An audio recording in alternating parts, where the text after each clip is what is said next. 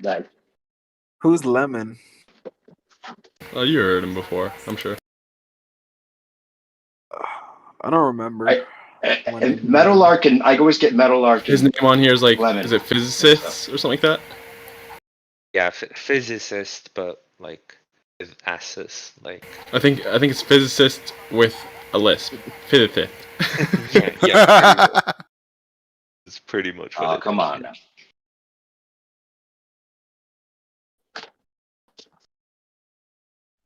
But speaking of like animated flat Earth thing, like there's this new Netflix series. It's called what's it called again? I need to double check it. An animated Netflix series called like about conspiracies essentially, but it's like a comedy more. It's called Inside Job. Inside Job, that's it. And they had an episode about flat earthers. Yeah, because, I still have to watch. Yeah, in the universe, like in the Inside Job universe, it's actually Hollow Earth, and there are like yeah. So instead of flat Earth, it's a Hollow Earth, and so the flat Earthers were being tricked, and then they were brought to the entrance to the Hollow Earth. Yeah. Yeah, the show is more like a bit making fun of conspiracy theories, essentially. Well, it's perfectly written, though. It can entertain the conspiracy theorists and the anti-conspiracy theorists at the same time. It's not It's like cleverly done. Yeah, it's not the kind of thing where it's like it's making fun of conspiracy theorists, like people who believe in conspiracy theories. It's more like taking conspiracy theories to the extreme in some ways and making fun of that. Yeah, and sometimes it seems extreme only to the person that doesn't know what they're talking about. Yeah. And it seems normal to us, you know. Like, because the conspiracies are so outrageous. If you ever had to like really explain what the truth seems to be to a normal person, it just seems that crazy. That's why they make it like that, right? They make it so outrageous and so scary that the normie just can't even face that might be the case. And then it's so well done that they could actually make a cartoon about it and tell you exactly what they've done and mix it in with a bunch of subterfuge about other things that conflate it, but they address it directly. It's brilliant. Yeah, it's like they'll mix in something like Hollow Earth, and then at the same time they'll add a conspiracy like the moon landing being filmed, like, on Earth. Right, they conflate the two, so then people just lump it all together. It puts them on the same level when in reality they kind of shouldn't be. Even as a glober, I'll agree to that. They'll add in lizard people and stuff like David Icke. Can we talk about how Ewar just came out of nowhere with like, I don't know, 6 or 7 hours of footage? And then half of it is totally conjecture and just stuff that nobody can really verify or agree with equally. Right. And he's saying it in a very confirmed, like, I know. Yeah, like this is the history. I have but he does a good job with it, you have to admit. No, he's not a British voice. He's like, or whatever the fuck he's got. Look closer. Do you see it now? Yeah, I like it. It's entertaining. You have to just take it for what it's worth. I mean, he does such a good job. Well, yeah, I mean, it would have been great like together. A decade ago or some shit. But well, actually, some of the stuff that he's talking about, like I'm trying to get you to watch that episode 7 because it deals with a concept that seems like it might have some clout to it. May not. Well, they talk about these like silicone trees and shit. Like this has been thoroughly debunked. And this is why, I've been trying to like show people this Geology Revived video from Wakey Wakey. And he goes through all this stuff and why it's bullshit. And it's interesting. Okay. It's on its face bullshit because of like certain arguments that he's raised. But he doesn't just detail one argument. He literally lays out the foundation of a total argument. And it just doesn't check out even a little bit. But then there's this Ewar guy that comes out. And he's like, oh, yeah, all this Tartarian history and just conjecture and mud floods and fucking shove this down your throat and up your ass. It's like, dude, just no, stop. Well, yeah, I think that if you do give it a chance, I'm not saying it's all good, but I think that he does get into detail with some of the stuff as far as flat Earth proofs and reasons that it can't be a ball. And he does a pretty good job. He's spot on with that. Yeah, he's pretty good with that. But like, and then you insert all this speculation other stuff. part. Like, how about the mountain ranges? It is Wakey's take on that anything close to what the Globe's telling us, or is it a totally different take? Wait, what are you guys talking about? I'm confused. I Yeah, lost. There was you. a video that came out a few years back that everyone had to watch just because it was like what people were talking about. It was called No Force on Flat Earth, and it was the basic idea was that there was these silicon trees that were like 10 times the size of any tree we've ever known, and they filled everywhere, and they pretty much excavated the land and dug trenches, and that's where the Grand Canyon may have come from. It could just be like a pit of extracting the minerals and the rock, and that these mountain ranges, as well as like Devil's Tower and the basalt columns, since they have like a perfect hexagonal shape, it could be a tree. That's more like a tree fiber than what we're told. Yeah. And so some of them may be actually mountains that were tree roots at one point. No, that's what you get when you have a volcanic flow that's cooled off very quickly. You get these shapes. Is that right? They form crystals. Yeah. Yes, we can. This is perfect hexagonal. Yes, we can do this right now in a lab. Like if you look at ocean shores, you'll find this where there's a volcanic flow, and then it hits very cold water, and it crystallizes into that shape. Interesting. That's interesting. I'd like to see the demonstration for that. Is that in Wakey's video? Yeah, it's Geology Revived. I fucking print this out like a million times. I'm tired of hearing about Ewar and his fucking crystal. I just bookmarked it again. He's fucking silicone shit is pissing me off. About it. I was encouraging a conversation about it because it is a good debate as far as like how some of these narratives might be controlled opposition, but so well done that it's released by reason, right? David Weiss fucking promoted this guy. Came out of nowhere. He's never had any content before. He comes out as if he's been in the community for years and then extends the argument by throwing it all together in one big story. But with half of it being total conjecture stated as fact. Yeah, so, you can't pin him down. There's a whole other drama. Did you hear about the FPV drama that went along with the whole thing? Okay, so FPV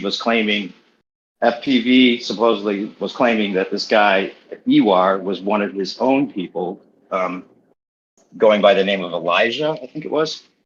And it was from his own team, and he was actually in the video I'll post it. It's basically Ewar posting the comments. FPV Angel comes out with a bunch of crazy shit anyway. Right, and it's not even similar to what Ewar was putting in his stuff, so it was kind of strange that the accusation was like, you're stealing my work.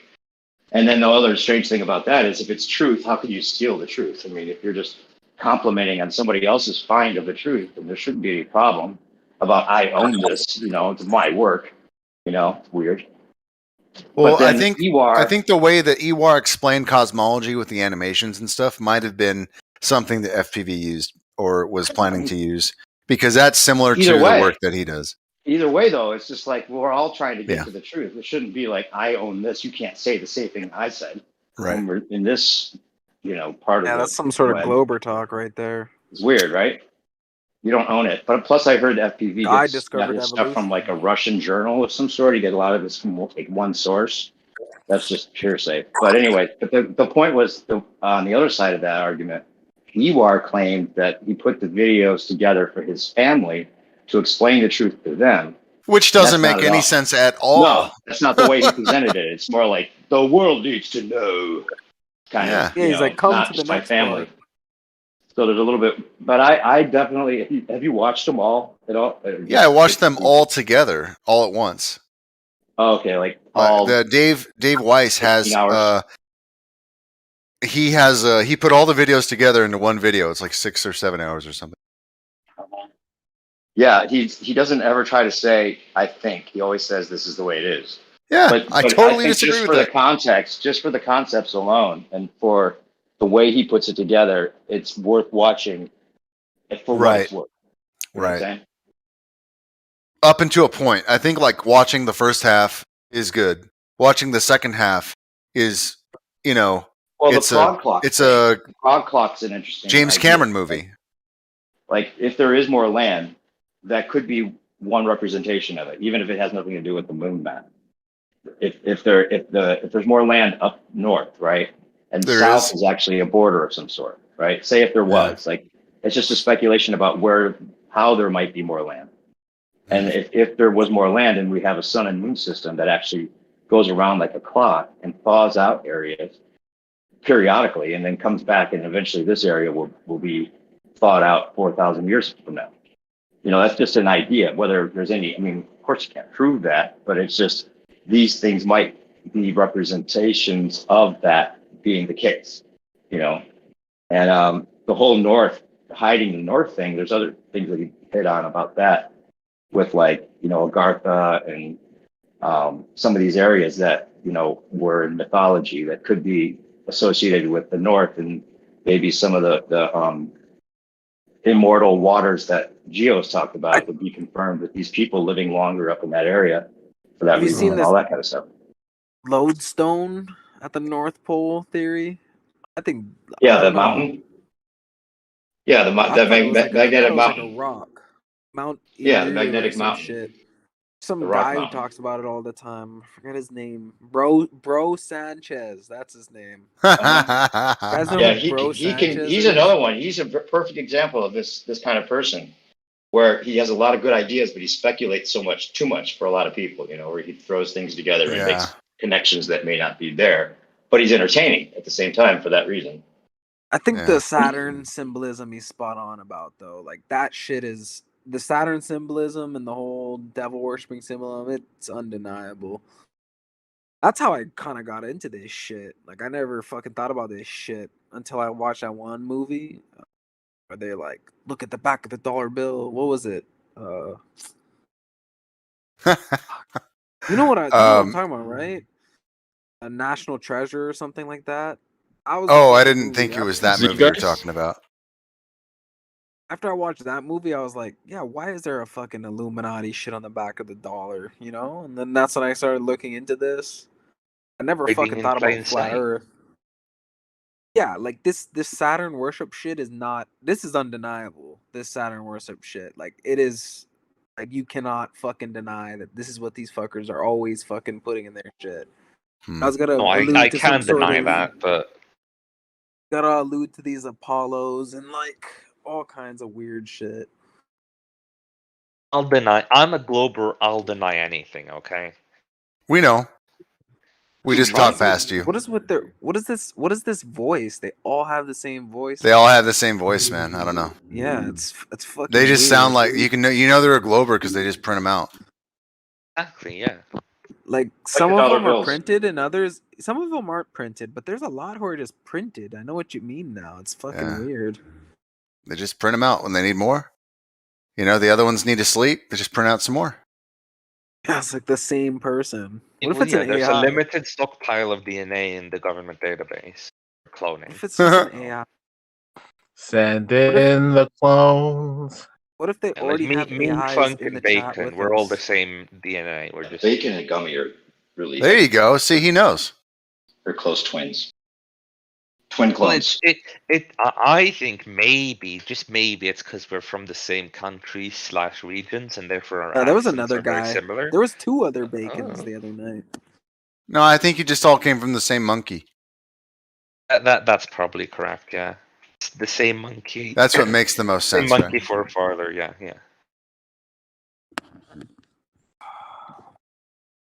Actually, I'm from back to the Neanderthal, Saturn symbolism and Bro I Sanchez. take offense to that. So yeah, what do you guys think about the North Pole? Like, what does cause the compass to go north? I think there's some shit there. To be honest, but apparently I they think, say of course, that moves. there's a liquid metal core in the center of Earth. You know. Okay, wait. Regs. Why do you think? Do you think the magnetic North Pole is actually moving though? Like, as if there was some sort of stone. So. That's been experimentally measured. That it's moving. Yeah. Do you not agree with that? So where's the magnetic North Pole?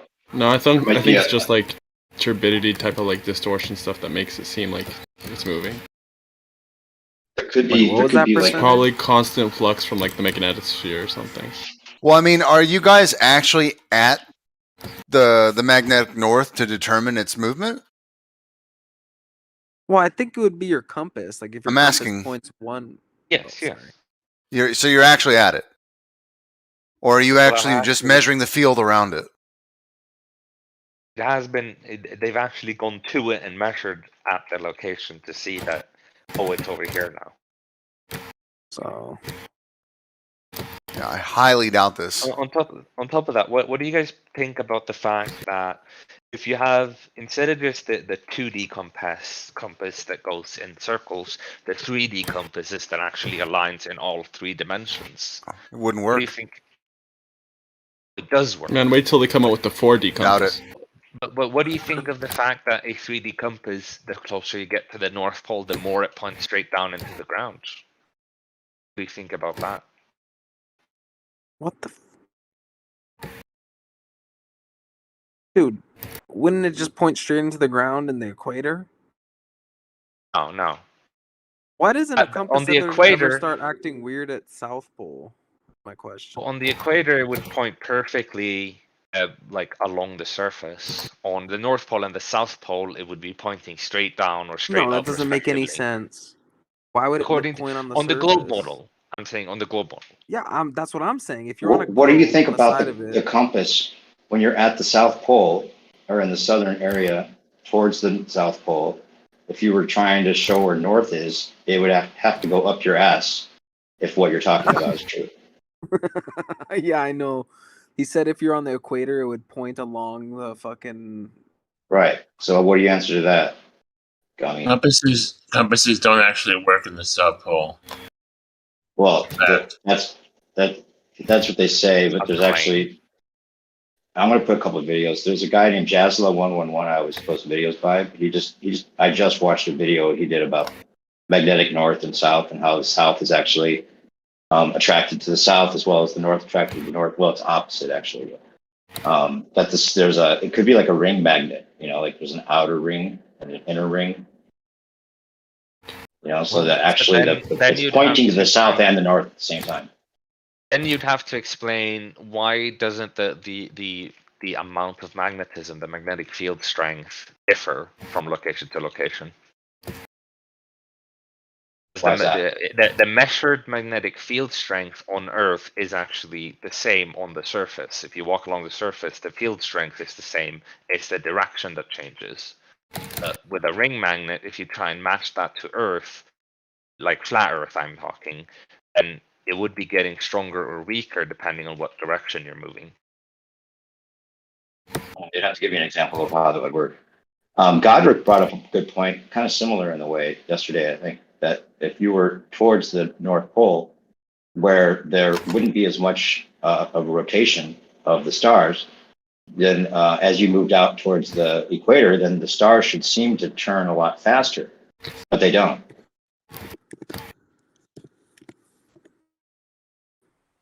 Only the stars straight above your head would be true about that. Yeah, I feel like that debunks the globe model.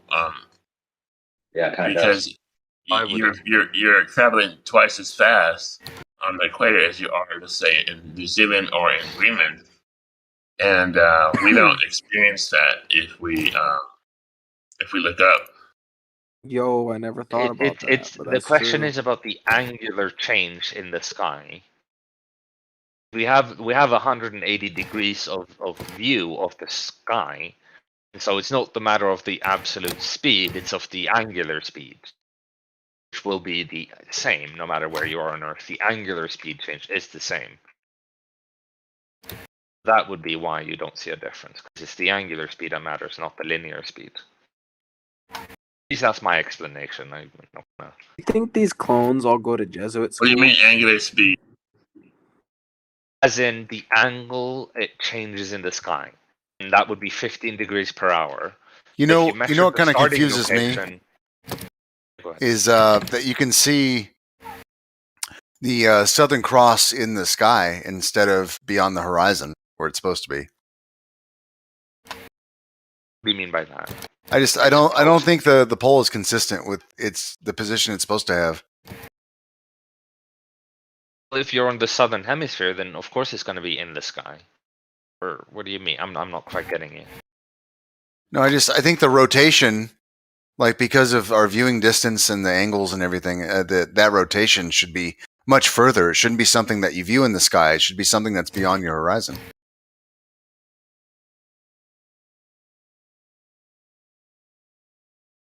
Who said angular speed?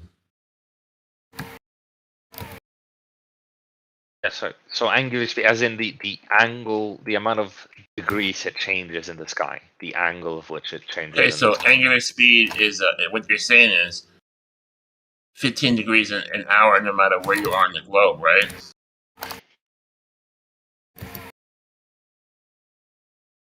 Correct? Yes, yeah. Okay, so listen to this. The 15 degrees an hour would happen twice as fast in the equator as it would near the poles. That's what we're saying. It would be twice as fast to get your degrees because you're spinning much faster. And that's what I'm saying on the south and north pole, so we don't experience that. So the linear speed changes, yes, but the angular speed still stays at 15 degrees per hour. You're moving a smaller circle. Happens much faster on the equator than it does on the south and north poles. 15 degrees per hour is the speed. If you're on the stars equator, would have to move faster physically. If you're on the equator and you look directly up, shouldn't the star that's directly above you move by twice as fast than if you're, say, really close to the North Pole and looking directly up? No, because like I said, what you don't see the linear speed of things. You see the angle it changes in your field of view, and it's all just angular changes. And nowhere or everywhere you are on Earth, you get the 15 degrees per hour. I heard. No matter if you're on the equator or on the 30-degree rotation in the southern hemisphere. 30 degrees rotation in the southern hemisphere. Don't quite know what you mean by that.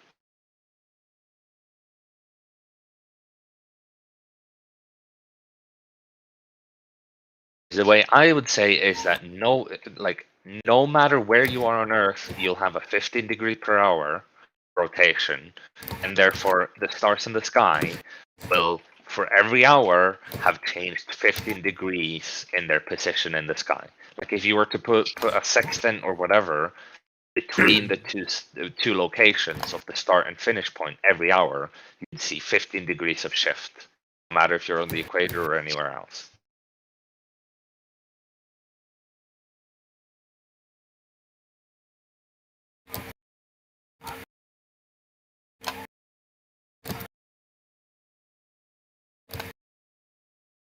That was a good point somebody brought up yesterday when we were talking about Bob's gyroscope, and that I guess they did another whole run of that. Was it a percentage you were saying that there was a cage that was blocking out the electromagnetic signals, or somehow it was able to cage this so that there shouldn't be a difference in the degrees of rotation, but there was a mass difference?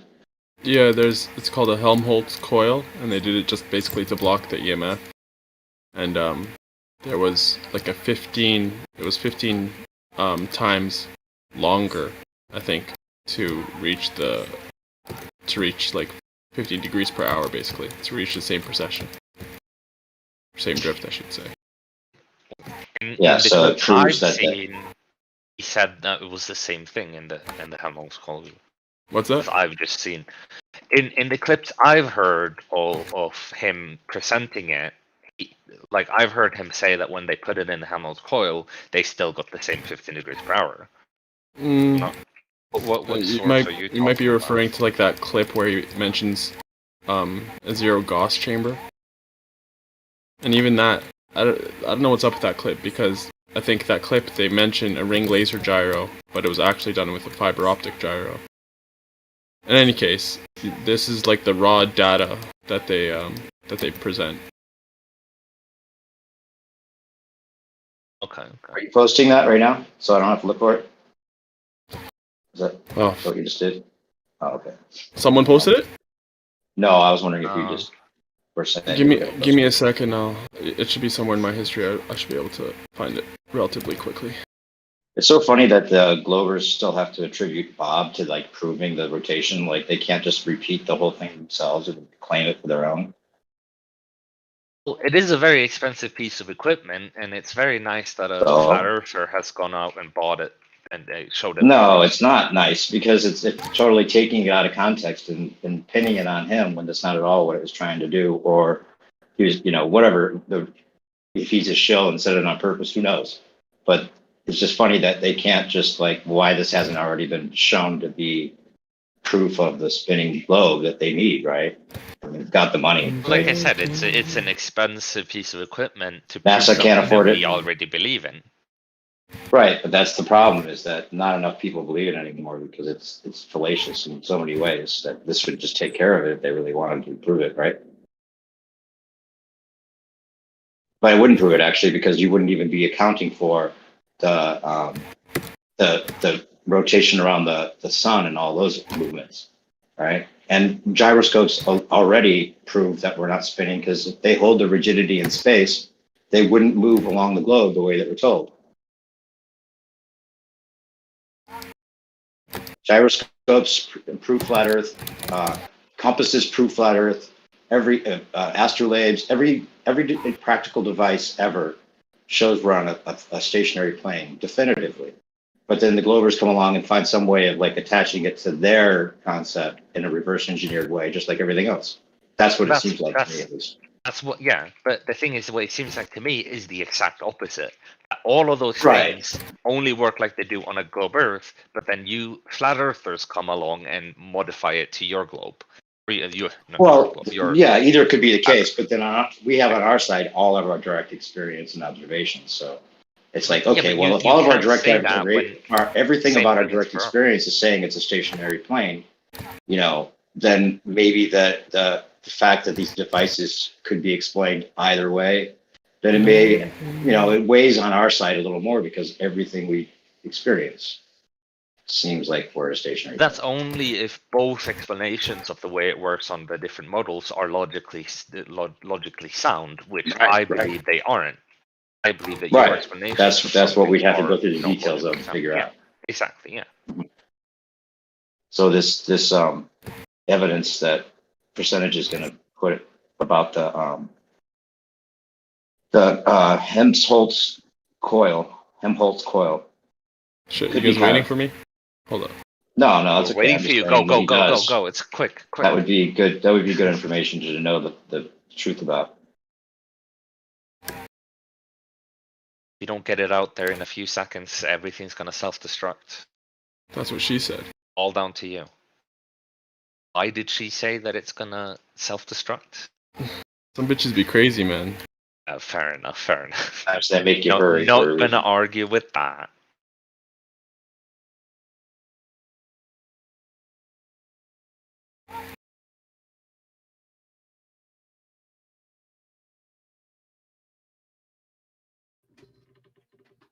Yeah, I'd say we can. I'm not going to get into this topic again, but we could show the rotation in so many ways. If we were rotating, it'd be name one. There'd be so many ways. Like name one. But that's exactly put a camera on the bottom of an airplane and let it not correct for Coriolis and show the rotation east to west or west to east underneath it as it going north to south. There you go. Coriolis. It should be able to be done. You don't understand what Coriolis is if you think that's relevant. Oh, it's a rumpus, yeah. Rumpus is the Coriolis. Is the Coriolis displacement caused by a north to south flying plane having the rotation of the Earth go west to east underneath it, and therefore it would be off course if it didn't correct for Coriolis? The Coriolis force is so tiny it's less than a waft of breeze. So it's I just asked if that's what it was. I didn't ask how tiny it was. No, you claimed there was a correction. You claimed there was a correction for it. No, there isn't. Doesn't need to be. Because it's so minuscule, you don't even have to worry about it, right? You don't have to put it in any training manuals. You don't have to put it in any flight simulators. Not for an aeroplane. Not for an airplane. How do I do the code thing? If you're firing an artillery shell 30,000 yards with a flight time of about a minute, then yes, you do have to allow for it. But when you're doing an aeroplane, which is just going along and changing its position, and it's affected by the wind, then there is no effect on an aeroplane. Do you guys know how to do like the code thing in Discord? like the little, you know, instead of like I can look it up. stars for bold. Yeah. I'd like to address what the gentleman just said. I think you made an error there because you said if you're firing a military projectile, which is going for over a minute, then the Coriolis would apply. But what about an aeroplane flying from LA? You're breaking up. New Zealand, 19 hours. Yeah. 19 hours. Going over more but latitudes. it's not going in a straight line. It's It's gonna apply powered then. all the way. It's being adjusted. It's also affected by the wind. Oh whereas wait, an you said there was nothing to adjust for. You said there was nothing to adjust for. Now it's being adjusted. Error there, sir. You've made an error. I haven't made an error at all. You're making an error. It's contradictory. No, I'm absolutely correct. I'm always correct. Oh, so there is something to it. I'm always correct. Therefore, if I said it, it's correct. Absolutely. You're talking to a professional expert specialist. You're talking to a professional expert specialist here. In what? So you are not correct. Absolutely. Professional expert specialist. Anybody who says something like that means they're not an expert professional specialist. I am going to give you an opportunity. I'm going to give you an opportunity. If you claim to be an expert professional or something, hang on a second, gentlemen. Hang on a second. Hang on a second. I'm about to give you the opportunity to put your money where your mouth is, right? You have a chance to win $20,000 if you can prove what you say. $20,000. Free money. Taking money from a baby. You're that confident? Yes? Okay, give me $20,000. 2 minutes and I'll post the challenge. Wait, how do I get that challenge? It's a real challenge. Dude, I might go Glober. I'm going to post it right now. Give it to me. Hey, Rumpus, I was telling these guys earlier, I'm a member of your OnlyFans page. All right, thanks very much. Well, at least you can dominate the agenda there. To get that challenge up. Oh, yeah. It's pretty good stuff you do on there. So, Rumpus, a question for you. So, if you're on an airplane, wouldn't Coriolis represent itself to you as on the airplane as a slight breeze from the side? And that's all the Coriolis would actually end up showing you.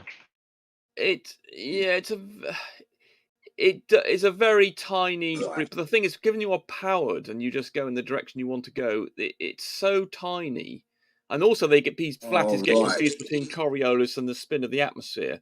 But it is a very tiny effect for something that's powered and going in a particular direction.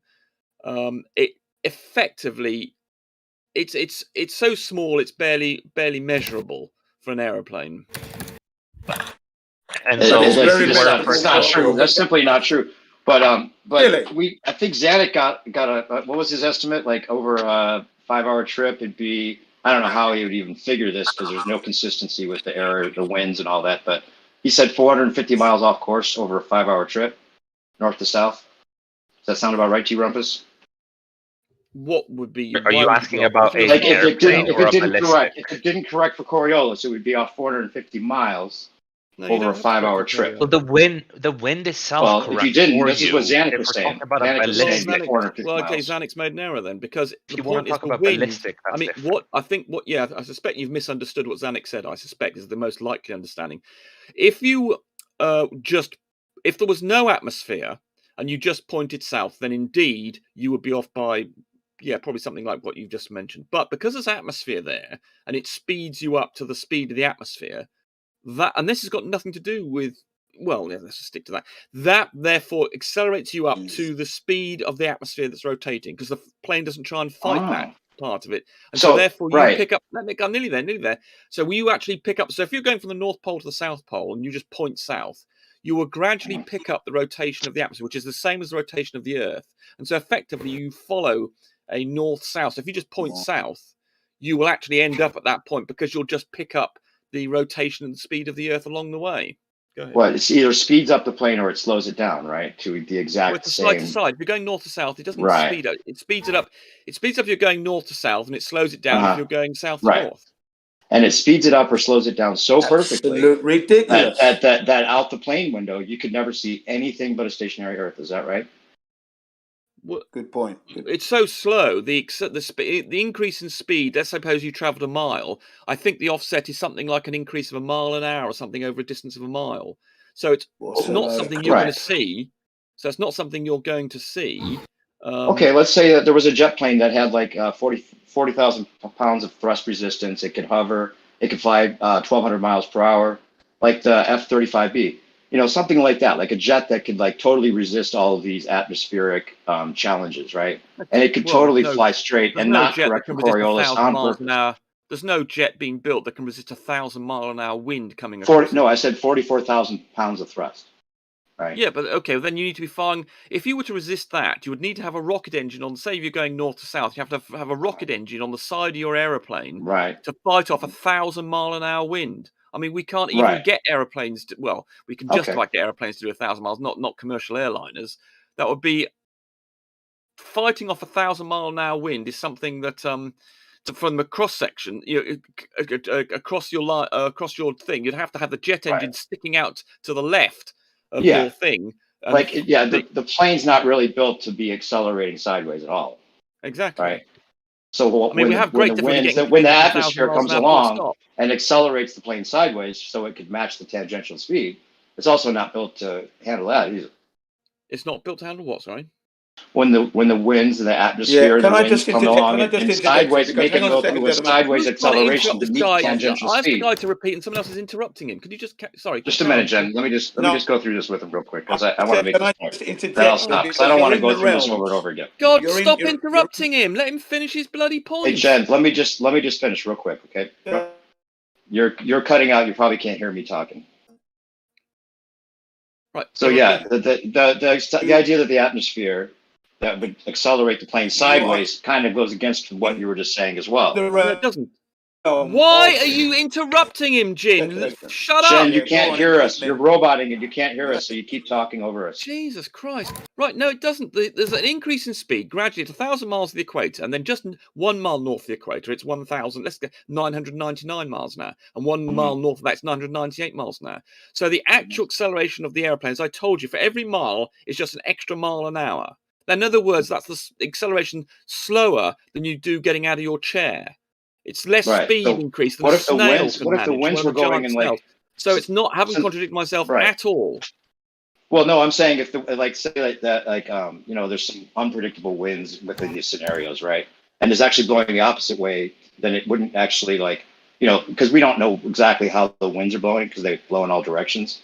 So it's hard to say that this would always work perfectly. Wind. Let's try and keep the wind. Let's try and keep this argument as simple as we can make. Let's not get confused. So let's forget about winds. Let's just deal with the movement of the atmosphere as a result of the rotation of the Earth. Okay. So what is it in the atmosphere that causes the plane to move laterally to match the speed of the tangential line? The air is moving in that direction. So the air is different than the winds.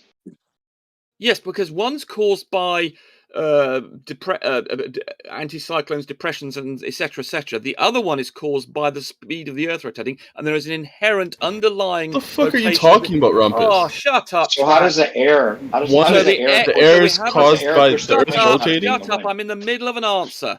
So we have layers. So the air around the atmosphere is moving around 1,000 miles an hour. Then 1 mile north of that, it's rotating around somewhat 999 miles an hour, say, and then the mile above that's 197. So there's a very slight graduation in change. But as you go on for the thousands of miles, whatever, 4,000 miles between the equator thing, every mile you go, there's a very slight change. And so if you move into that aeroplane, so if an aeroplane moves across it, it's just got to be, if it's just pointing south, for instance, it'll get that extra mile an hour. And so if the plane does nothing to resist it, it will be increased to that extra mile an hour that it's got. It's very simple. Right. What if the plane did resist it, though? Well, it can't, unless it points into it. It can't. No plane's able to do it. Okay, what it could do, if you're pointing south and you decided that you wanted to point into it to prevent that mile an hour, then yes, you could stop it for the first, 20, 30 miles, but gradually you're starting to have to point the plane more and more until once you get to the equator, it's 1,000 miles. Now, if you're in a normal jet airliner, you cannot resist a 1,000 mile an hour wind. You simply can't do that. Oh wait, you said winds. Now we're talking about winds instead of air. I'm talking about air movement. I'm not avoiding the word wind. I'm avoiding the use of the jet streams and that sort of stuff. I'm talking about the inherent movement of the wind of the air that of the atmosphere with the Earth. And I just described how it works. Every mile you go away from the equator, it gets, for instance, I won't give the exact number, it gets a mile an hour less. And so there's a constant difference in rotational speed as you go away from the equator. It's the So how does the atmosphere. air move the plane if it's not a wind? I just told you, if there's a 1 mile an hour wind coming across the plane's nose. Oh, you said wind again. Rumpus wishes he had winds. Too bad he only has L's. Yeah, then. I've now said this about 5 times, and I'll say it again. When I say I'm not talking about winds, I'm refusing to talk about jet streams and other temporary wind movements or air movements. I'm talking about the underlying movement of the atmosphere. That's what I'm talking about when I say every air movement is temporary.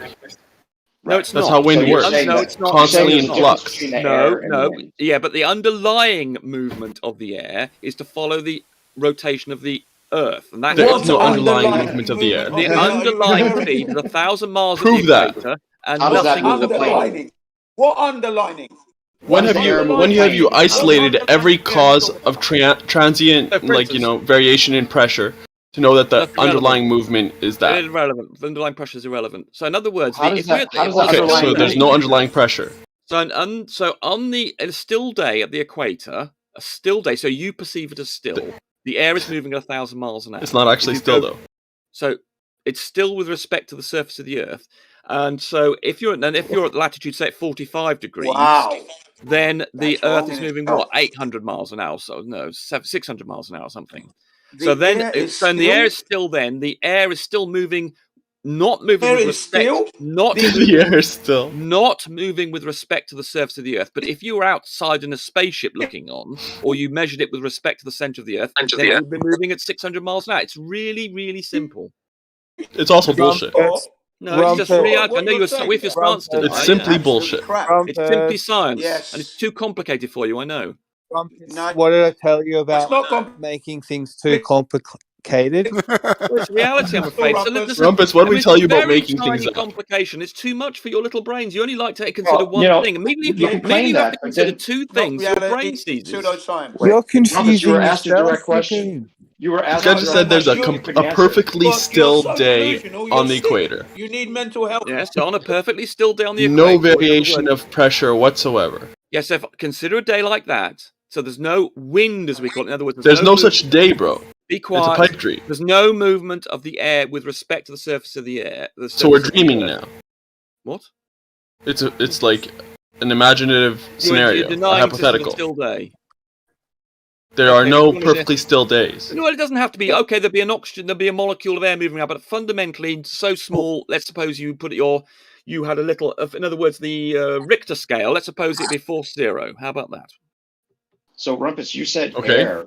On the surface? Air and wind are different, right?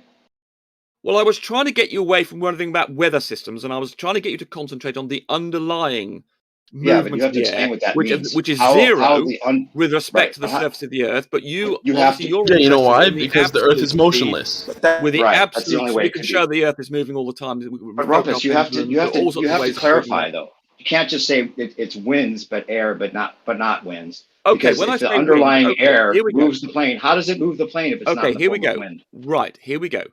When I say there's no wind, in other words, there is no movement of the air with respect to the surface of the Earth.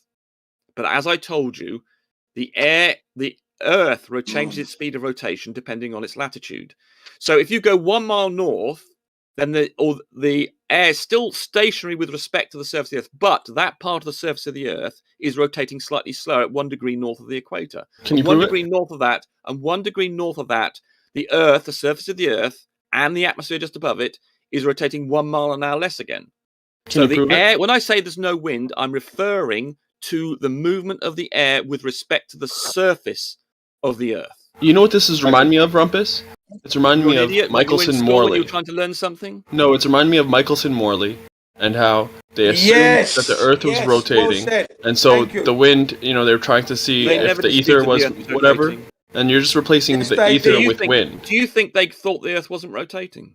They assumed that. No, they assumed it was rotating. No, they didn't. And they should be rotating, right? So yes, they assumed it was rotating, and their results showed that the ether wasn't moving on a rotating Earth, right?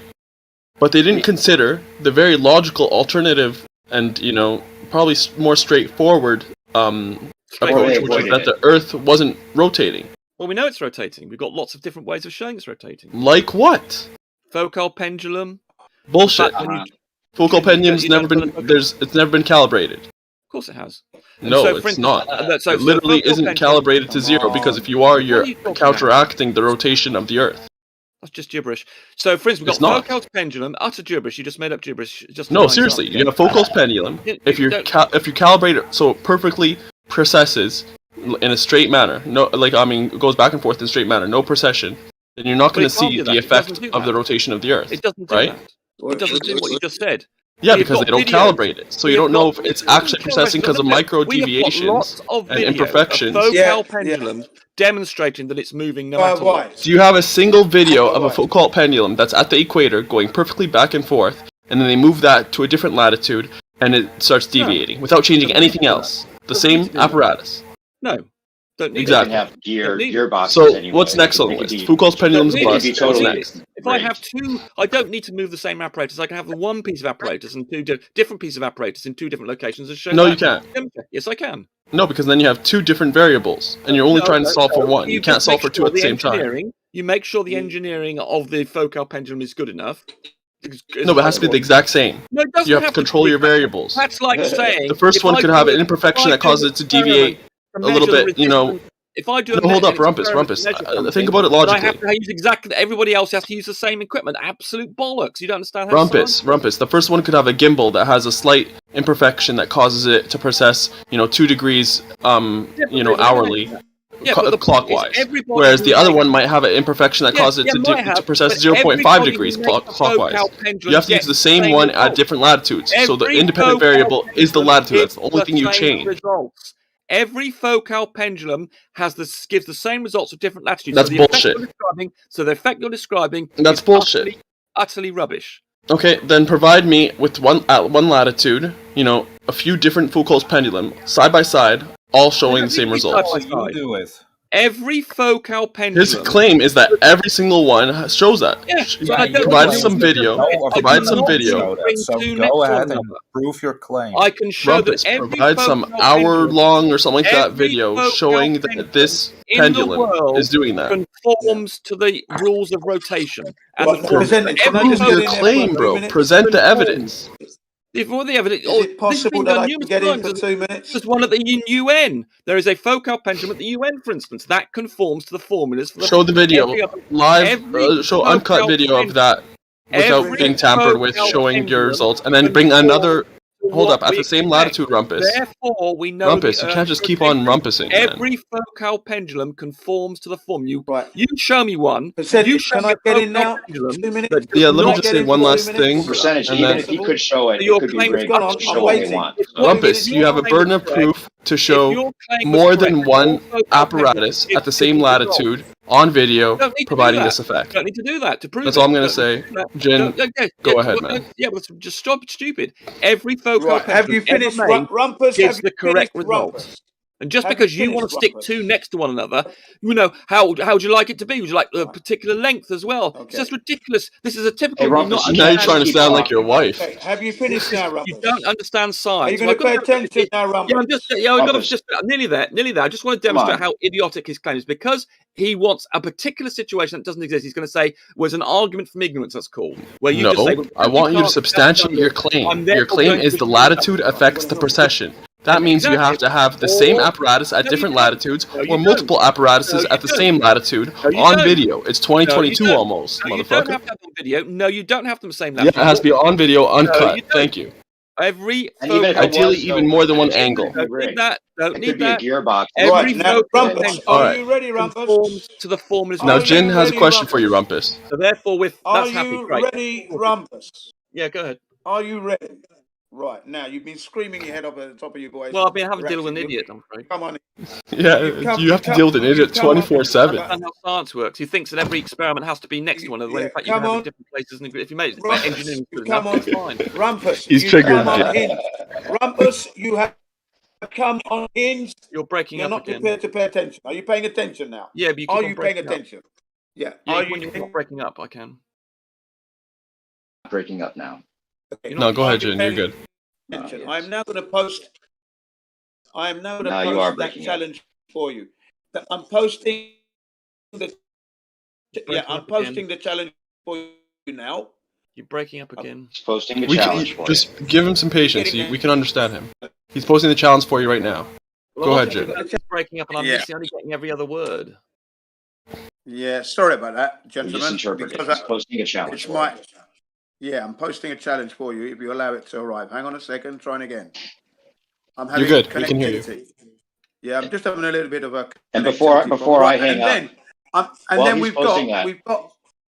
Hold up, he's not done. New perspective. Go ahead, Jane. Right, and then we've got. I've got a testimony from the horse's mouth pilots that say they don't do the Coriolis effect thing and they fly directly to the destination because the Earth is flat. I'm going to post that for you. I'd like you to look at that. Okay. I explained. Pilots they don't need to correct for Coriolis. Why do you think they do? No one said they have to correct for Coriolis because the effect. They would have to. No, they wouldn't. They would have to. No, they wouldn't. They would. They would. No, they wouldn't. They would. I think you're getting mixed up between Coriolis and the speed of the atmosphere that's moving in lockstep with the surface of the Earth. That's the bit I think you're confusing. No, they wouldn't. They would. No, they wouldn't. If you understood it, you would realise they didn't have to do that.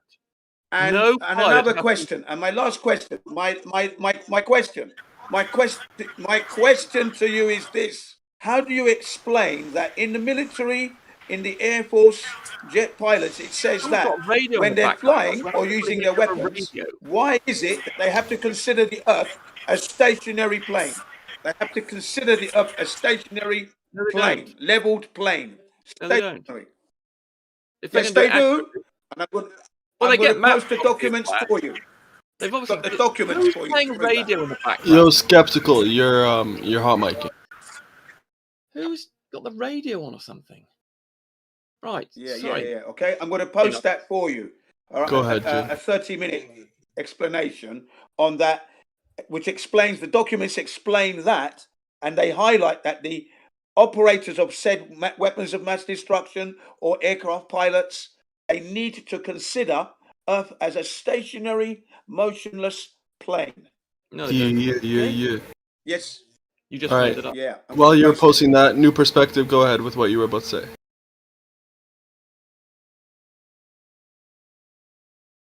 If you still dare.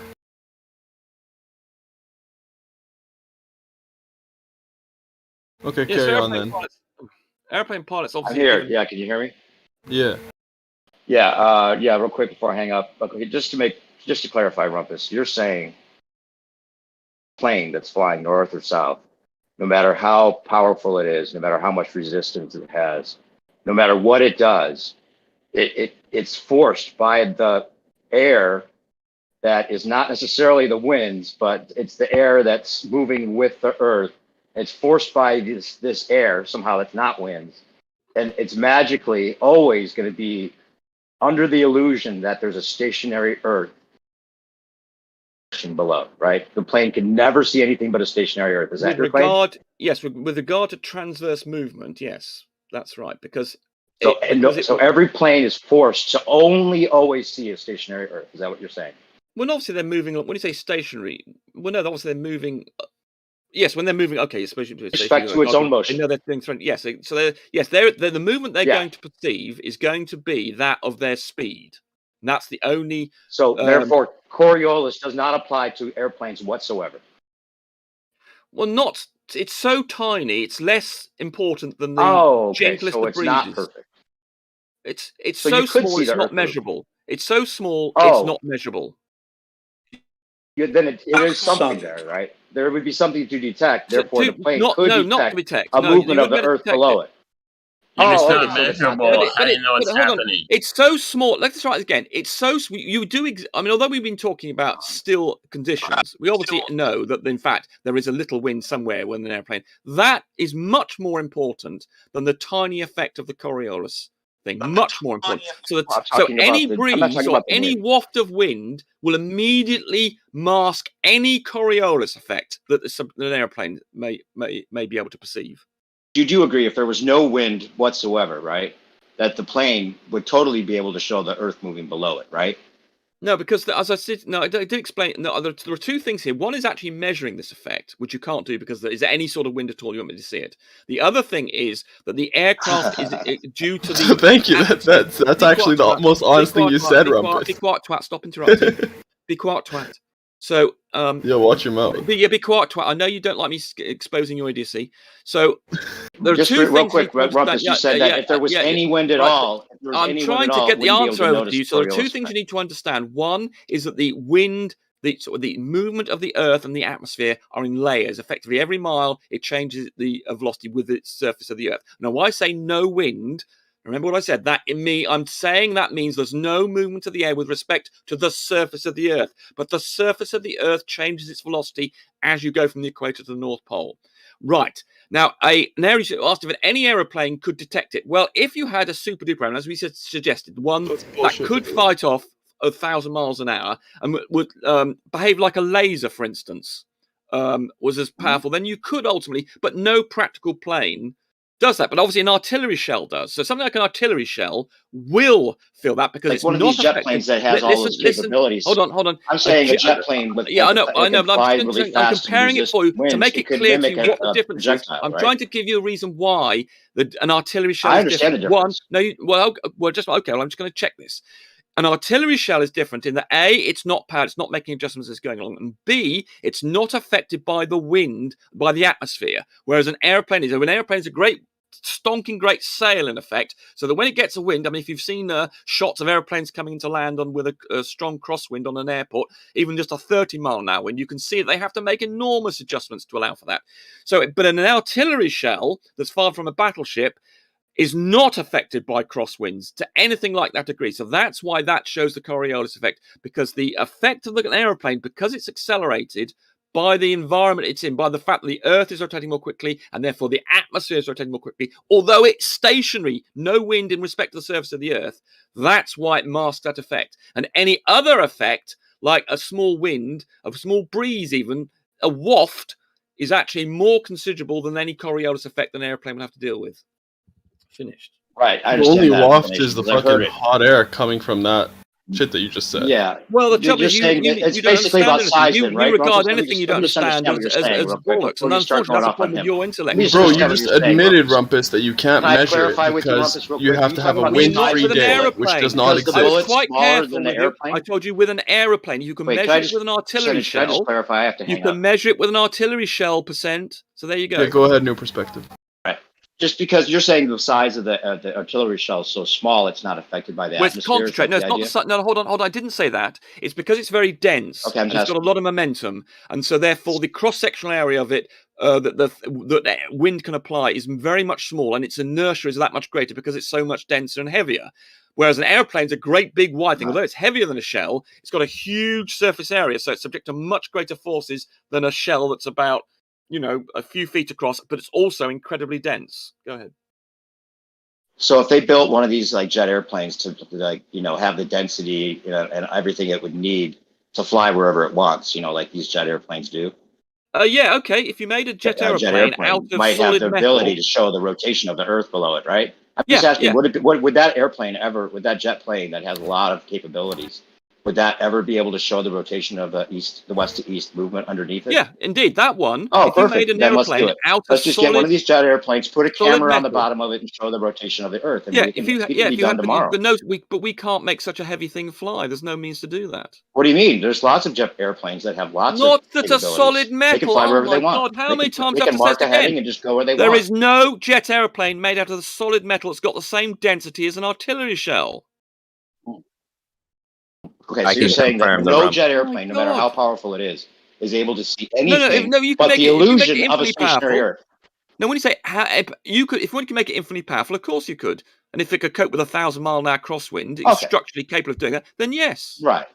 But we don't have things like that in the real world. Yeah, because there's jet airplanes that can do all kinds of stuff, Not so you're saying that all the jet airplanes that exist right now. There is no jet airplane in the world that can cope with 1,000-mile-an-hour crosswind and carry on pointing in that direction. Oh, wait, so you're saying it's the wind now again? Are you saying it's the wind that makes it? Right, I'll say it again. I'll define it again. Here we go again. I have to say it for the 10th time now. When I'm referring to wind here, there's two types. One is whether or not it's with respect to the surface of the Earth, and I'm calling the underlying, and I do occasionally refer to that as wind, admittedly. I suppose that might confuse you. So I'm talking. Let's call about the air. Okay, perhaps I should not say wind, confused. but I'll refer to it as the air movement associated with the rotation of the Earth. If you want me to use that much longer phrase, I can do that. Well, I want to know what the difference is between the air movement and winds. What's the difference? Right, I'll say it again. Now that I have said this 9 times before. When I say wind, You haven't made it. I'm referring to whether or not it's relative movement to the surface of the Earth over which it is. That's wind. The movement of the air moves along with the surface of the Earth. I'm not calling that wind. I'm going to call that the movement of the atmosphere that's consistent with the movement, the speed of the surface of the Earth. And I'm not calling that wind. But that will affect. If you're an aeroplane, you move. If you move in an aeroplane from one place to another, then you have moved into an area where the movement of the air is different. And so therefore you are then have that movement of the air applied to you until you catch up with the speed of the atmosphere. Kind of wind? So it has to catch up with the speed of the atmosphere with the same speed of the movement of the Earth and the atmosphere. Okay. You don't have to keep going on. I understand what you're saying, but you're saying that the air moving with the atmosphere isn't a wind. You keep on asking me the same question. I keep on telling you, it's as though you haven't understood. No, but you're not clarifying. You're saying there's winds and there's air. I'll say it again. Air moving when is I'm referring to wind, I'm referring to whether or not it has any movement relative to the surface of the Earth. When I refer to, I was trying to struggle for a single word for this, and I was having just the way you word it doesn't make it any more clear. Well, it's quite simple. The surface of the Earth. Saying the air moves is wind, right? No, but it's not moving with respect to the surface of the Earth. Oh my God, you don't understand, do you? You're going to call it a different kind of wind, then? Right. No, I do understand. Right, here we go. You're talking out both sides of your mouth. If you're on the surface of the Earth, let's say with zero wind, you will not feel any wind. If you put up one of those wind detectors, a Richter scale thing with rotating, it will not move. But if you go out into space, and from a spaceship, and you look down, you then were able to measure the speed of the atmosphere at that point. You would say, if you're looking at the equator, it's doing 1,000 miles an hour. But if you were on the surface of the equator with your little wind gauge, it would show 0. Do you understand those two differences? I just ask you a direct question. Is the air movement that makes the plane stay in lockstep with the Earth so that it can only observe nothing but a stationary Earth relative to its own motion, right?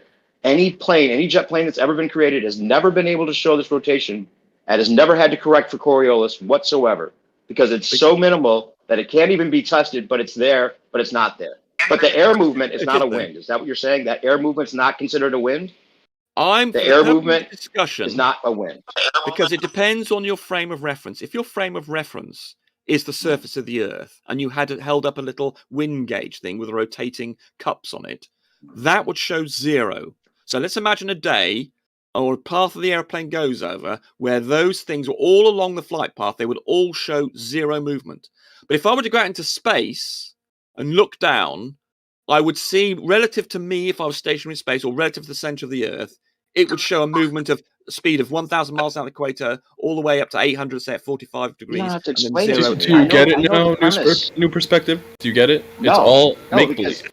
Right, so I mean, this is the problem. The air move is not wind, and he's trying to get around it with double talk and trying to explain it from scratch. Like I didn't know anything about it. He's presupposing his rotating Earth from space. He's basically presupposing every single thing of his model. Might make it easier. It still doesn't even work. About the wind. Perhaps I can make it easier. Well, I have to hang up, Rumpus. I just want to clarify. Okay, I can make it perhaps simple. I'm going to say one thing, and you can talk as long as you want. I've got a thing that might make it simple for you. He has to go. I've got an idea that might make it simple for you. I've got an idea that might make it simple for you. Real quick. I've got an idea. Go ahead, man. Say your piece. What's your idea? Oh, you're going to just forget about the wind and just consider the surface of the Earth. So just consider the surface of the Earth, and then your confusion will go away. So if you consider the surface of the Earth, the speed of equator is 1,000 miles an hour, and then the speed of the surface of the Earth goes all the way up to 0 at the North Pole. So if you just think about that speed, then if you were standing there, obviously wherever you were, then you would be standing still, and the Earth would not be moving with respect to you. But from someone at the outside of space or the center of the Earth, those points would have a different velocity. So then you don't need to worry about wind then, if you just consider the surface of the Earth and you consider that the atmosphere matches that. So that should hopefully help you.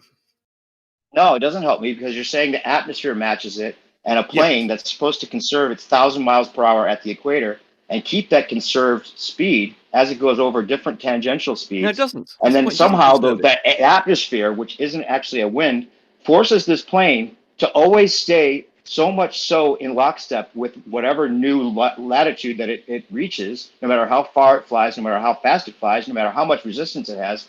It's going to always have the illusion of a stationary Earth relative to its own motion. Here. And if that's the case, this is the end of my statement. Either that illusion of a stationary Earth in respect to the plane's movement is because it's stationary, or because the winds magically always make this plane forced to have that illusion. And you take your most logical pick, but I know what you're going to choose. The air moves with the same. Right, guys. The underlying speed of it is the same as the ground. Is the same as the ground underneath it, and therefore the aeroplane will pick up the speed of the surface of the Earth underneath it as it changes. And so as it moves and as the speed of the surface of the Earth changes, it goes north to south, it will pick up, thanks to the atmosphere matching that speed, the velocity of the surface of the Earth.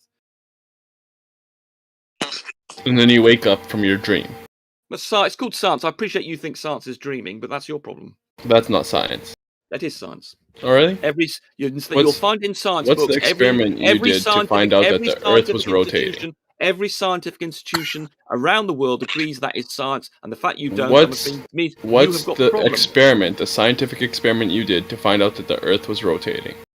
Focal pendulum is one, obviously. That's a good one. It's not though, because you can do that yourself.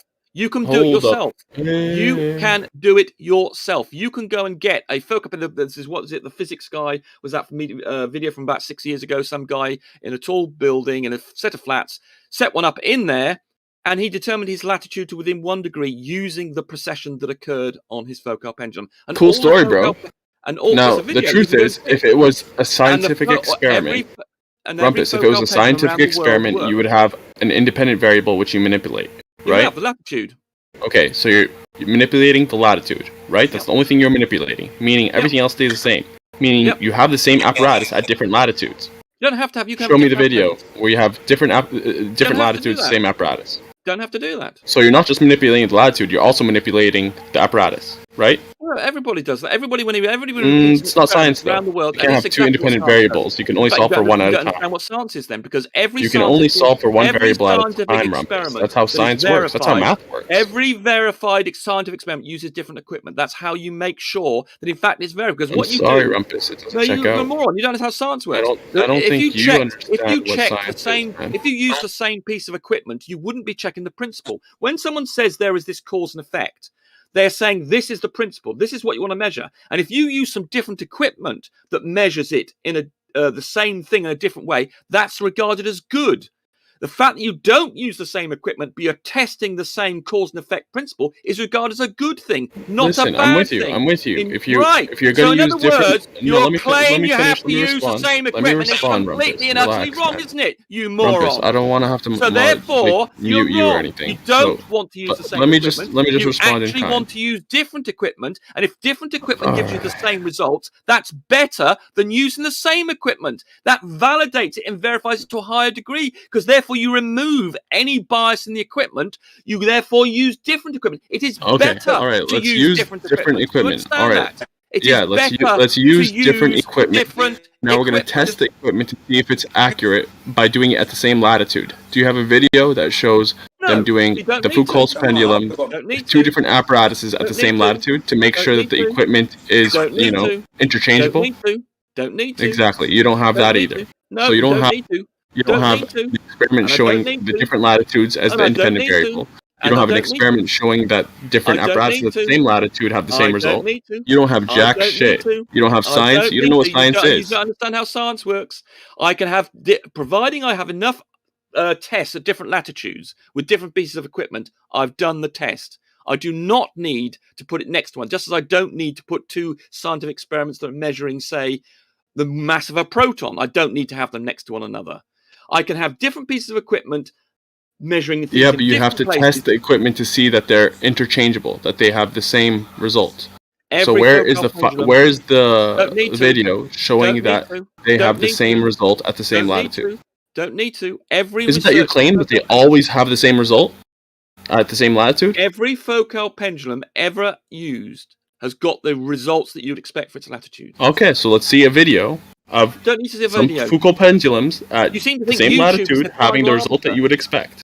You do not. You don't need to make a video about it. This has been Bro, studied. you have a experiments. positive claim. The burden of proof is on you. You have to substantiate it or just concede it. Stop being a bitch. No, stop being a wanker. Just because you're using an argument of ignorance, you're kind of trying to say in this. It's not an argument of ignorance. It could be correct. I'm not saying it's incorrect. It could be true. It's possible. It is true. But burden of proof is on your positive claim. Do you have evidence? Every experiment ever conducted with the focal Do you have evidence for these experiments, or are you just talking out your ass? We've got for instance, there's one at Antarctica. There's well documented on YouTube. Please provide video. No, I don't think. I'm not sure if they did do it. Okay, so you're not going to substantiate your burden of proof? No, I'm not going to give you a video. The claim is YouTube dismissed. is not the final arbiter. Rumpus, claim no proof. Even Claim if you go post proof. a video, you'll say that's what it's science CGI. is. Science is peer Claim review. no proof. Yes, Claim go proof. Proof. It's in scientific papers. Claim no proof. You see, you just Claim denied. This is what you're just You're science claiming denier. he's wrong. You're just Where's denying your science. This has been Wrong done is not right. That's a negative No, claim. no, Does no. not have burden of proof. Your positive claim, done buddy. hundreds of Show times. your You're proof. denying these experiments. You're denying science. Denying all of these scientific It's experiments. so triggered. You're just denying science. You're a science Claim denier. no proof. In a science denier. Claim Science goes denier. proof. We've got lots and lots of experiments of this. documented. Provide one, man. You want a YouTube video? They don't. Yes, they I don't want it. It doesn't have to be Well, you're YouTube. not gonna get it. It doesn't Scientists have to do be not YouTube. publish their work in But yeah, it has to YouTube be a video. It's 2020, almost 2022. You'll say it's Get with the scientists times, old do man. not Doesn't rely on matter. YouTube. They have Get with the journals. times. It's 2022. Give us some Sorry, uncut, sorry, 4K Get with the video. times, or it's Multiple not angles. because Let's you're go, trying to get geezer. with the times, Superficial buddy. understanding. This is why you're a science denier. The only thing you accept. I'm only denying don't you. accept YouTube videos. You just deny science. You deny all the experiments. Is your that name ever been done Science? With a focal pendulum. You deny the results. Is your of user science. account on You Linux deny- Science? you And then you deny you the pseudo scientists- science? You deny the results of scientific institutions and scientists. I suspect that's been done hundreds of thousands of times, and you deny all the Absolutely results not. of those people who've done it.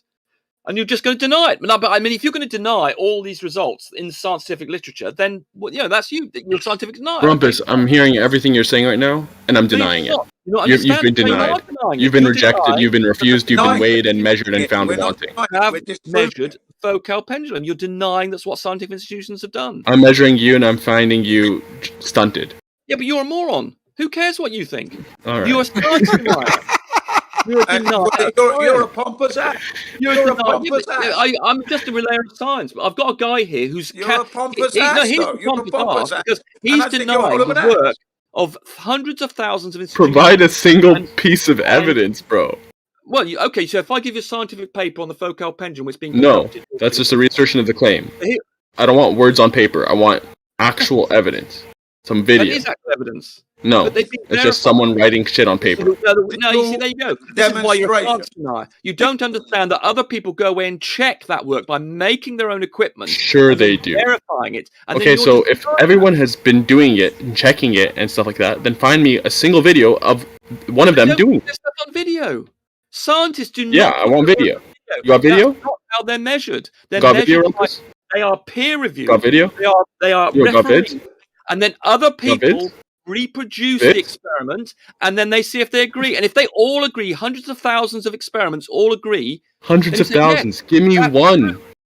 I don't want the write up after. I don't want the lab Science report. doesn't work like I that. want This the is actual what video science of them denier. doing the experiment. You're a science denier. This is how No, science I'm only a your claim denier. No, you're a science denier. This is how science works. I'm describing science, and you're denying Bro, it. your claim is dismissed. works There's in no evidence. scientific Dismissed for journals. lack of evidence. Scientific literature. That is science. YouTube is not science. Yo, You're denying your claim, science. your accusation, Science is the body your of doubts scientific literature. are dismissed for lack of evidence. You wouldn't denying even it know now. how Case it works closed. anyway, percentage. you're a science You denier. can't It's really even percentage. figure out how Here we go. I percentage hope you heard all that, guys. It's in He's your name. dismissing all of the scientific literature. So there we go. And he claims he's not a science denier. I rest my case. Yeah, I'm dismissing literature because it's proof by assertion. Just No, reasserted claims. That's where Argumentum science- ad that's where repetition. science is. Argumentum ad That's where redundum, science or whatever lives the in fucking thing is. scientific The literature. point is, you have no evidence. That's where science lives. You have, because these people in the scientific literature. Provide the video. No. Science is documented. Provide the video. different latitude, same apparatus, or same latitude, multiple apparatuses. All of those experiments are documented in the scientific literature, which you're denying. I'm denying you, bro. You've been denied. You're denying science. You've made it clear. You deny the scientific literature. So I rest my case. You're a science denier. You made it very, very clear. Absolute heresy percentage. You have denied science. Well, it is. I mean, if he's against science, so you can't use logic and reason with this guy. You can't use experiments. I'm against you, bro. Your fucking errant claims with no evidence. I'm science. I'm one with science here. You are. No, you're not. You've just admitted that you deny the scientific literature. So we're finished. You're sorted. You're a science denier. Fine. We've sorted you. We've identified. Okay, now will you now look at the material I've posted for you, Rumpus, in your own time at your leisure, yeah? Right. So when you come back, you'll be well in the know, yeah? Okay. Is this the one you posted? You posted some time ago, didn't you? I posted a whole lot of material for you. I expect you to look at this at your leisure, not now. At your leisure, at home. I'm trying to find it. I'm trying to find it. What time did you post it on here? What's the There time? are several. Just scroll back. You will see several. Well, the Combined Research Forces U.S. Marine Weapon Expert, $20,000. Yes, keep going up. There's more. There's about 8 videos. 8 of them. I think that was the first one you posted. No, the first one I posted was the challenge. U.S. Marines $20,000 challenge. That would be the first one. You need to scroll. When you say below that, you mean later? Yes, okay, exactly. Right. Later. No. Earlier than that one. Earlier than that. No, it's later. The first one you posted, you said yourself, was the challenge one. 11:58. Yes, that's correct. That's the one. Yeah, that's the one. It's later then, isn't it? Not earlier. The rest of the ones. I thought you was at the bottom. My mistake. I thought you was at the bottom. That's why I said that. Well, our reference point there was the challenge one. So below the challenge. Okay, so you've done post several below the challenge one. Okay. Yeah. So check them all out. Which one should I look at first? All of them. You've got to check. Well, no, which should I look at first? Give me an order so I give a preference. From the challenge, from the actual challenge. Okay, I'll just make sure I've got one. Now, at your leisure, not now, but later on. Yeah. Now, the particular challenge, the challenge is actually only 10 minutes. Then you've got 10 minutes of the Coriolis and how it doesn't exist. Then you've got the last 10 minutes. It explains to you about the Michelson-Morley experiment, Sagnac, and Aries failure. Okay, so there's 3, 10, 10, 10, all blocked in one block. Okay. In that challenge video. Yes. Okay, so you've got a challenge to prove the Coriolis. If you can, you'll make money because it's easy money. That challenge has been up since 2016, by the way, just for your interest. Okay. No one's been able to prove it. It's there. It's a genuine challenge. You can bring your solicitor or barrister or your legal representative to Tobias as a witness and everything else. It's all legal and above board, right in the middle of the world arena.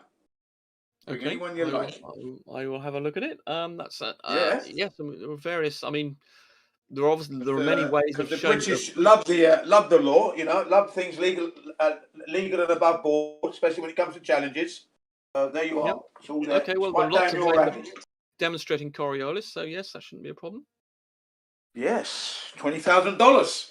You're going to be the one that gets that money. You said this included the Sagnac effect in there. I think you mentioned something about that. And they said there was a third thing. What was the third thing? Or was the second Aries failure. Aries failure. Right. Okay. Yeah. It's just telling you how the Earth is stationary all the time. Then the other videos after that basically are testimonies. You've got. The second video is by Richie from Boston. Now he presents documents that come from the military, the Air Force, the commercial jet airliners, and the underlined statement is that the pilots or the weapons experts firing their weapon must consider Earth to be a motionless stationary plane. Okay, that means why would you have to do that? That's the question there that is being raised. Why would we? I think I've seen various quotes of this, and it's a misunderstanding of the literature. No, it's not. It's clearly written there. You'll read it for yourself. Okay. You're going to read it because there are several. Hang on, there are several documents. It even mentions Russia was trying to find and detect the rotation of the Earth, and they failed. And they give you the dates and the documents, PDFs. You can read it for yourself. So there's nothing there. There might be I bet you it's going to turn out to be a Russian in his back bedroom or something, trying to check the rotation. No. You're gonna see the names of the just look. Stop assuming and get on with it. That's all I'm going to say. We know that the Earth's rotating. We've got pictures of it rotating. You can measure its rotation. The gyroscope tells it's rotating. The forecast pendulum tells it's rotating. Hang on, Rumpus. You are now arguing with experts in the field, the military people who actually have to use these weapons in anger in the theater of war, and they're telling you that they have to consider Earth stationary and motionless plane. Possibly if they're in a model that does that, but I bet you if I go and talk to these people, this is the documentation. If I write, so you're telling me if I write to these people who wrote these documents, they're going to come back and say the Earth's not rotating? Is that what you're going to say? That's what they're going to say to you, yeah. So if I write to them, I mean, hang on, Rumpus. So if I write to them and ask them, are they trying to communicate that the Earth's not rotating? You're expecting them to tell me that they're going to say yes. Rumpus, are you paying attention, Rumpus? But are you going to answer my question? Are you paying attention? I am, but I asked you a question. I've been listening to quite a lot of what you've been saying, and I've asked one question. I've asked one question. Are you expecting them when I write to them for them to say that the Earth's not rotating? Pay attention, Rumpus. I am. I have been. And now I'm asking one question. You've been speaking quite a long time. And I'd like to ask one question, and then I'll stop. I'll ask one question, and then I'll stop. I'll ask one question, and then I'll stop. No, I am, and I just want to ask one question, and then I'll stop. No, don't. I would like to ask one question. You've been speaking quite a long time. And I'd like to ask one question. I'd like to ask one question, and then you can carry on. I'd like to ask one question, and then you can carry on. You can ask. I'll ask one question, and you can carry on. You can. I'd like to ask one question, and you can carry on with your rant. And I'd just like to ask you, if I write to these people, are you expecting me? Are you expecting them to tell me that the Earth is not rotating? I am. And are you paying attention to my question? And I would like to ask a question. You've been speaking. You've been speaking for most of the last 5 minutes, and I would like to ask one question. No, I haven't. Are you expecting them to tell me when I write to them that the Rumpus? You have to back down, Rumpus. All right. Some order in the room. Hey, just so you guys know, oh my gosh, dude, if Rumpus is gonna go deafen every time he's muted, just fucking give him a warning. That's fair. It's about time. He's done it like 3 times since that. Yeah, but I mean, he does it intentfully. And it's not like we're picking favorites or anything. Both people were muted. But if you deafen, then you're basically just trying to get around the rule system. So fuck that.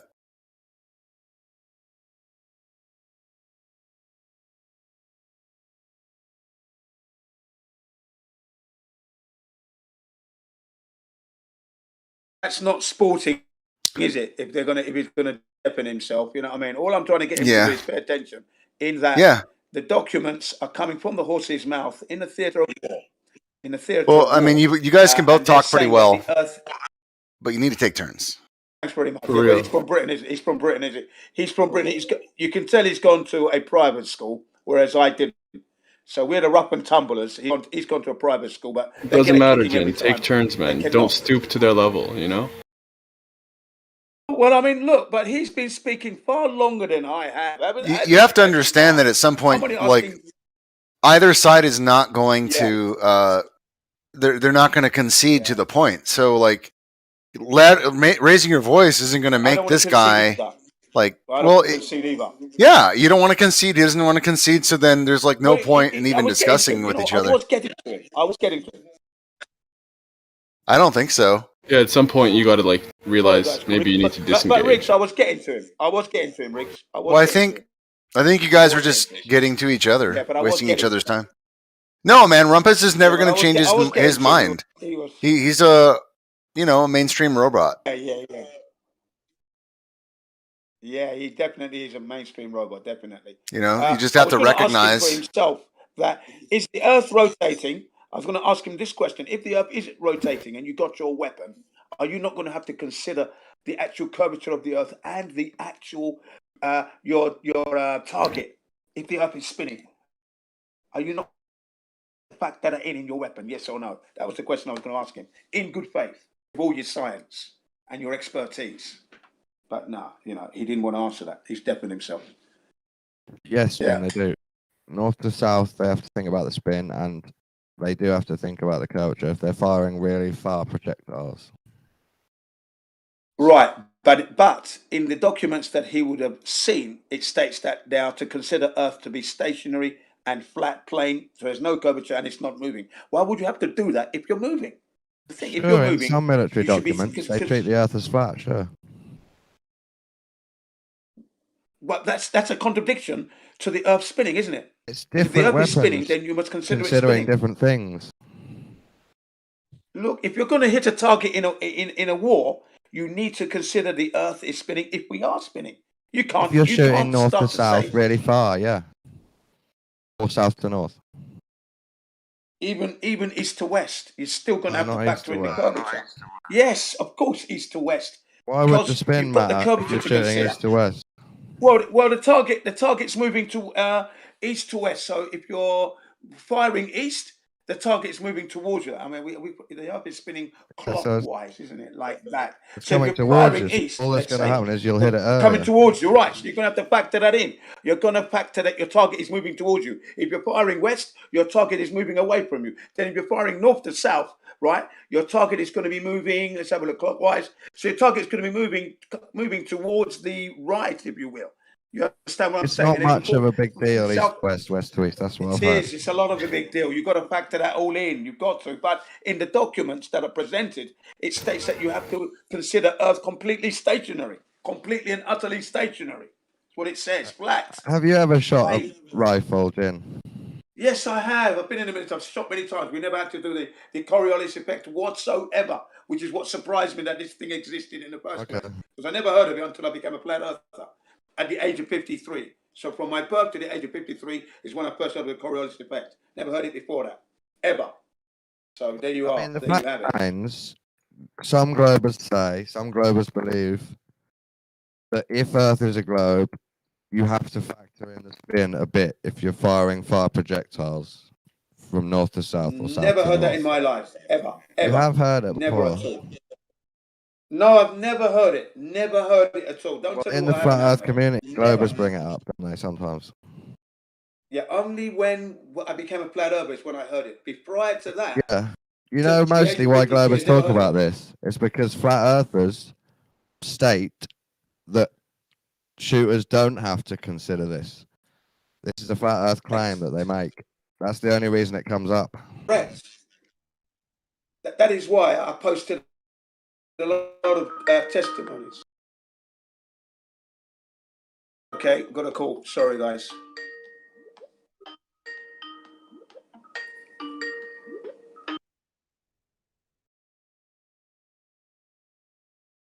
And none of us shoot really far projectiles, do we? So none of us can really talk on it. All we can say is, I think they have to consider Coriolis. I don't think they have to consider Coriolis.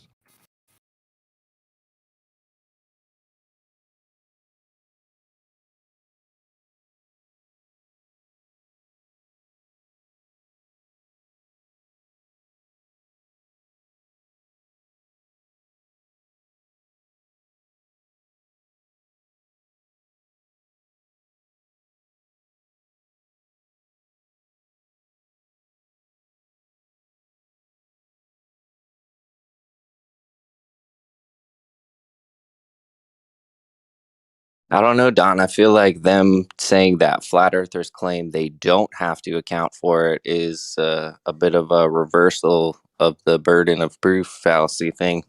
Well, in my experience, the only reason globers have ever spoke about it is because flat earthers claim that it's a fib and they don't have to. You know, the myth about snipers having to account for Coriolis is made up. That's what flat earthers say, which brings the conversation up. And then globers react by saying, well, what I believe is Earth is spinning, so really far shooting has to consider it a bit.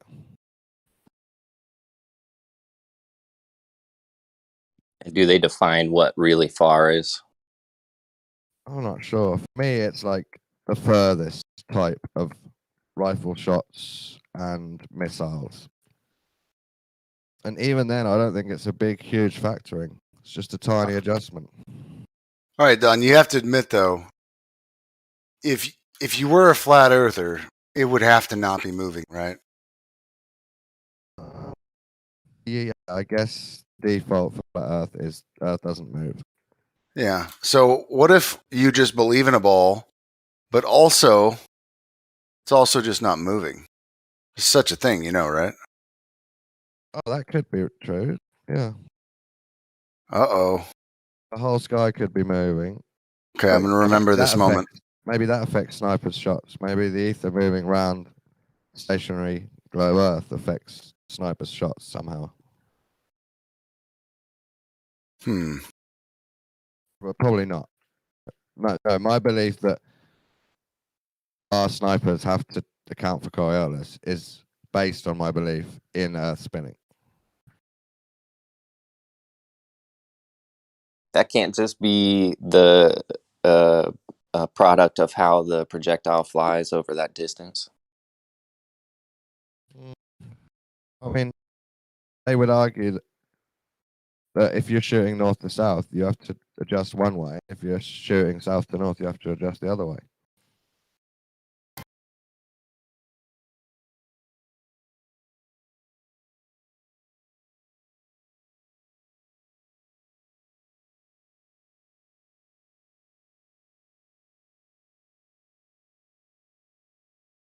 Yeah, like you said, I wouldn't be able to verify either way. Yeah, me neither. You can obviously read those old military documents, and they do contradict, like Jim said. There's quotations for both, treating Earth as flat and round. Well, I mean, it is a bit ridiculous when they talk about snipers, right? Because that's a pretty short distance, right? Even when they're talking about a long distance sniper shot. It could be that it's a myth to promote the globe. Snipers are just implicated in that myth. And then some of the nerdy ones pretend that it's true to keep the myth going. But I think it's true. If you're shooting really, really far north to south, you have to calculate it in a tiny bit. I would just account that, like I said, for the way the projectile moves. Like you said, they would turn it into, you have to do different ways of north and south to north or whatever, whichever you're pointing. But they also made that claim with the toilet spinning and stuff and the way drains go. And we found out that that's not true, right? Yeah, I thought that has been debunked. But I do still believe that if it was a totally perfect toilet that could spiral either way, the hemisphere of Earth that it's in might affect which way it mostly decides. Spiral. But I think there's nuance even in that myth being debunked.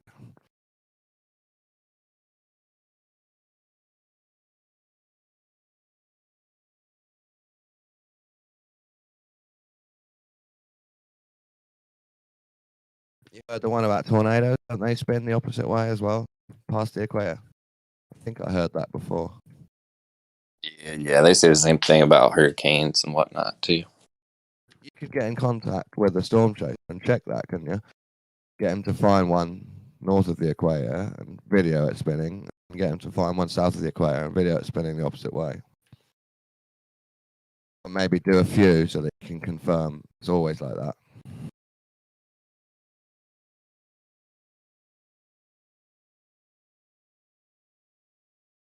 You have to find somebody that's like knowledgeable in meteorology, and then you have to figure out if you can have it make sense on a flat earth, right? Like they try to say. I know what the flat earth idea would. What's the flat earth argument for tornadoes? Around the edge they spin one way, around the middle they spin the other way. It's part of the toroid sort of figure of eight inversion reflection, I assume.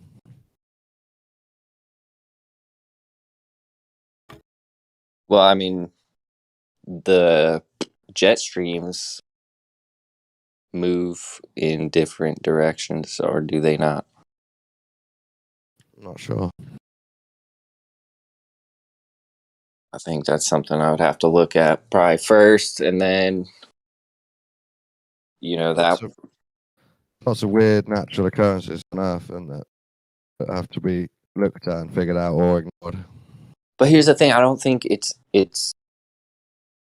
I think for the most part, it's all been adapted to model on what they want it to be. You know what I mean? It's all taken from a flat plane, and they just model it onto a globe. You know? I do believe that clever men could model nature into anything they wanted. They had long enough and enough money and time. They've had a lot of time to work on it.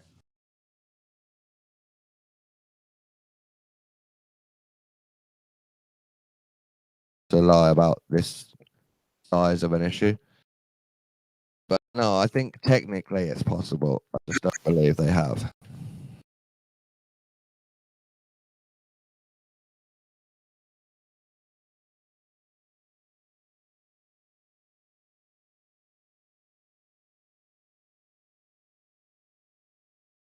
Excuse me, I'm just looking up the jet streams, seeing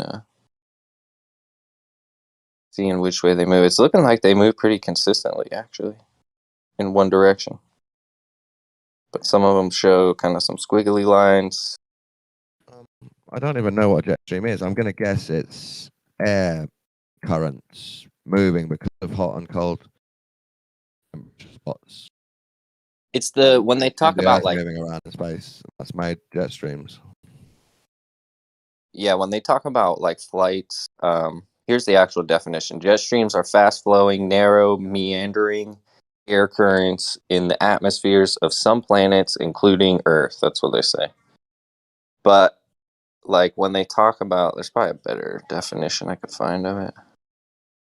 Like where it's at, as far as altitude and stuff like that. But when they're talking about planes like getting better time on their flights because of like they're talking about the jet streams, what jet streams they're flying in. I'm pretty sure. Like a ship going in the current, natural current, it saves you a bit of energy and time.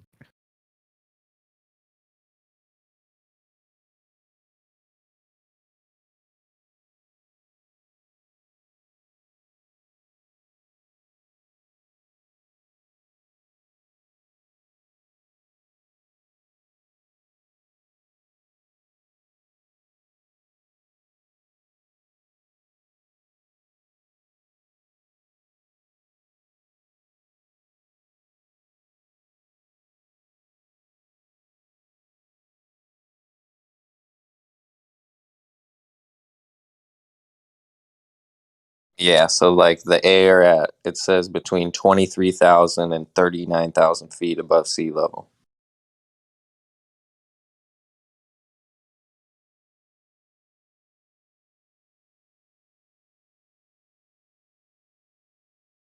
I mean, I'm sure on the globe model, the spinning does affect the jet stream somehow. I've never watched a nerd documentary about it, but I can guess.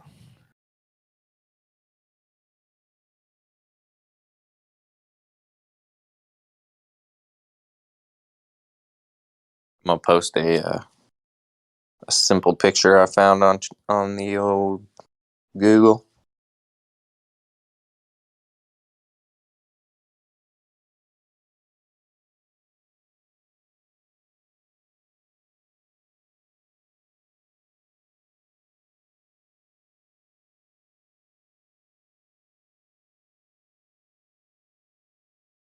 I don't think it really clarifies anything though. So going round in circles, which makes a bit at the top.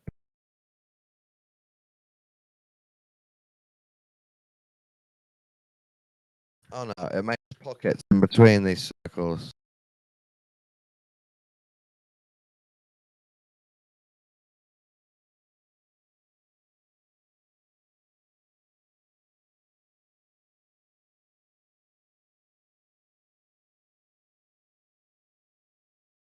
There's a picture of it. They've got it on the ball. They're all kind of pointed in the same direction, somewhat. That's where the Saturnians float round.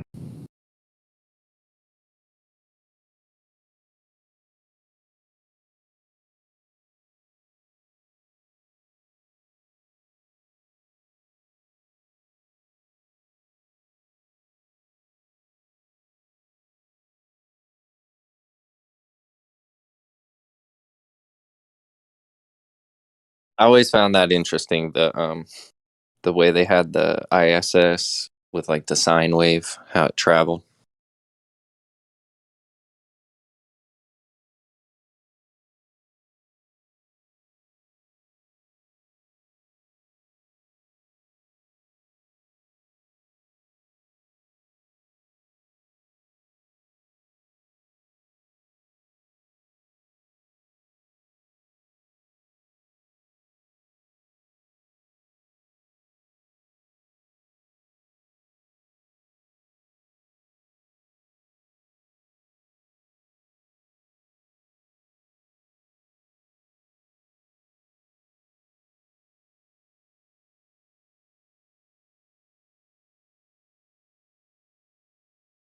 On the flat Earth model, the jet streams are just 4 circles, aren't they? Big, wide one. The edge polar jet stream, then the subtropical one outside the equator, a smaller one inside the equator, and a really tiny one around the North Pole.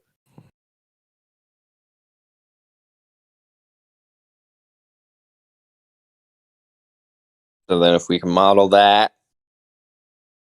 and then see if we can come up with counter-rotating storms.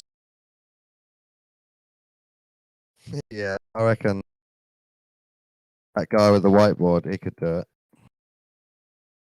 Earth perspective.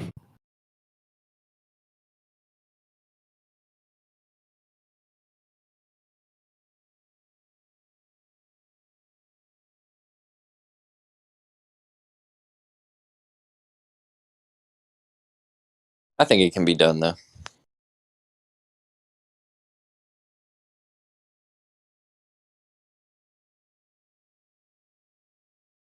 I don't even think tornadoes spinning the opposite way proves the globe. I'm just saying there's different phenomena people use to say, look, this is because of Earth spin.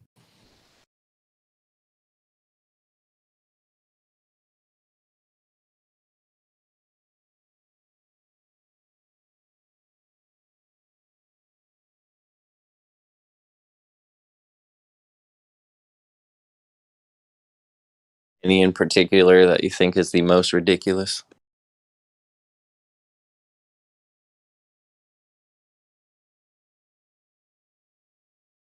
I don't know. I mean, the water spiraling down the toilet, that's kind of like a meme one, isn't it? It's pretty bad. It means anything, or plug hole. They say toilet, and it turns into a meme.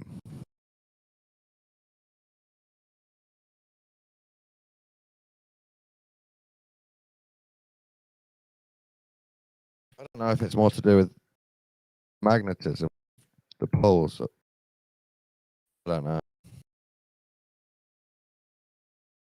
They don't really ever address magnetism too much. No. Earth is pretty clearly a magnet if you believe in the poles and the magnetic field.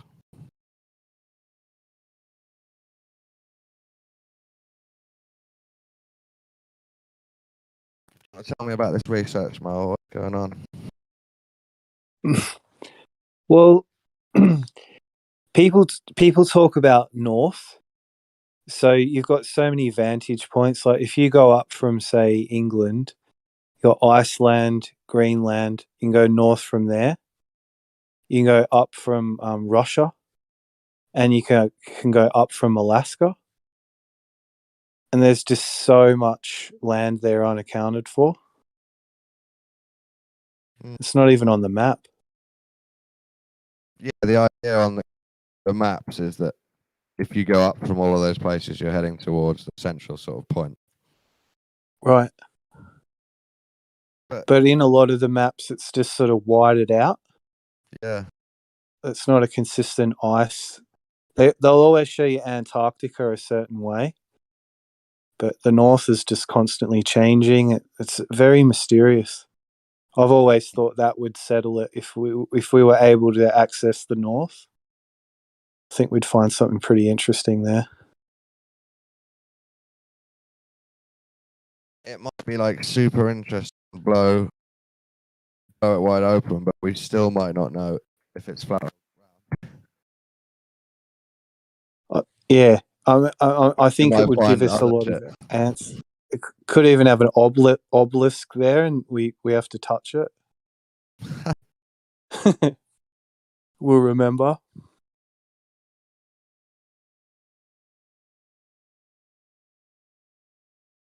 Yeah, I don't know what's there, but I've pretty much since this started, I always thought, yeah, that's what has to happen. Even on the globe model, these poles they might be symbolically important or significant because they're the axis of the spin and right on the magnet point.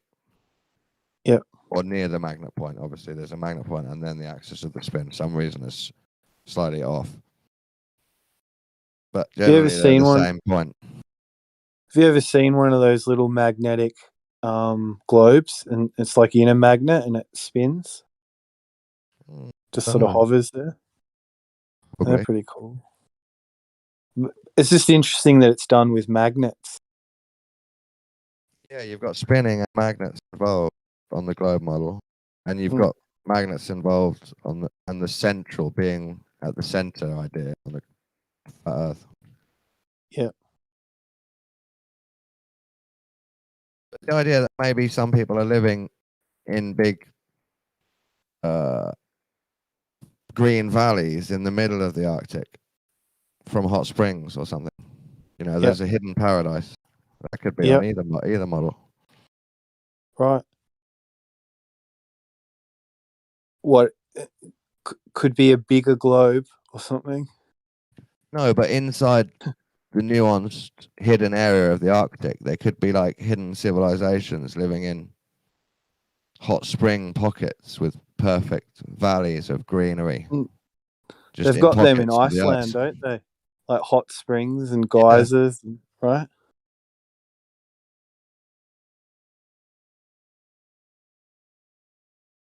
Yeah. I just even in the way of like an adventure game and being able to move around the Earth, like I think we are really, it's not just money. I'm not being paranoid, like it just seems we are restricted in certain ways. Yeah. We're like you know? Yeah. We can't just go off anywhere we want willy-nilly. Really. Got to move within the parameters.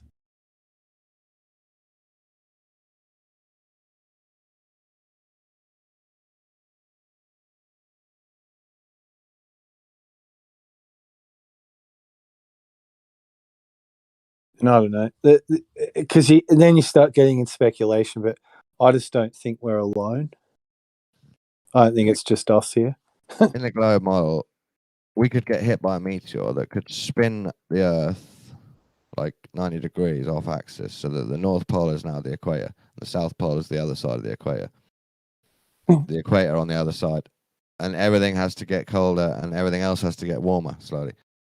I wonder, is there like natural disasters that can happen on a flat Earth that could change nature totally? Because you don't believe big rocks can come from the sky and shift you in position, do you? It would just make a big crater if it did come from the sky. Yeah.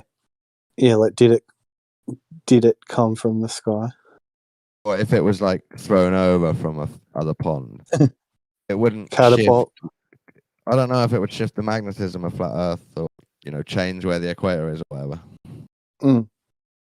Maybe if it came flying in and hit the sun or hit the moon, vastly change the nature on flat Earth. I mean, that would affect everybody, right? If something hit the sun, it was the middle of the day and all of a sudden the sun just switched off or something. Everyone would be like, what? Well, imagine if it was an object, you found out in that moment, seeing another object come and bounce and hit it, and then it bounces down and skids across Earth, and then people are like, burning, and then it bounces up again into the sky. Yeah.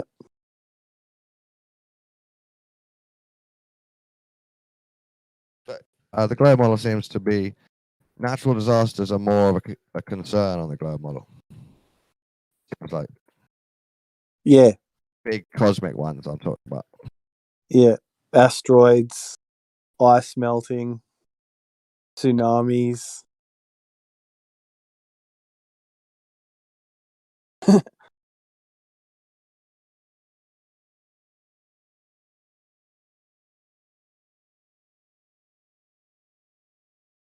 think I'm just embracing it all now. Like, it's enough to turn your hair grey.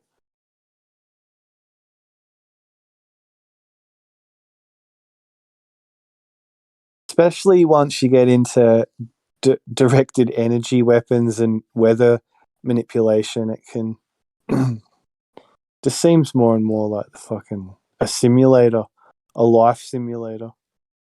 Whether they can control it and they've got a remote control, I don't know. It seems they can influence it. To me, it seems like a movie. Mm. It's fictionalized and dramatized at the edges, like a movie.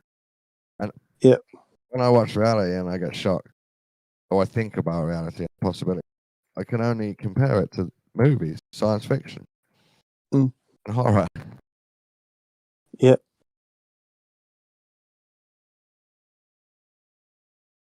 Yeah, I mean, I'd like to think that whatever is outside of this, our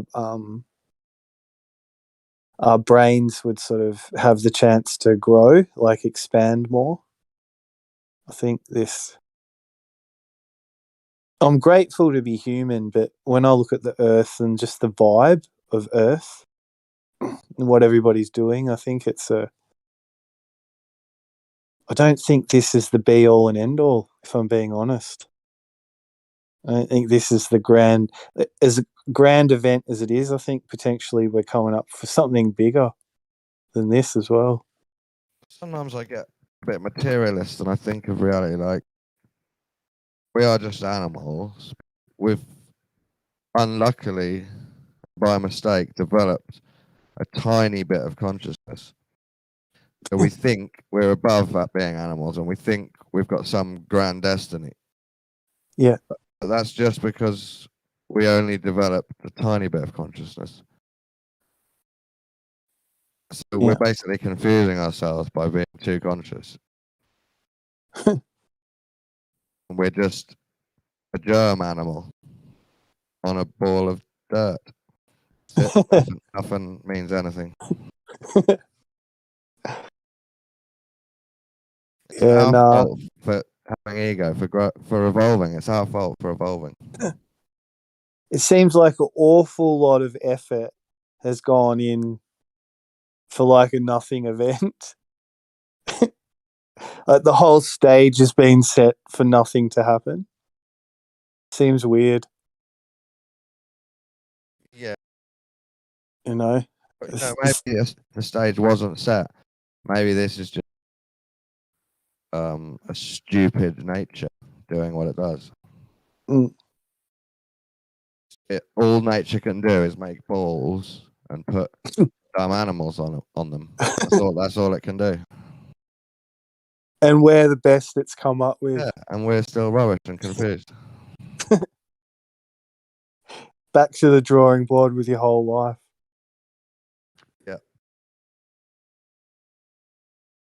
See, I like that idea because I sort of see it as there's a daily reset too. Like each time you go to sleep. Oh yeah. You know, you do feel different, right? When you wake up, you could be having a certain day. Yeah. But once you go to sleep, there is some kind of reset. And then you're kind of back at square one, right? You got to go through it all again.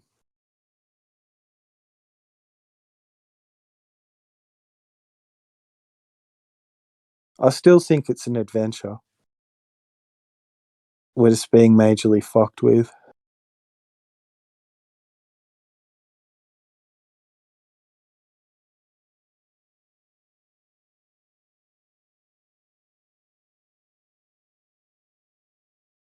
And I mean, I don't know, but you know how some of the seems the elite game is about puzzles and, you know, mystery and intrigue, like a fucking detective thing, riddle you've got to solve. I kind of think that some of this game seems to have been designed to kind of test us and see what I think what we're made of. I really do think that there's an underlying thing that this is actually for our greater good. But part of going through this is you see it's almost like there's two things. Like on one hand, there's, you know, pain and turmoil and upheaval, and like almost like you feel like your world's falling apart, and it might potentially at the end of a cycle. But then out of that, like a new cycle begins, and everything. Yeah. I just don't think I haven't seen that much content from the people talking about this new age where things actually improve. And out of this, we reconnect with what's real. I think that's the point. To come out of fucking myth and legend and fantasy and science, you know, all the fucking espionage in a way, and then just realize, like, because I think the truth is, Dawn, like, humans have just been misled into a certain situation we're in at the moment, and there's a lot at stake. Like, the earth is at stake, and it's probably in the hands of just a few people at the end of the day, and they don't want to give it up. It's sort of like it's theirs. It's their fucking, we're in their definitely. house, you know? And I just, that's kind of why Flat Earth captured my imagination, because I didn't really see myself as going to space in the universe anyway. And Flat Earth brought it all more immediate and down to the ground, that the real action is happening like right down here under our noses. But it's all the distraction away from it. Yeah, I agree with that. Yeah. I just don't. My attitude is not to let them win. As powerful as any of these cunts are, we've just you can't lose sight of what you're really about. And having all this challenge and everything we've got put on us at the moment makes it more meaningful. Like your dreams, they might be stupid to other people, but, you know, I don't know.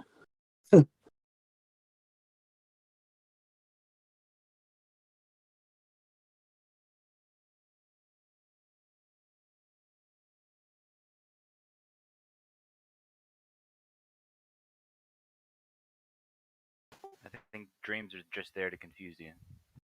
You reckon? Definitely. They're too ambiguous to, you know, get any real meaning. Yeah, Charlie.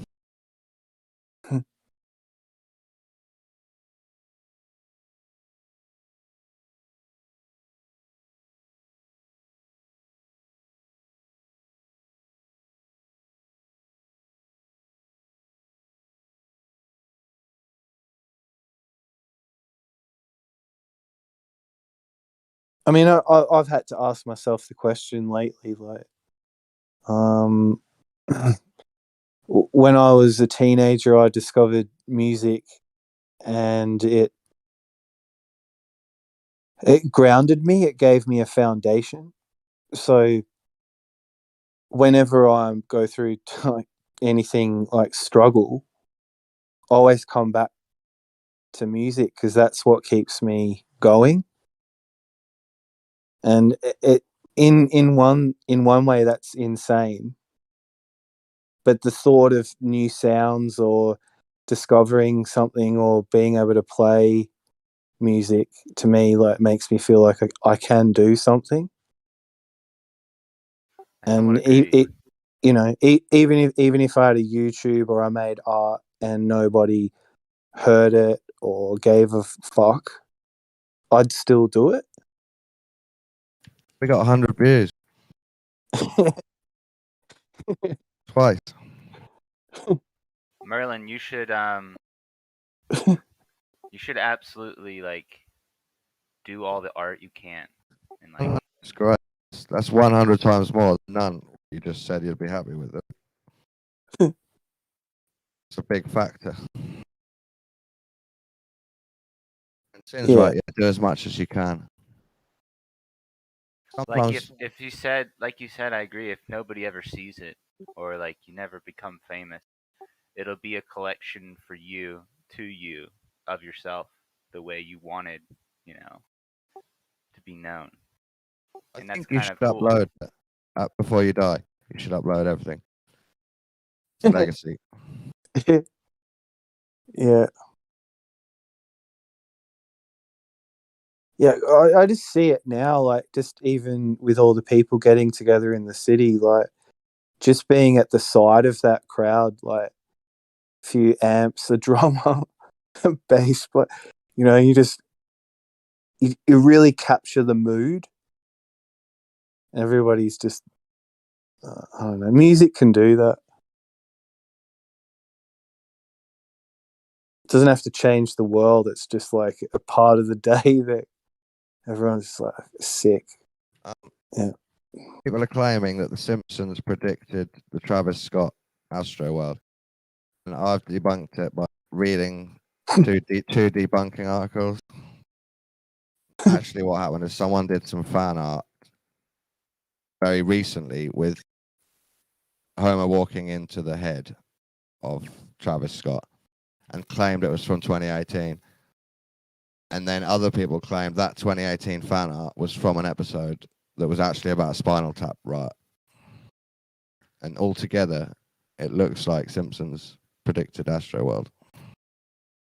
Do you think that's part of their thing? Is that, you know, before an event takes place, say like a year or two down the road, the marketing managers get with Simpsons and say, "Can you do something like this?" And then it's a mutual beneficial kind of thing. It's worked in, but it's more nuanced than we think. I think, yeah. Because I've seen, I mean, I don't know how many years I've just heard of people always saying, "Oh, The Simpsons predicted it." It's like, okay, now it's not suspicious anymore. Now it seems like, you know, that's just kind of a platform to advertise, you know, things. Yeah. I read comments today that said, when does it stop being a prediction and start being just telling us what's going to happen?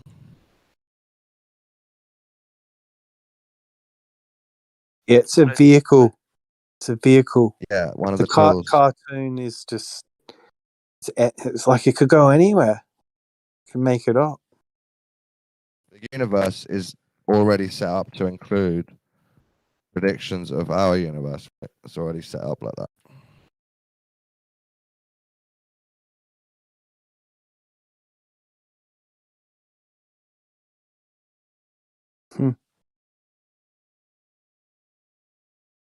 Build it, and they will listen.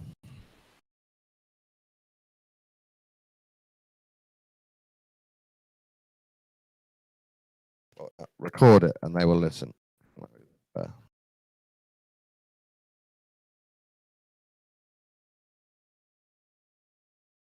Yeah, that's the thing about music. It's like, if you make music, you have to ultimately decide what you want people to like feel. And I think there's a lot of control and power in that. So you just want to make like another, oh, this is a feel good song, or I don't know, like, you know, how Rage Against the Machine would make people like want to fight the government or something. Yeah, it's the sound, it's the power of that sound and those riffs. And then when kind Zach of like you can be a comes cult leader or a preacher, yeah, and then have whatever message, complemented by the sound. Yeah.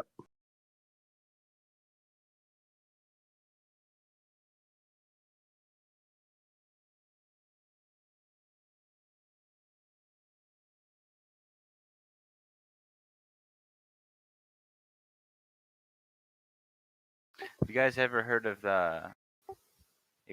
I always thought it was super cringy, but they had a strong fan base. Have you guys ever heard of Insane Clown Posse? Yeah. Like, what a strange, unique little cult of people that all jumps completely on board with these guys that, Yeah, it's insane. What a strange cult kind of thing. How they appeal to their certain audience so strongly that it becomes a cult. Well, like, I don't know. Like, I guess that kind of proved to me that you can. I don't know. People will just try to connect with anything. Well, in the raps, it's saying the ideology of the people that follow it. But them putting the clown face on and going out is like an extra weird action, isn't it? That they're joining in on the cult bit. Yeah, we like to be hated, or we are different. Let's separate ourselves and unite by our I don't know, small minority. I don't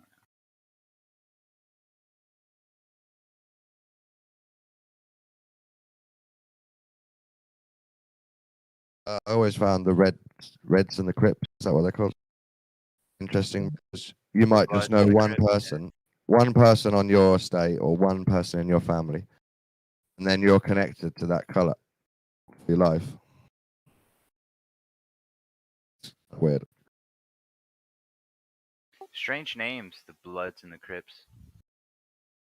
Bloods and Crips, yeah. And they both have exactly the same ideology. They just split down the middle. Yeah, I don't even know why they don't like each other. Just like they're just territorial. I don't know. Cave. It's almost like someone invented politics or a game and just implemented it on those people. It is sort of political, the red and the blue. Yeah. That is sort and of sports, weird. it's like a game, isn't it? Yeah. They're both playing the same game, but like. Yeah. Strange.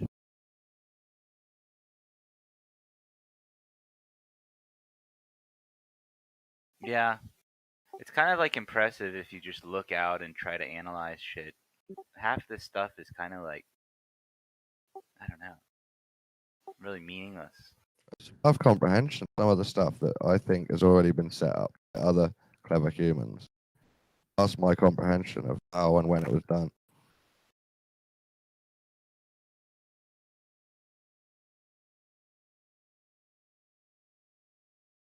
I just know it was done. You know what I mean? It's hard to explain how or when they did it.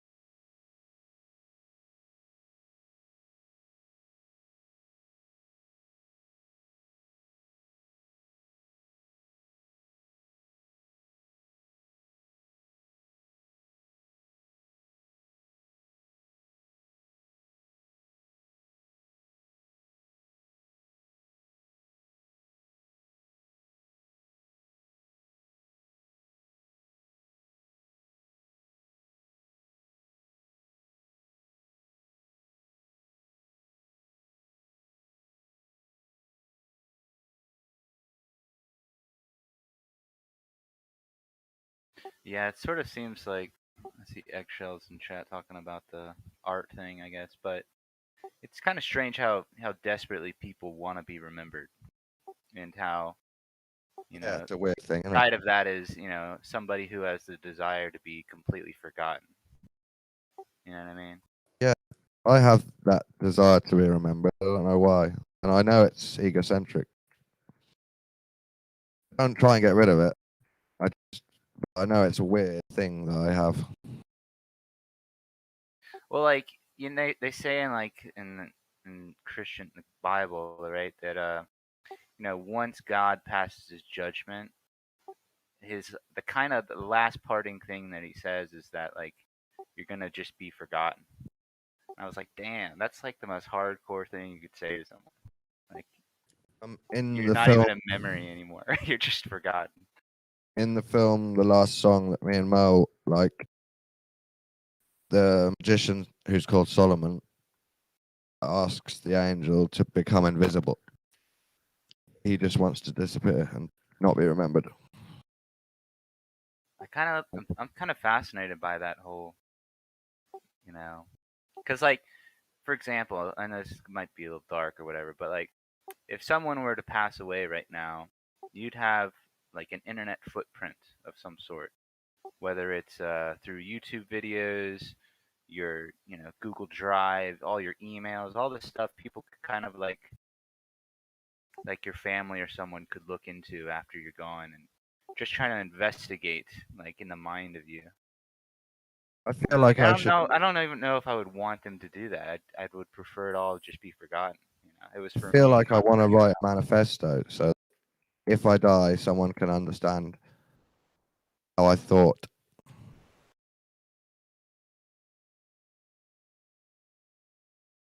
Yeah, but you want to be Doing able it to one curate day. that too. You want to be remembered in a certain way too. Yeah.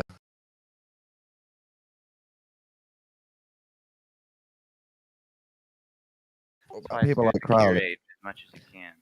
People try to slag off Crowley and say all mean stuff about him, and he just says yes to everything because he knows that builds him up. And once he's dead, you know, he's still remembered as the great beast or whatever. So anything anyone says, he just lets them say it. Yeah, it's like I've had that thought like, what does it mean to be many different things to many different people? You know, you're a crazy, psychopathic, lying retard, and the other person has just got the balls to say yes. Well, it's like you know, what's that? There's that one thing that I think Kanye says. It's like it doesn't matter what they say about you as long as they're talking about you. Yeah, that's it.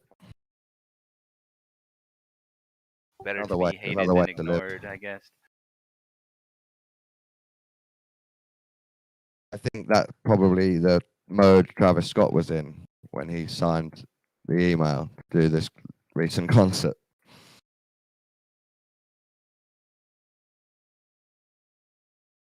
I can't tell if that's the psyop too. You know how they had the Ariana Grande thing? They had a lot of shootings Yeah. taking place at concerts nowadays. I don't know if that's some ritual or what. I think it definitely is. I don't think the person on stage always knows, but I think Travis Scott did.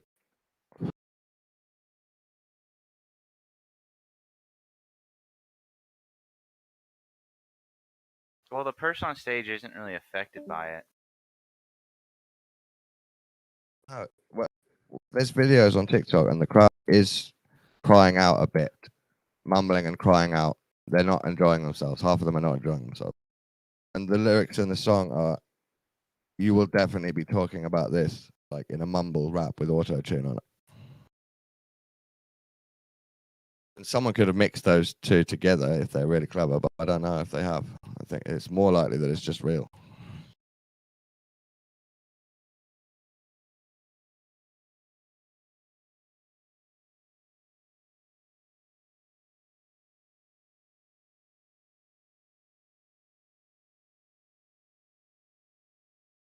No way, dude. It was good for his hood image. Yeah, what's that? What the fuck? Your middle finger to the sky. That's crazy. Yeah, I'm like really into like you know, metal and shit like that.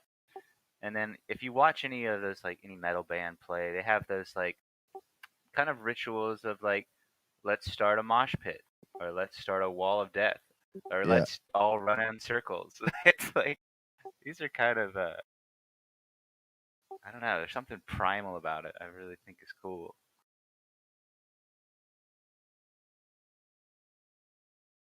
You can have a controlled mosh pit where the worst damage is just getting out of breath, getting winded, and maybe getting a black eye. You can control them.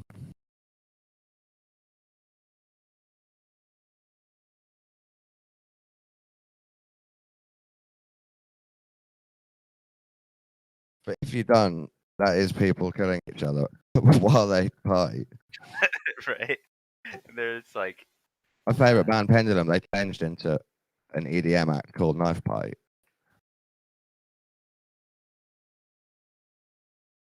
I think that's a Deftones song.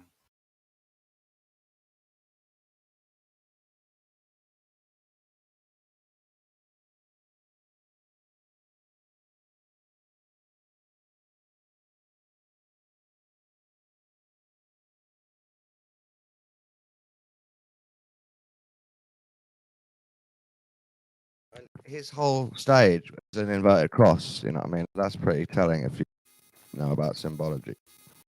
Have you ever heard of that? It's like a Japanese metal band called Baby Metal. It's just like three, you know, kawaii little Japanese girls in skirts, right? But they have one of these, and it's like crazy fast, you know, metal back music, whatever. But they have part of their performance where there's three singers, right? And then the main one in the middle gets crucified on a cross. And then they do it like on every show. They just crucify the person on the cross. A lot of crazy. It's weird. But I think they might just be doing it for the gimmick and, you know, like, oh, Yeah, it's so sometimes. blasphemy. It's controversial. Decent gimmick. It's kind of a cool gimmick, but it's also like, it could be, you know, thought of in a different way as being like completely satanic, I guess. It's both. When you learn good and evil, it's satanic. Gimmick. But they know what they're doing.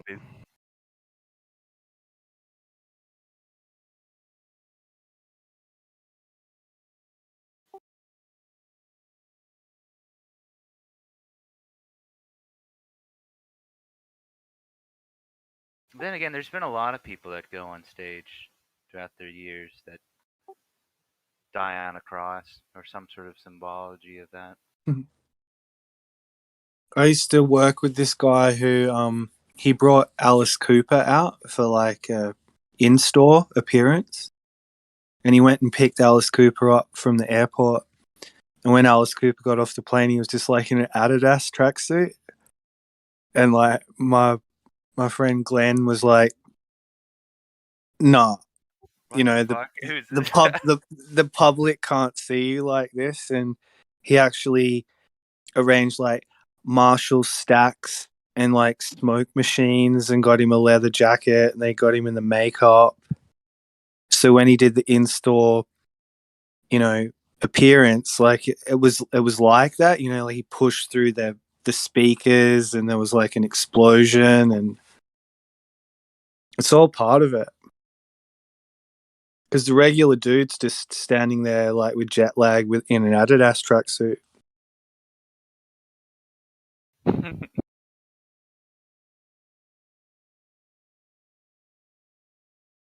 Got to make it a spectacle. Something that people are going to remember.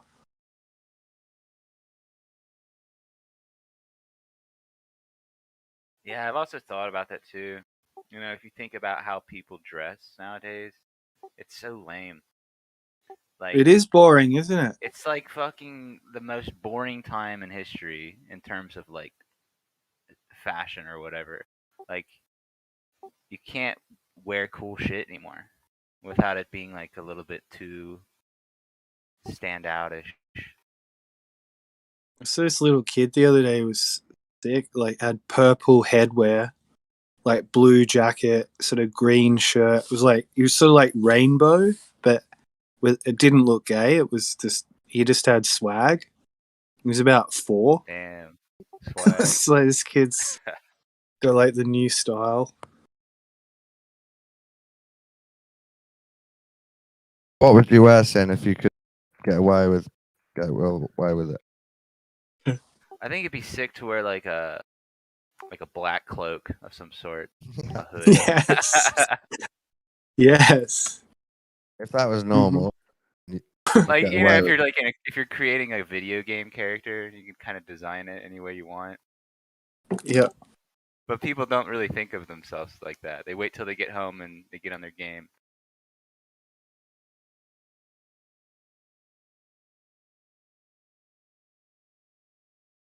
Have you ever been to one of those things like where everyone dresses up like their game character or this Oh yeah, comic those book? those Comic-Con thing kind of stuff. Yeah. Those are fun, man. Those are a lot of fun. Mm. Okay, Jerry, that's too much swag. Come on, man, it's a cape, man. Well, that's the cape I'm talking about. I would wear something like that. I mean, the rest of it, I don't know what he's doing, but the cape was a good start. Yes. Like those are so badass, man. Like you fucking walk down the street like that. There you go. How do we bring that shit back, man? That's badass. You could bring it back. Wouldn't be that hard. Bro, I live in Tennessee. You can't bring that shit anywhere. got one day a year, Halloween, you can get away with it. Oh, dude, that's what the past Halloween, exactly that. You were just wandering the See, streets. I already in a have a cloak. black coat, by the way. So that's why Halloween's my favorite holiday.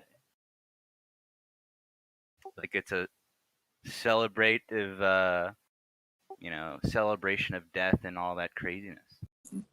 It's the most coolest holiday. Yep. Have you seen the zombie walk stuff, Dawn, in England? Not sure. What do you mean? Like when I was there, like in Leeds anyway, and like Imogen, she was always like, she made a big deal. Like it was like they don't just dress up as zombies. Like they actually all like heaps of them get together and like walk through like a town, like all as zombies. I have seen this on Facebook. Yeah, I think it's quite a cool meme. I think it's cooler than a flash mob where they dance to pop music. Yeah. Yeah. But I don't know if it's helpful for the human race and truthers to pretend to be the thing that they want us to be. You know? Mm. Like, I can imagine the big zombie parade goes down the street. It looks cool. People enjoy it. And the elites are upstairs looking out the window saying, look, they're actually deciding to roleplay it themselves now. We've won.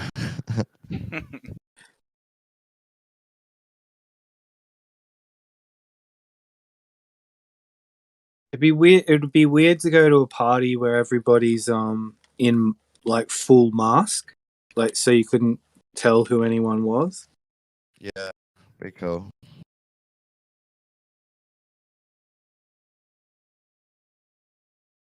Hmm.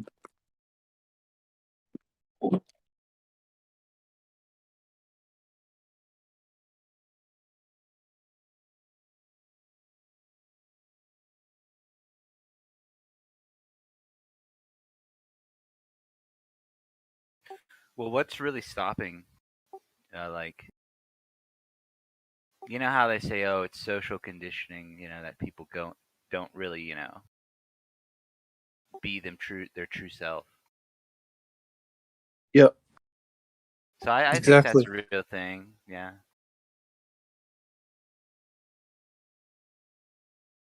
But I think like a real artist wouldn't really give a shit. They'd just, do whatever the fuck they wanted to. It's like a true freedom. And most people don't really have the balls to do it.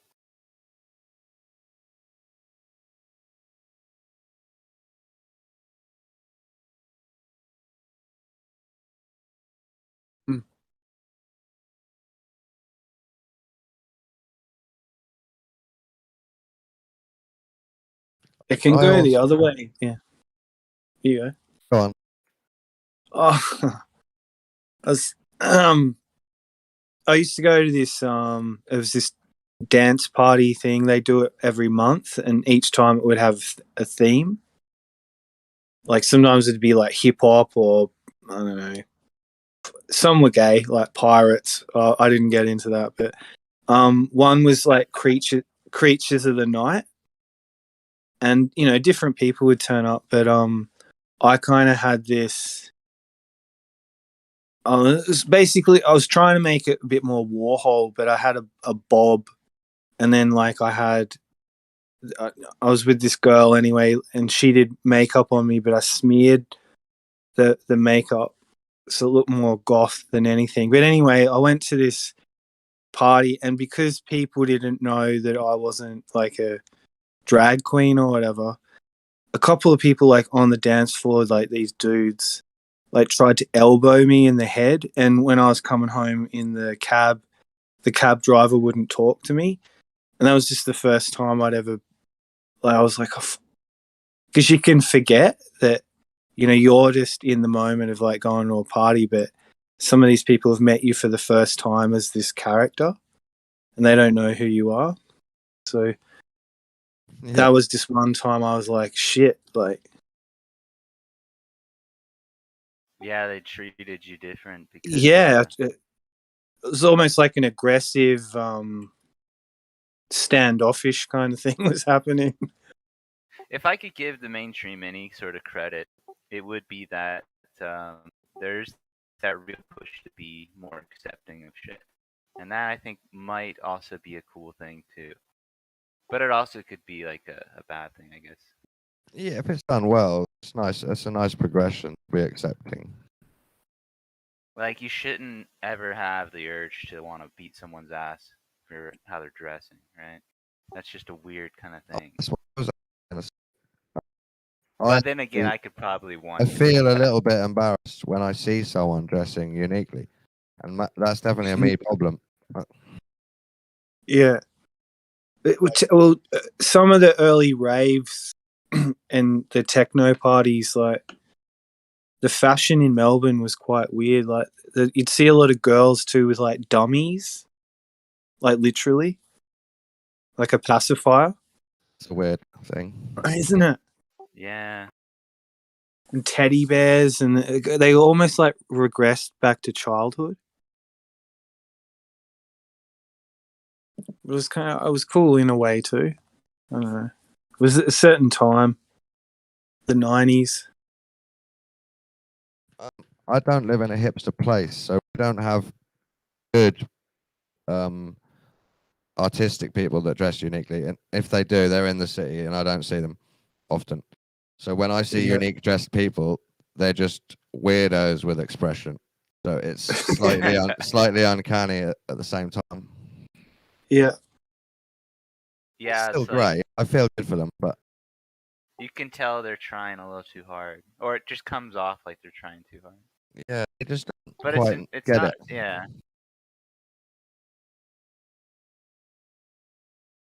Saw this girl in Bristol, and she had like dark green though. She was just green. She had green dreadlocks, but like more up in her like bun. Just this coat. She just had so much style though that there was nothing. Her whole look and outfit was just. She looked great. We didn't have the phase of kids with dummies. I mean, teenagers or girls with dummies and bears, but actually, the dummies did happen. But what they would do is they would wear the teddy bear as their hat, or as their hoodie, or as their bag. Yeah, the bag. Yeah, it has the same effect. You're not carrying a literal teddy, but you're wearing a teddy. Yep. Or pants made of teddy bears. Yeah, furry stuff. Yeah. Well, now they have, men that wear NASA pants with NASA logos. I watched a porn video the other day. The man had furry pajamas, bottoms on, and it really put me off. like the guys that have the socks on. It's a bit like that. Yeah, the furry pajamas with like snowflakes. I was just like, oh no.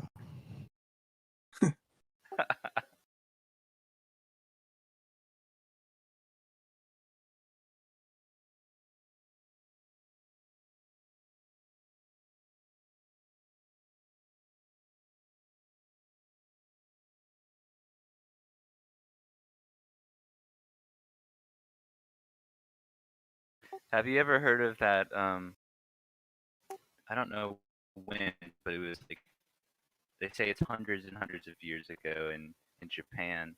There was a trend amongst women to dye their teeth black. Very crazy. If you look it up, you can. Yeah, It's kind of weird, but also kind of cool, but also like I don't know. They dye themselves their inside so that their pee is black. Oh, the pee, or I guess yeah. I mean the teeth though, but I guess What? you could like. What do they dye black? Their teeth. They dye their teeth. Oh my god. Weird too. It looks kind of cool though.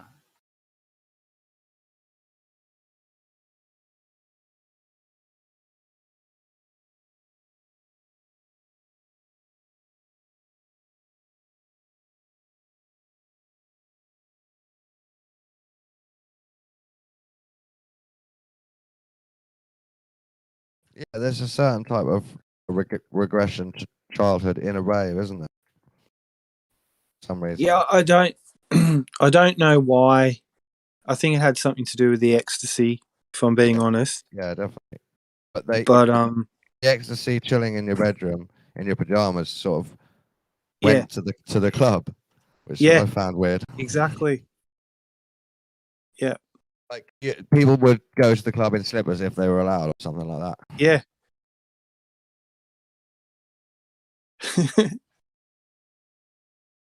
Yeah, it's very weird.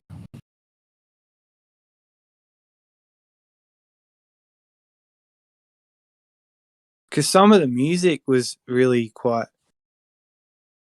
started to get quite sophisticated. I'm thinking about it. Like happy hardcore, some of the styles sort of are regressive to childhood. Like yeah, there's certain sounds. Fairground, big club fairground music kind of thing. Yeah, yeah. Bum bum bum bum bum bum bum bum bum. Toy Town, stuff like this. Pixie and Sharky, they're appealing to the inner child. Dougal is from a kids show, isn't it? Shows Sharky actually. Sharky and George. It's a kids cartoon. I think for me, I used to go and see a lot of bands, and sometimes with guitar bands, like, of course there were mosh pits and there was a whole indie alternative scene, but there were also rooms where people would almost just stand there with their arms crossed sometimes as well. Yeah. Just staring at the stage. And you have that in drum and bass called the chin scratchers. Yeah. They'll just stand at the edge and their head will nod and they'll be scratching their chin, thinking, I could do better than this. There's like 10% of the crowd is them. Yeah. Or 5% maybe. That's what I am when I go.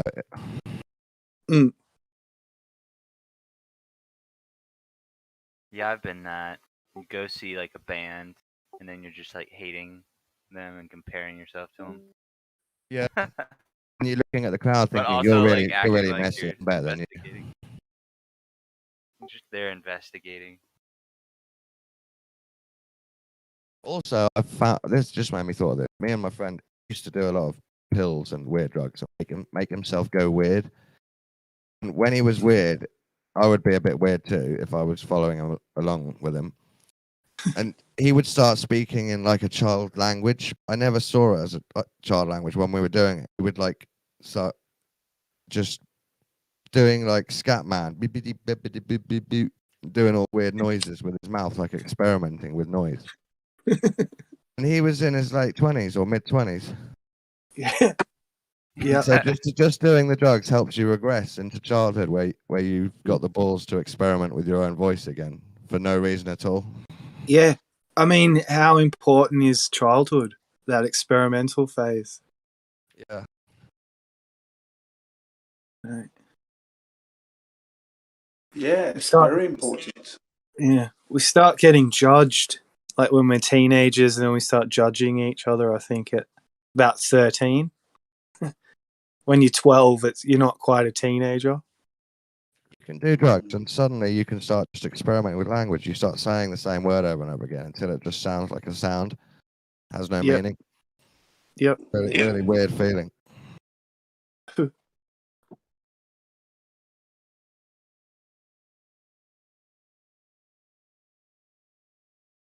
Yeah, people are weird. Life is weird. I love it for the most part. It's fascinating. Yeah, me too. When I look back over my life, my childhood days, I love it. I mean, I can remember actually, like we were talking about perspective and all that. I remember learning about it at secondary school, but I could actually go back. I can actually go back to my childhood days when I was actually playing in the kitchen, and dining tables, tabletops, kitchen counters, and you're actually playing with perspective when you can see the thing, you can't see the thing. These are the things that amused me as a child, but I was actually playing with my environment and not realizing. You see? The importance of the eye and the angle to see things, for example. I mean, it's very important that we can relate to that now, I think, to help explain how we view the world without curvature, for example. What do you think, guys? Can you remember that, doing that yourselves? Yeah. In your life? Yeah. I used to do two strange things in a way. I used to go up a observatory tower in this park. It was a tower. And I used to just climb it and just do the full 360, just like a scout. Just look, check the perimeter kind of thing. Yeah, I agree. I used to do this. I used to play war games on the tabletop, so we have line of sight between the models. And once they invented a game, instead of just bunkers and woods and hills on the tabletop, you actually had buildings with loads of layers. So you had to get behind one model and look down or up at an angle at the other model and imagine the line of sight. And then say to the other player, yes, I can see him, so I can shoot. And then the other player has to come and agree. Well, you might have been at the age where we used to get these little cannons made of cast iron with a spring in it, and you put a match and release it, and you fire the match, boom, and knock down the soldiers. Do you remember that? And you had your Lego set up and everything like that. Yeah, there you go. That actually gave me one like that. Yeah, you'd have to lie down on the floor though. You'd be lying down.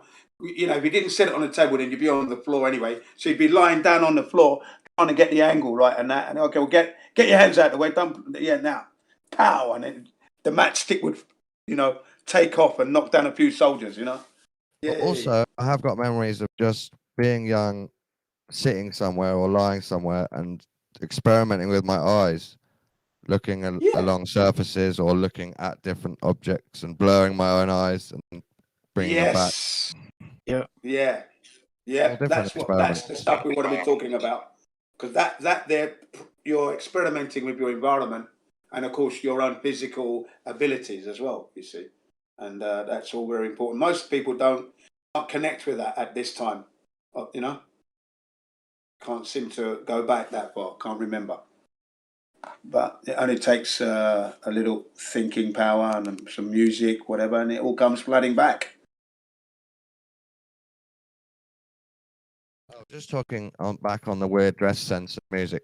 I think if you're totally obsessed with a certain genre of music from a certain time, that can help give you the balls to wear those clothes, even though no one else does, throughout your life. Throughout your life. Absolutely, yeah. You know what? That's CBR1. I'm not a fashion victim or anything like that. I wear what I want to wear, and that's that. So you got to own it. In other words, you got to own your soul. Yeah, otherwise, you're at the begging call of everybody else. You're concerned with everyone else thinking, and there you are. You're basically fucked because you've got to start buying things that people might like rather than what you like. So no, yeah, I wear old clothes. I mean, I've got jackets that are like 45-year-old leather jackets I still wear. Shoes from when I was 19 I can still wear. Clean, leather, beautiful, polished. Yeah, you don't even need the music, then. You just wear what you want. Well, I do. I wear what I want anyway, yeah. But the music is there anyway, as well, to back it up if necessary. But like you said, I don't need the music, yeah. I don't, literally. Because I'm adamant that I'm not going to waste money on clothes. Another reason why you want to stay in shape so you can still fit in the clothes. That's another thing. Because we usually gain weight as we get older. The metabolic system slows down. Less active than you were in your teenage years and your 20s. Maybe you might have kept it up in your 30s, but then it starts to slow down when you enter the 40s. For some people, start to slow down, and that's when you begin to gain that weight slowly. It creeps up on you. It's a very scientific excuse for staying healthy, so that you don't have to buy more clothes. Well, in my case, yeah, I don't want to keep buying clothes, you see, because I like the clothes that I buy, and I want to wear them forever, even if I'm getting old. So I try to buy things that are going to be classic lines is what I look for. Nothing too trendy that can only be worn by young people, if you see what I mean. So it must represent my character, whatever I buy. So that I can, if I'm 50, I can still wear it. If I'm 60, I can still bust it. If I'm 70, then I'm happy. You see what I mean? And I've got to buy clothes that are practical, that I can use all the time. You know, I don't often wear suits. So it's rough and tumble clothing, basically, is what I buy. How many FUBU? How many FUBU T-shirts do you own? Football T-shirts. I've got probably No, FUBU. 3. For us, by us, the LL Cool J thing. Oh no, I don't have any of those. Never mind, it was a joke. Yeah, I missed it. I don't have it. It's all good. Yeah, I don't do that, man. Dell was wearing double denim in his first Flat Earth video, and people commented about his fashion sense, and he stopped wearing the double denim after that. You should have just carried on. FUBU is an American streetwear, Jen.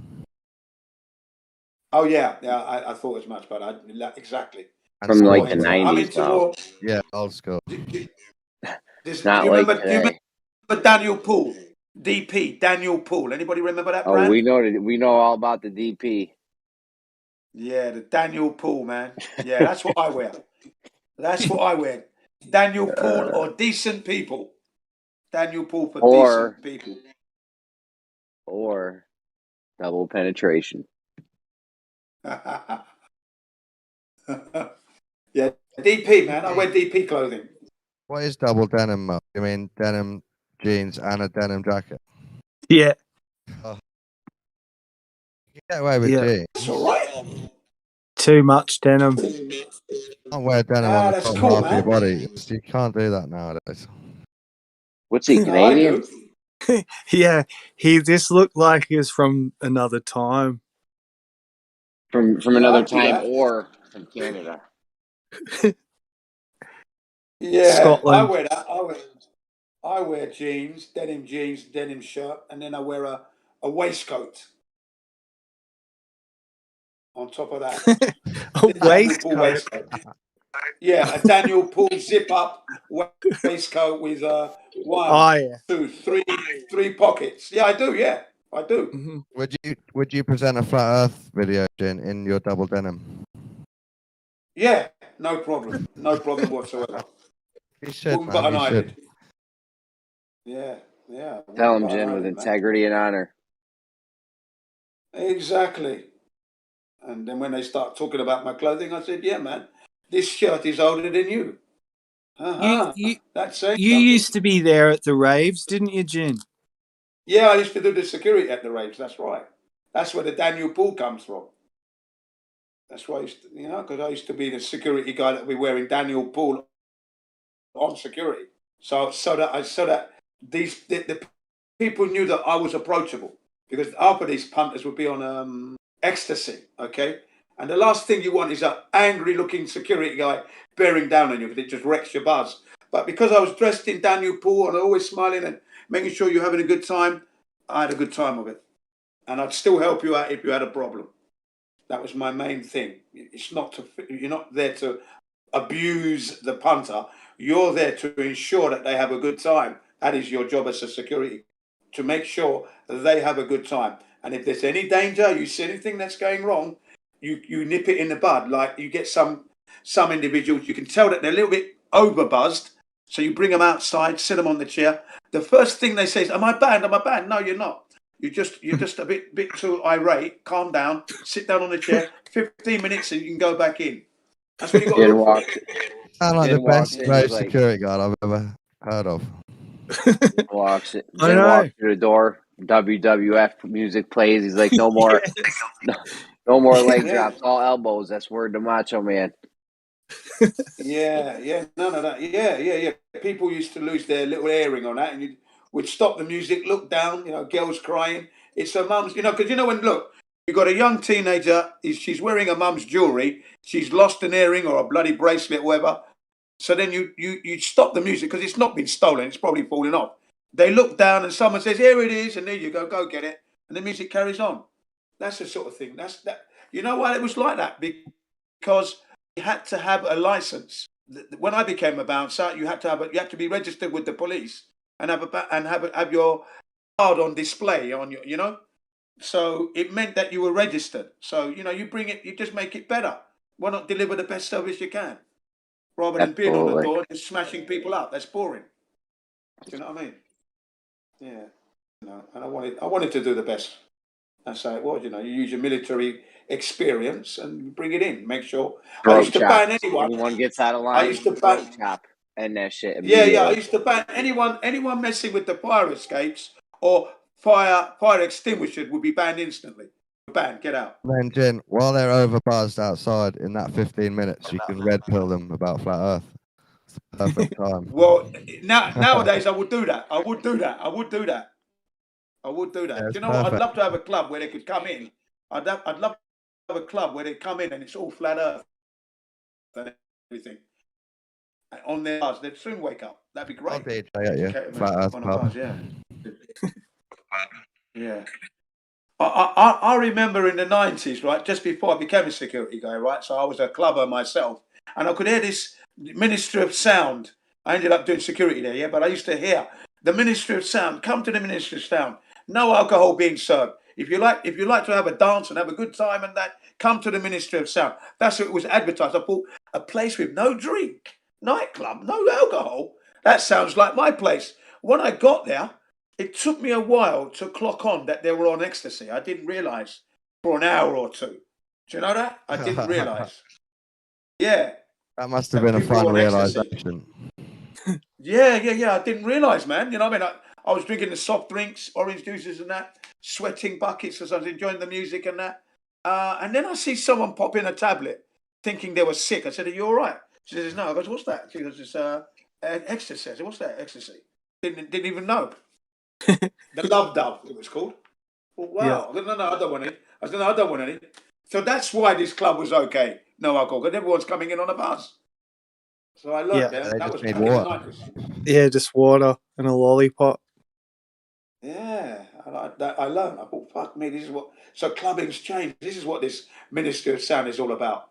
And you notice that everyone was like friendly, loving, no violence, no anger, no animosity. Yeah, it was brilliant, man. What year was that? Can you remember? That would be 1992. Yeah. Epic. Yeah. Height of hardcore. Right at the start of rave, pretty much. Yeah. He was there. That's right.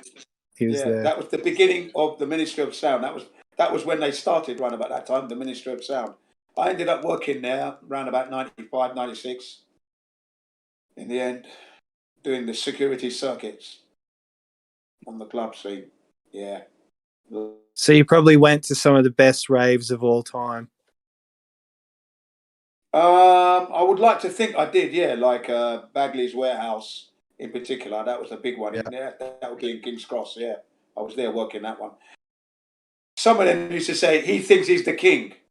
The other security firms used to think of me like, he thinks he's the king. Now, the only reason why they thought that was because I made sure that I introduced myself to the punters by my name and made sure if they needed help, I'd help them, yeah? And I said, don't go to that rabble over there because look at them, they drink, they do drugs, they're not going to help you. Do you know what I mean? You know, if you really want help, my name is Jin, I will help you. Look for me, I will help you, is what I said. Yeah, I really did do that. I was in your face with that one, definitely. And it worked. It worked because people I had loads of punters, big punters buying me drinks. You know, I'd have like 6, 7 Jack Daniels lined up on the windowsill, and then they'd come up to me and say, Jin, you're not drinking. I said, yeah, I can't drink it because I'm actually working. Can you imagine I drank all that? Would I be a good security guy? No. But now you know, yeah? You know my level, right? And then what I'd do is I'd decanter it. I used to throw it away at first down a sink. And on my way home on my motorbike, I thought, why am I throwing away good money? It's a sin. You can't throw away the goodness good of people? food and drink. Yeah, I can't. Yeah, exactly. I felt bad because I wasn't drinking the drink that they bought for me. That's their money going down the drain. So I decanted it, put it in a bottle, and the bottle fit in the back of my bike perfectly under the seat. And then I used to go home, roll a spliff. This would be like 7 in.the morning, roll a spliff, right? And have a Jack Daniels and think, yeah, look at that. It's courtesy of the customers. Brilliant. You bring a little plastic. Thoroughly enjoyed it. Good thinking. Yeah, man. Yeah. They used to say, he thinks he's the king. I said, no, I'm not the king or anything like that. Don't be jealous. Yeah, Do they your noticed job your properly. ego, Jim. And also they noticed you were the king. So they were probably jealous. Yeah, probably, you know what I mean? Because they used to say, yeah, he thinks he's the king, shouting it out, you know, across the fucking yard. Because Bagley's Warehouse is a massive yard. You know, and there are a number of little venues kicking off, and we was at the main one. But yeah, I used to love it there. That was brilliant, that. And then we worked at Brixton. That was good. Met a lot of famous black celebrities at that time in the Brixton area. That was good. South London. And then there was a place at 9 Elms. I can't remember the name of that bloody venue now. 9 Elms, right on the Vauxhall.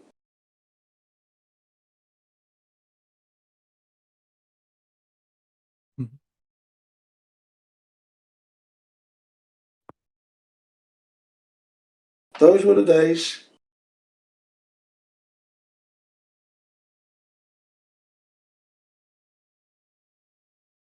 Hardcore will never die. No, yeah, I remember hardcore. I remember the hardcore session and drum and bass and that. Yeah, I still listen to that stuff. You've got tapes too, right? Don't you have tapes as well? Yeah. Yeah, I've got tapes. Yeah, that's what I listen to, mainly tapes. I listen to them in my car. And then what I did was I transferred the tapes onto MD so I could listen to them on my MD player here in the classroom, Sony. And so I've been listening to you. And then you have, you remember, good. And then I transferred, and then I looked for the same kind of music, same kind of genre on my iPhone podcast, and then I've got that I listen to when I'm jogging and cycling and that. Yeah. I'm always and your favorite color is orange. Yep, it's my favorite color, orange. I'm coming at you. Did that mad Christian Mexican dude that wants to interview flat earthers, did he have a message? No. What was his name though? Diesel. It's him. On Discord. Oh. No, I didn't get a contact from him. Not yet. Sorry then. I told him to. Yeah, he probably thought I was too real. No, I don't want that guy. He's a bit too real for me. A bit too out there now. No. Who knows? But I didn't get a contact from him. No.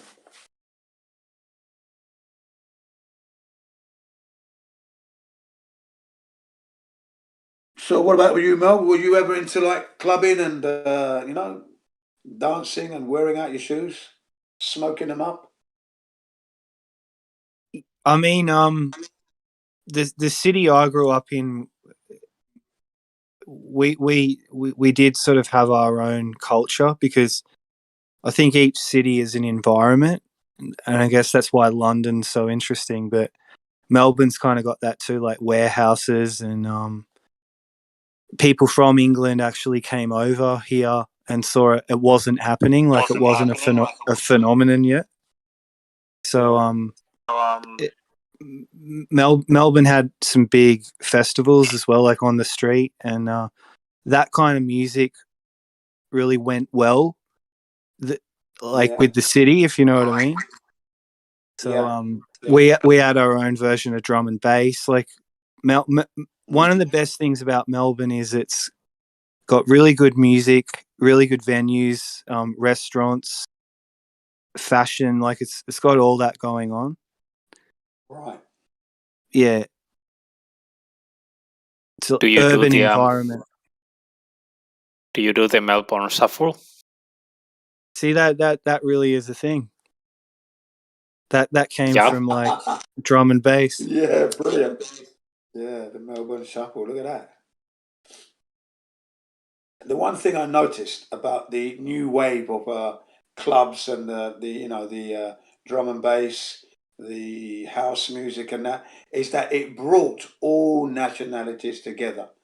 Racism just seemed to just melt away, right? Whereas before that, you had your jazz fusion bunch, your reggae, your hip hop, all split into separate groups, right?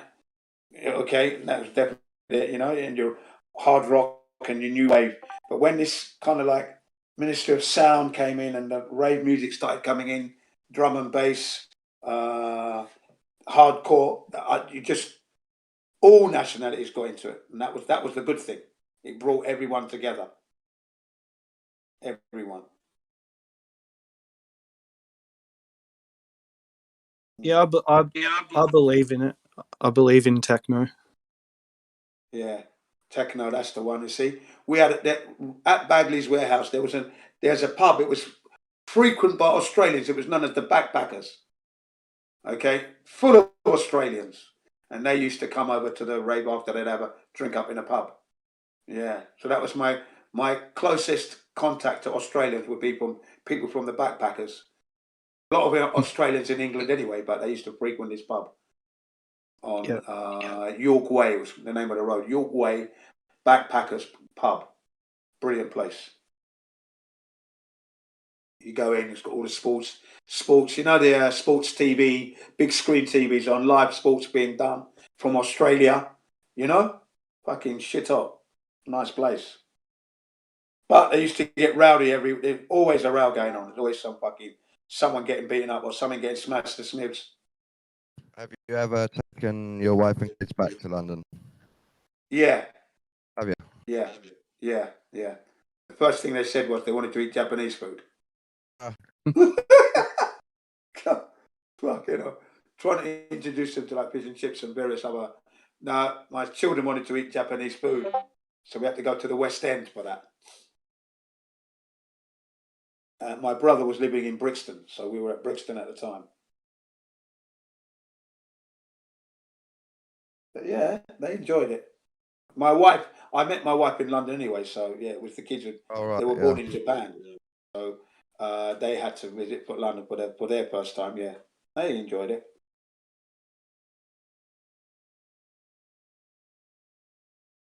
I like London. I lived there in King's Cross for a little bit, Wimbledon. Yeah, Wimbledon. Southwest 19. I lived in some nice areas. I had to enjoy the culture without going there.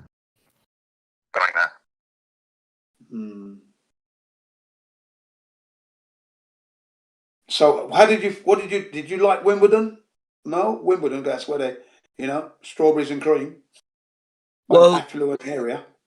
When I first got to England, it was kind of like that through like my girlfriend. It was her family. And her grandma had survived cancer and was kind of like the kind of lady. She got remarried in her 70s, like started jumping out of a plane, things like that. Like got a new lease on life.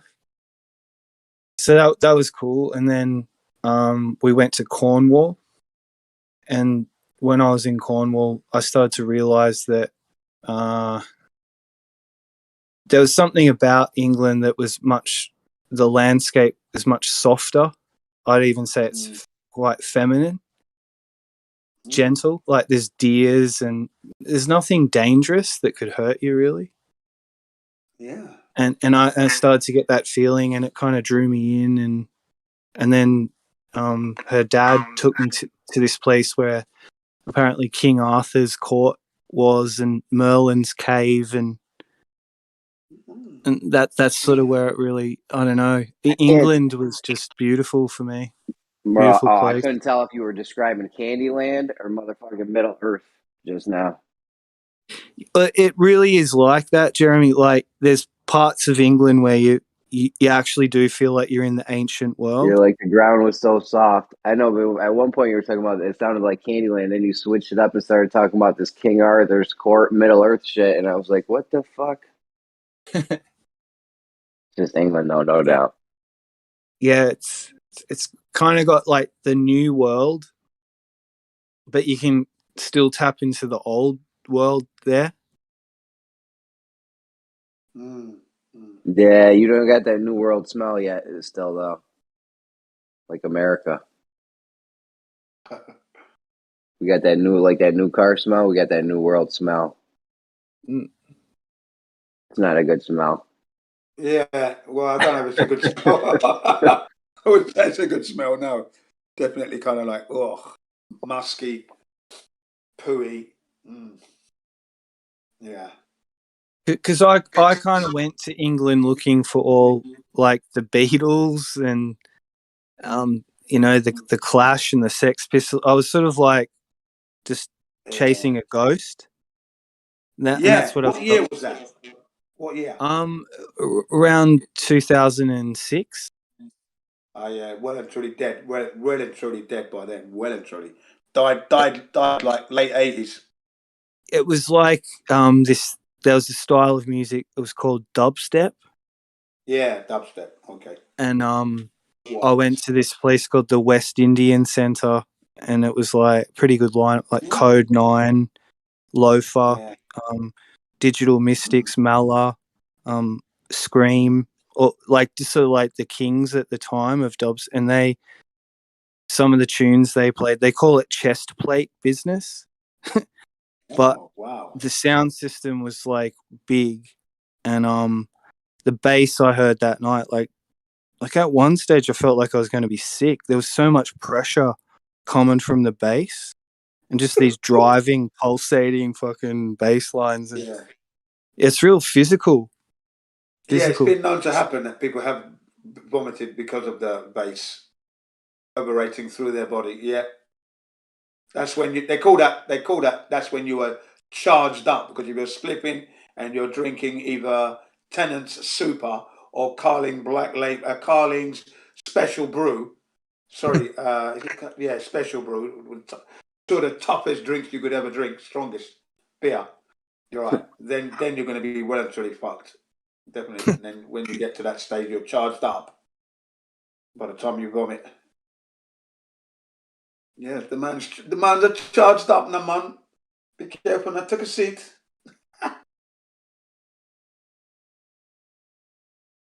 Not steady on your feet. I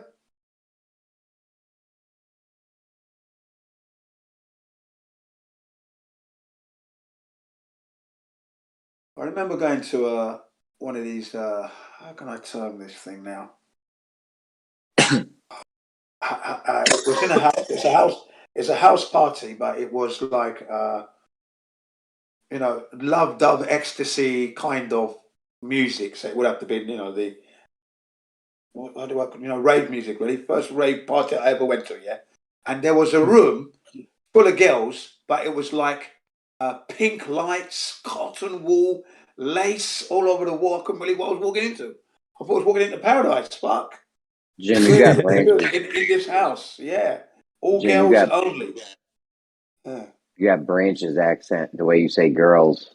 You and Branch say girls just alike. Yeah. Jen is Branch. Yo, don't let Pete Shea get wind of this. I'm not Branch, don't you worry. But yeah, I don't know. We gotta get Pete. We gotta get Pete on the They case. said to me, "Get out, get out, get out." I said, "Sorry, I didn't realise." Yeah, I just stepped out. Yeah, it was a, you know, ladies only room sort of thing, but it was really, really nicely laid out. You wanted to stay, right? Just chill with them. Yeah, yeah. Because you just sort of like mellowed out. Couldn't believe what I thought I'd walked into paradise. I don't even remember the scene in Avatar where they had all these lights coming off the fiber optics. Do you know what I mean? Yeah. Mm-hmm. It was like that experience. I go, wow, man, what a party this is. Yeah, you know. And then, you know, I stayed to the end and then I left. Wasn't too far from where I was living. So I was lucky. A good party can change your life. Yeah, that one did. That one did.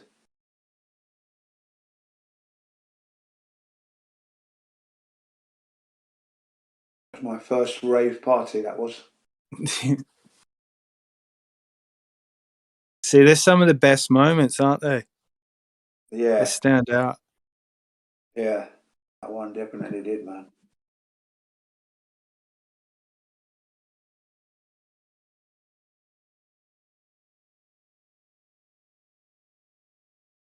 How'd everything go in here last night? You guys kill him or what? Crushed. Crushed him, right? Dude, Rumpus got demolished. Yeah. Yep, Rumpus got demolished. Jen was like, "Hiya," and whapow. It was over. Yeah, man. He had to give Easy up. Easy peasy. That simple. Yeah. No joke. Now, you know what I did, right? I made a mistake. I went into Gem Pandas by mistake. I didn't check before I clicked join server, right? Because I thought it was on this server, okay? So what I was going to do is play a game. I mentioned some words like this. I started up like this. I said, can you get him away from me? Can you get him away from me? You're a liar, a coward, and a boom. That's what I said. And then I said, who said that? Remember that? Those words. Did anybody remember that scene I've just created there? Can you get him away from me? Sounds consistent. Yeah, you're a liar, a coward, and a bang. And he gets chinned on the jaw. Who did that? He got hit on the head so hard. No chance. Who was who was the character that got hit in the face? Because it's part of a scene that if you've seen this video, then you'd know what I'm talking about. I'll say it again, right? Can you get him away from me? And then you hear the other character say, you're a liar, a coward, and before he finishes it, he gets a right cross in the jaw. Oh, I don't know that rape scene. That would be Bart Sibrel getting chinned by Buzz Aldrin. Oh, yeah. You're right. Yeah. Right. World's favorite rape scene right there. There you go. Right. Then I carried on in Gem Pandas with another one. I went, because no one was responding, so I tried something else. I said, no effects from the radiation. And then Alan Bean says, oh, I don't think we went out far enough to encounter the Van Allen radiation belts. Oh, really? They hadn't been found on our mission, and still didn't get a response. So I was just, pretending to go over some scenes and that. And then in the end, they responded. and it lasted for about an hour and a half, where I said to them, just one flat earther has destroyed this server. Look at you lot. You rabble. Look at you. Triggered. You know, I come in here, amicable, try to bring you the truth, and all you can do is just insult me. Where's your evidence, man? Why are you ignoring the facts and stuff like that, you know? One flat earther. Jin CBR1. Roughest, toughest, loudmouth, tooting flat earther you're ever going to meet. Flat earth truth. Flat earth truth. Flat earth truth. Just rammed it in their mouth, you know? Flat earth truth. Smashing the heliocentric model to smithereens, you know? Jim, you're delusional. Because no, I'm not. I'm not. You're delusional. You think you're on a spinning ball you can't even prove. See, I'd show me. You're the delusional one, you know, and so on like that. Went on for like an hour and a half. Why do you come here? Why do you come here? I come here to rattle your cages and wind you up. Of course. Why do you think I come here? Remind you that the earth is flat. It's not a spinning ball. You better put your flat earth life preserver on, because I'm going to hose you down and drown you and tsunami you with flat earth truth.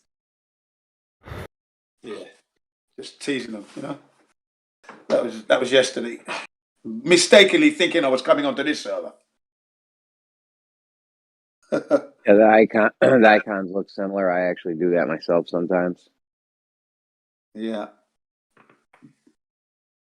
See, I just switched on the iPad and then just clicked on join server without checking. So I didn't realize that I'd previously been on his server. So then I got a little surprise from the response. Oh, I'm in Jim Banders. Oh, better still. Better still, I said to myself. Wind them up.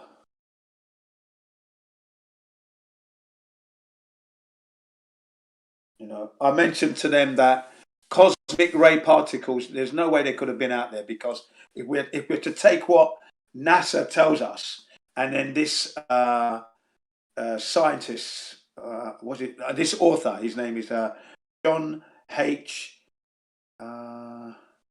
Muldean, that's it, John H. Muldean.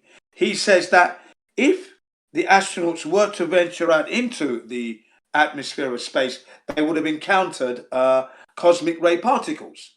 Now, these things are traveling at like breakneck speed, you know, speed of light. You would need, any living organism would need 2 meters thick of shielding, right? Where'd you get that from? Where'd you get that information from? So I gave them the source. So they then looked it up. But you said he's an expert in the field. He's just an author. He's not just an author. He's got a PhD in science and education. He's got a PhD in physics. He's got a master's in physics. So, you know, he's not just an ordinary, you know, and what he says, he's a man of impeccable integrity. How do you know that? How do you know that? Because he's exposing the moon landings as a hoax. That takes a lot of integrity, okay? Yeah, right. Thank you. Yeah, but how do you know? I have no reason to distrust the man. You know, and they were just screaming at the top of their voice. Jem Panda became unhinged. But yeah, it was good. It was good. I really had them on the ropes, and I just kept throwing the facts out. Yeah.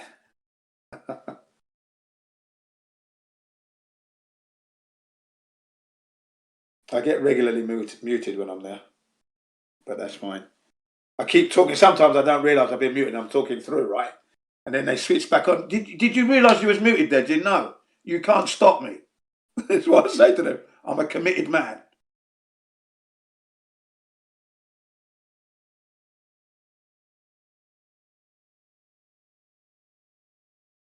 Anyway, that's enough.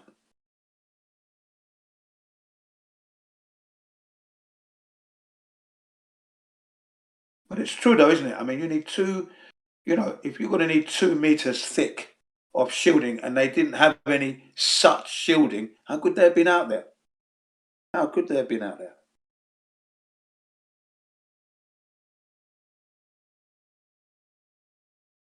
They were only out there for a short time. What, 3 days? One way? Really? Silly ass, you ain't got a clue. 8 days in total in the first mission.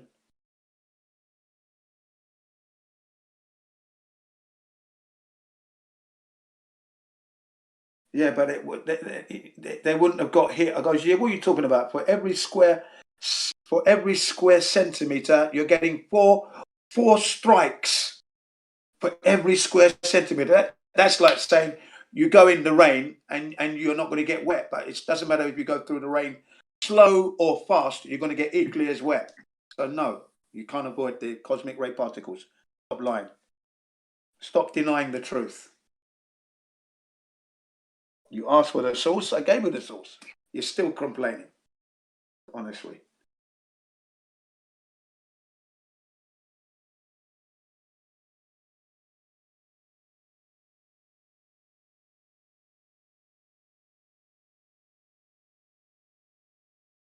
$27,019 solar flare events happened between 1969 and 1972. That's an awful lot of solar flare events. Unpredictable, you don't know when they're going to be happening.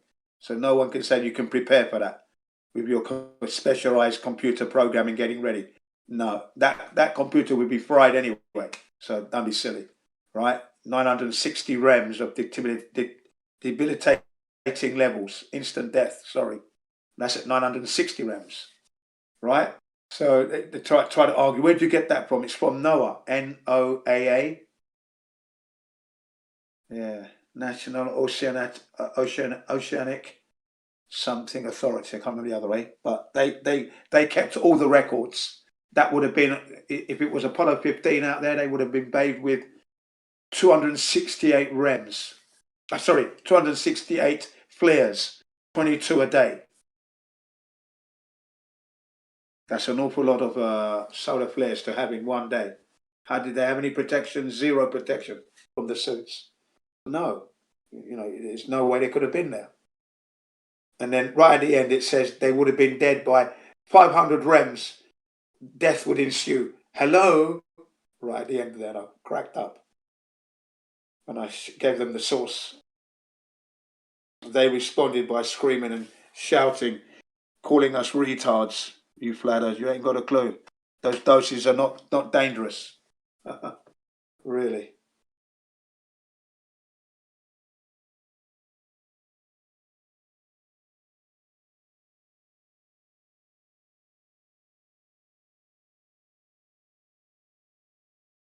Hi there.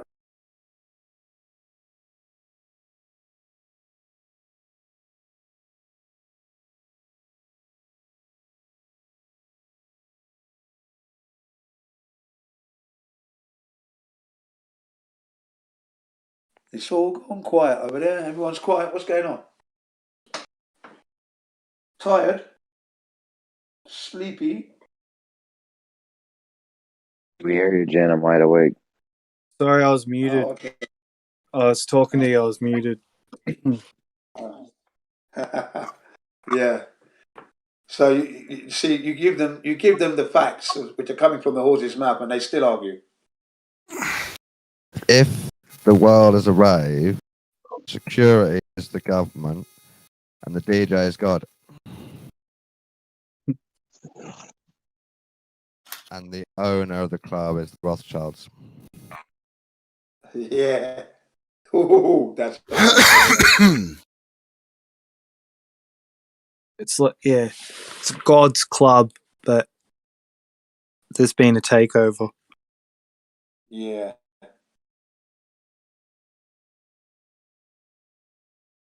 Mm.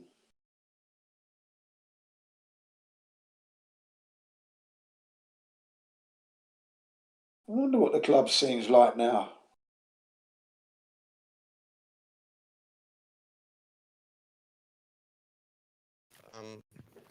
It's half back to normal. People are going out and loving it. Yeah, they don't have to wear masks or anything. No, they tried to lie to us that we had to, and we needed to be negative from a test, but it was all rubbish. People just go out. Yeah. Yeah. It's ridiculous. I think, people become wise, so it's ridiculous. I think the only organisation that's really being strict is the the LRT, isn't it? The London Regional Transport, where you got to wear a mask on the underground, yeah, Probably, and on the buses, right, yeah. yeah. Which is like ridiculous. I think, you know, who are they? Can you imagine that you're on the train and then you know you haven't got a mask on and then the London Transport Police comes up just you know and starts harassing you because you haven't got a mask on and as soon as you step off the train you don't have to wear the mask. You know, it is ridiculous, isn't it?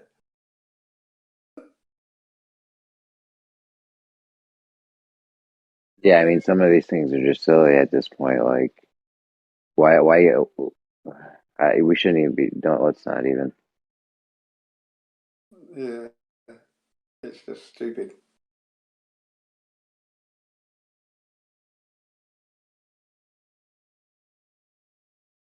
I was talking to my son earlier and I was telling him about the Australian woman, that 70-year woman that got slammed to the ground.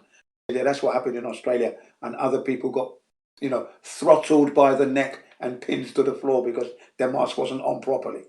And he said, "That's stupid." I said, "Yeah, but look, I mean, look at." I said, "You're lucky that we're not living there because Daddy wouldn't be here. He'd probably be in prison now." Because I wouldn't be wearing the mask. You know what I mean? You know, maybe you might be there as well because you'd probably be backing me up. Yeah, it's that different. It's that different. You're lucky that you're in Japan, where you know it's not being enforced at all. Yeah, yeah. The look of surprise on his face when he heard that she was 70, I said, "Yeah, look, terrible, isn't it?" Yeah. If people are starting to come together here, 50,000 people got together here today, Jin. Brilliant. Yeah, yeah. I got a video a couple of days ago that showed me that the Australians are beginning to come together, and now you've just reminded me of that video I got in the middle of this week, just gone. Yeah.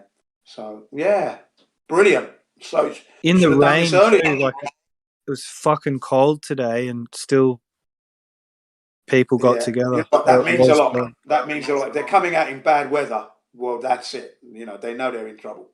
Bad weather or not. Yeah. That's it. Yeah. Well done, guys. That's what we want to see. More of that. Outside the Parliament. Yep. Outside the Parliament building, exactly. 50,000 people outside the Parliament. That's right. Yeah. If you were to rush that building and they started firing live rounds at the people, now you know you can never vote, and you've just got to follow through and get rid of them all, because that's wrong. Because that's what it means. If they throw bags of flour at them.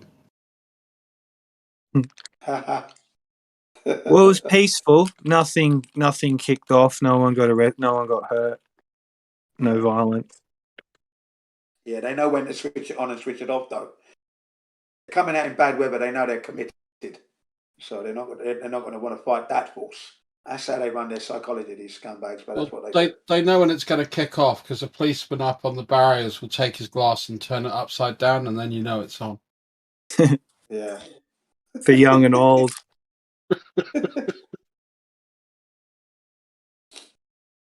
Bit more Sydney, to be fair, than.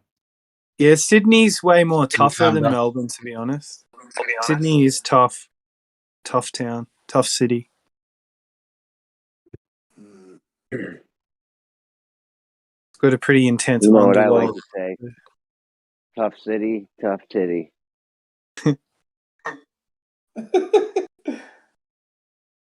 Yeah, but you know what? You know what was really encouraging was when the women were out protesting and they were actually singing in a revolutionary fashion right outside, right in front of the police officers' faces. I mean, any cluster, they could have kissed them on the nose, you know, and they were singing on how they're never going to give up and how wrong they were, but they were singing it to them.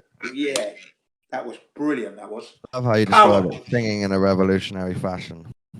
Yeah. With vigor. Women, this were all women. I think any time that you get a group of women singing Risk Astley, it's always good.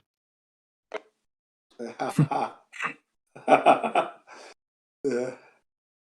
Never gonna give up. Yeah, the police have been very, very wrong in this situation because they signed an oath to protect the Queen's citizens. They've signed that, right? And they haven't done that throughout all this. They haven't been doing that at all. What, they enabled peaceful protest in Melbourne. That was pretty good. No violence. Well, that's well, that's good for it. Isn't that them fulfilling their oath? Yeah, that was good. But prior to that stuff, things that have gone on, like stopping buses from on their way to a protest, unnecessarily. Mate, until you've seen police in action in Italy, you have no idea what bad policing is about in a Western nation. They do not mess about. Yeah, I've seen it. I've seen it happen. One of our flat earthers got arrested, didn't they, on the Globe Live tour in Italy? Yeah, that was kind of like, please come with me. Scusa. Rather than you should see what they do when there's civil disobedience in Italy. Sorry. Remember Roxanne Glenn? You benevolent, bruv. Yeah. I've got a video of that. You benevolent, bruv. I need to put adverts on that video. God damn. See if her benevolent meme gets me some pennies. Fix.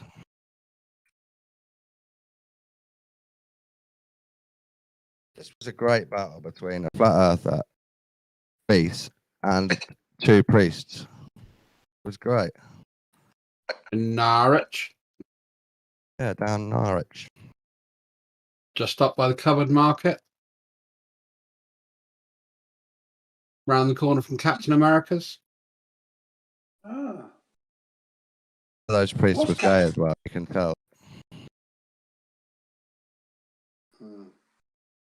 What's Captain America's? What's that, a restaurant? Yeah, it's one of the first burger places in the UK. Wow.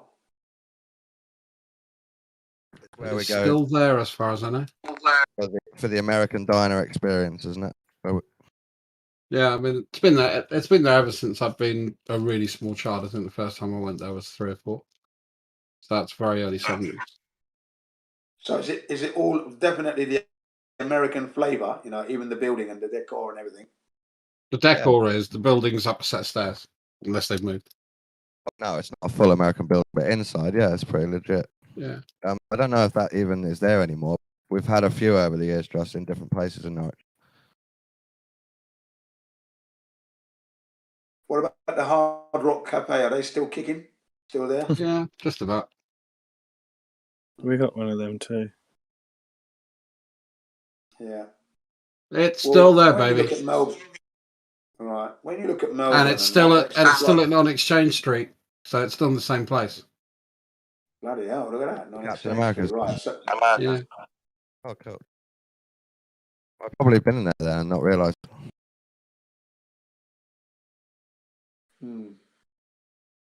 When I look at Melbourne, and it looks just like London. It really does. Places there that look like Regent Street, Oxford Street. Very similar. Yeah, but there are a lot less coughing pigeons in Melbourne. Hard Rock Cafe always struck me as a paradox. What do? Have coffee and listen to hard rock? Breakfast and they're just pounding hard rock out of the speakers. Yeah, it was a funny name, wasn't it? Pretty awful restaurant. It's a tourist trap. Generally. Yeah, it is. In Yeah, London were. Maybe in the evening it's good and you can go around the Rock Museum or whatever. It's maybe fun. Five Guys Named Mo, that's a good one. Or my favourite one, but just because I like the name, but as an American diner, which is just out near Ealing in London. It's called Starvin' Marvin's. Oh, Starvin' Marvin's. Ealing, Ealing Broadway. Which is a piss take on the South Park character. Right. What about Starbucks? Have you been into a Starbucks lately? No, don't do Starbucks. Do decent coffee. Yeah. Yeah. We found a great place in London. It was like downstairs. It was like a Polish sort of bar, and there were photos of like Hugh Grant and Kate Moss in there and stuff. But we had like these huge jugs of beer, and they made me like a coleslaw and mashed potato and veal schnitzel. And then I went in this other room, and it was this huge family, and they were doing like the polka, like the chicken dance, and like we joined in and did the chicken dance. Do you know the? Yeah.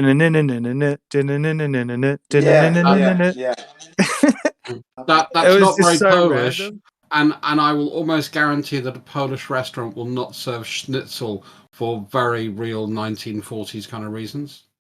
Why? It was Schnitzel Polish.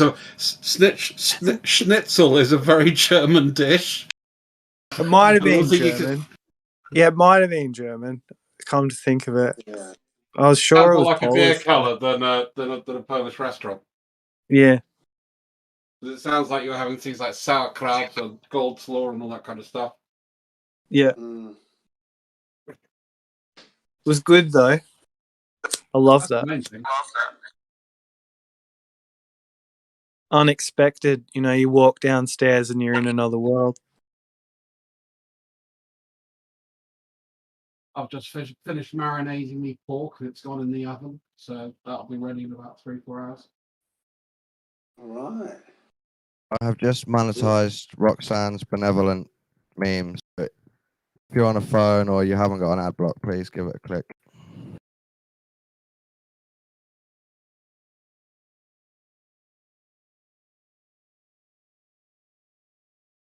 Oh my god, my title, I call her a liar. I've been told off recently for calling people liars. Maybe I should change the title. Yeah, I'm going to change it to Flat Earther.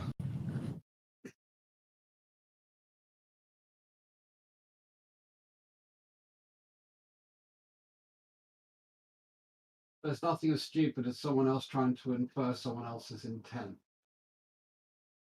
and state it as a fact. It's a very silly thing to do. Well, I don't think it's stupid. I just think it's rude. And people find it rude. I'm going to try not do it, even though I think sometimes it should be done. But I don't need to call her a liar here in this YouTube title, so I'm going to change it. I much prefer mistake. Unless, of course, it's blatant lie. Also, I am a hypocrite because I tell people not to make content based on other people with their name in the title. So maybe I should just change it to Flat Earther. Not even have Roxanne in the title. Yeah, I'm going to do that. Let's just put a red light in. That's not inferring she's a lady of negotiable virtue. It's just an homage to the police song Roxanne. Good band.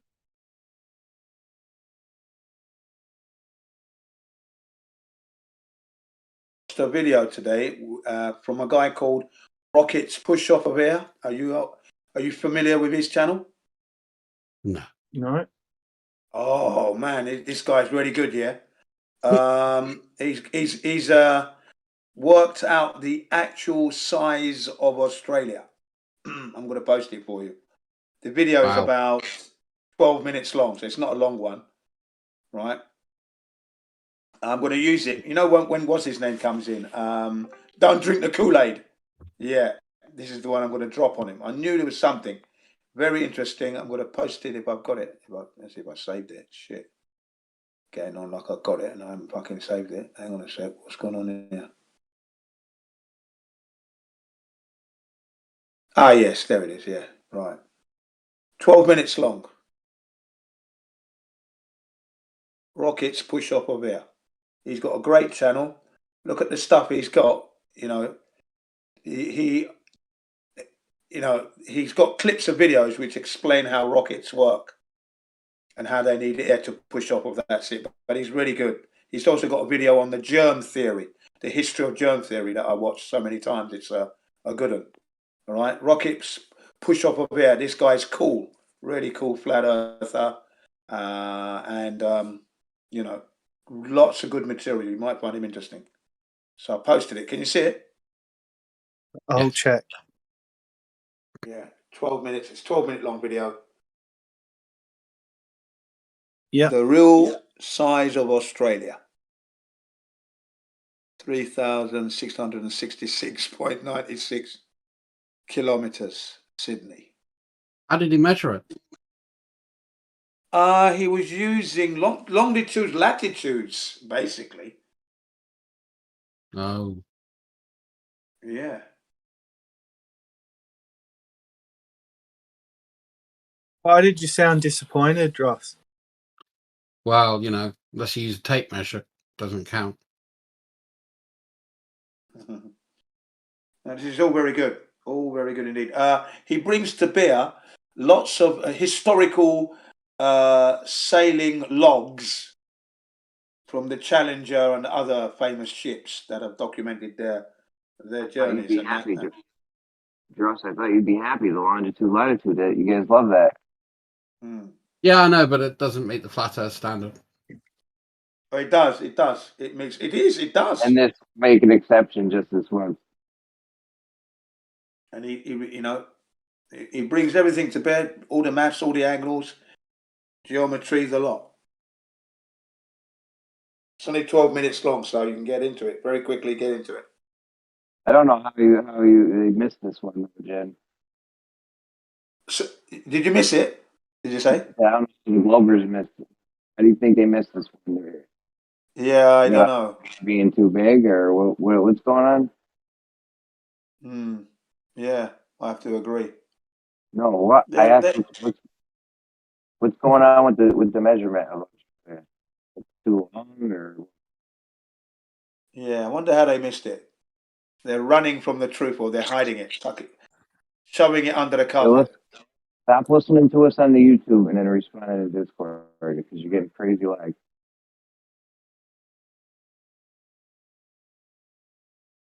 Can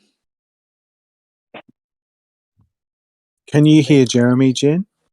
Only vaguely. I think it's Jen's delay in his internet. Yeah, I can't hear. He's coming in muffled. Mike, well. Yeah, you sound proper shit, Jeremy. It's a little bit weird. Sorry. What the fuck, man? Get it sorted, man. Just resorted my mic. I don't know if it sounds better. Oh, it sounds good, yeah. Sounds the same to me. To be fair, all I did is take the annoying legs off it and turn it upside down. All right. How do I sound now? Better. Yeah, it's a little better. Yeah. Like an angel dancing on custard. My opinion hasn't changed, but You're I'm still not muffled. talking right now. You're still muffled, Jeremy. I'm still muffled. Yeah. Yeah, proper shit. Yeah, it sounds like you've got bad latency on your line. You're slightly bedoinging.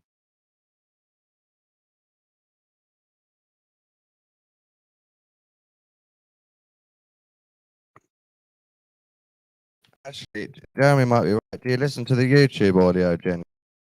I always hear my voice coming out of your mic. No, I never listen to the YouTube audio. Only if I do, then I switch this off, and I'm not listening to it at the moment. No. All right.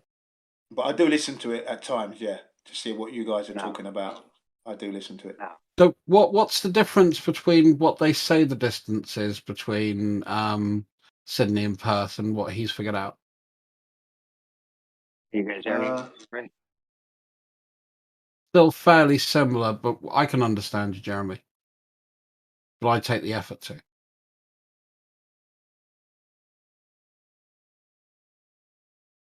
Okay. Because by road it's 3,900 and a bit kilometers. So as the crow flies, yeah, I don't see that being too much of a problem. So I'm trying to work out if this is showing, aha, they're wrong in something, or hey, this is just how I calculated the distance, because I can't see the problem. What it is that they're saying that from the distance from the equator is different from the standard what everybody thinks it is. So it means that the Earth's circumference is greater than the equator, is what he kept referring to, which is right.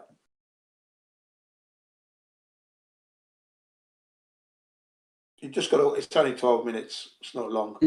No, I was just trying to say, he picked on the real size of Australia, Sydney to Perth as the crow flies. Don't see that being an issue. I'm just trying to figure out why he thinks that's an issue if the actual stated measurement is wrong. I'll watch the video and find out. Don't worry. Yeah.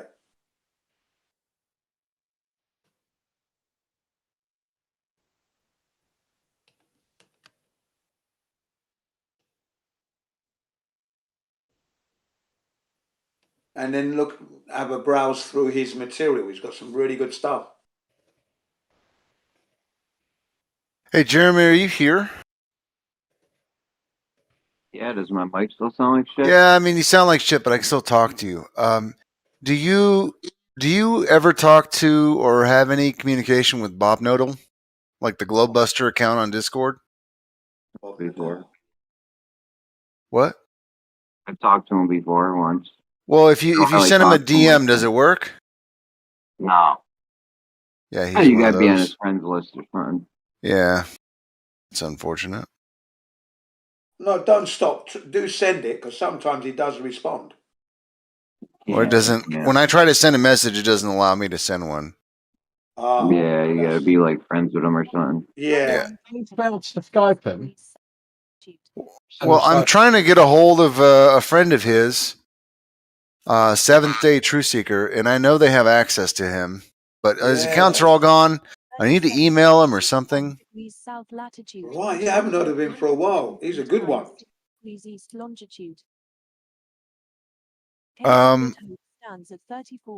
Druss, you've got your mic is set up to all audio and not just your mic. In other words, So like everything that you're listening to comes through your mic now. It's the what you hear setting. I'm sure you know how to manage all that. That should have fixed it. Yeah. Sorry about that. No, it's okay. At least you weren't watching porn, you know? No. Don't tend to do that. I've got a partner to do that with, to be fair. I'm not going to do an Adric.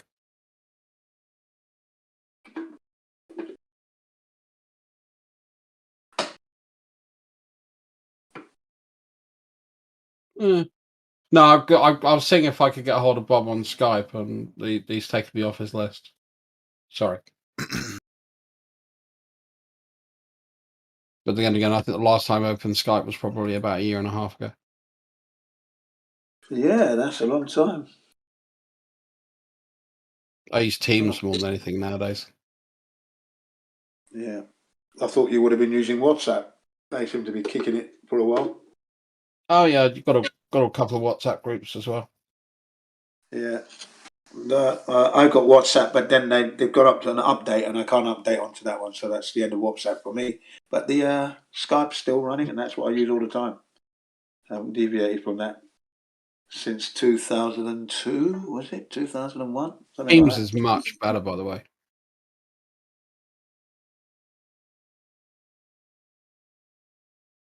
Yeah? What's so better about it? You can text. It's much better for text. It's much better for video. You don't need any stupid accounts to use it. It'll run on a web browser. It'll run as an app. No. What's it called? It synchronizes. It synchronizes across all your devices from a single sign-in. What's it called? Yeah, Teams. my one does. Skype does all that. Skype does all that. Mm. Yeah, it's kind of Skype's going basically, and Teams will be replacing it. Yeah. When is used Skype going? You used to have Skype and Links, which was like the professional version. Skype was kind of the semi-pro version from Microsoft, but everything's gravitating towards Teams because they're basically to the back-end architecture. So everything that Microsoft does now runs from a cloud-based app sort of solution. So what does that mean? They're going to shut down. They're going to shut down Skype, and all your accounts and all your contacts are gone, or what? Are they just going to? I think it's 2025. It's going end of life, end of support. Sorry. Terrible, isn't it? Don't know why they do that. Because the world changes and we get better technology that's more efficient. I doubt it very much. It's not any better. It's working okay now. Skype works perfectly now. Yeah, but it's about maintaining it. You're going to maintain 5 different things that do the same shit, or is it easier to maintain one thing that does the same shit? Well, they could put it all on the same one thing and just call it Skype. Skype improved. I mean, what's going on? Well, that's why they got Teams. Teams is Skype improved. What I think they should do is move all your. We should have access to that at a click. You do. Yeah, but with some of these new ones, is that you got to you tend to have to get a new device. That's the problem. Not for Teams. That's why it's got a web browser mode. I mean, WhatsApp. I mean, unless you're running like some Donkey Kong version of Android, WhatsApp should work. Unless you're running Android 4 or 5. I'm iOS anyway. Oh, that was your mistake. I'm not an Apple fan. They're a pain in the ass to support. Yeah, that's iOS, so that's where I'm at, Apple.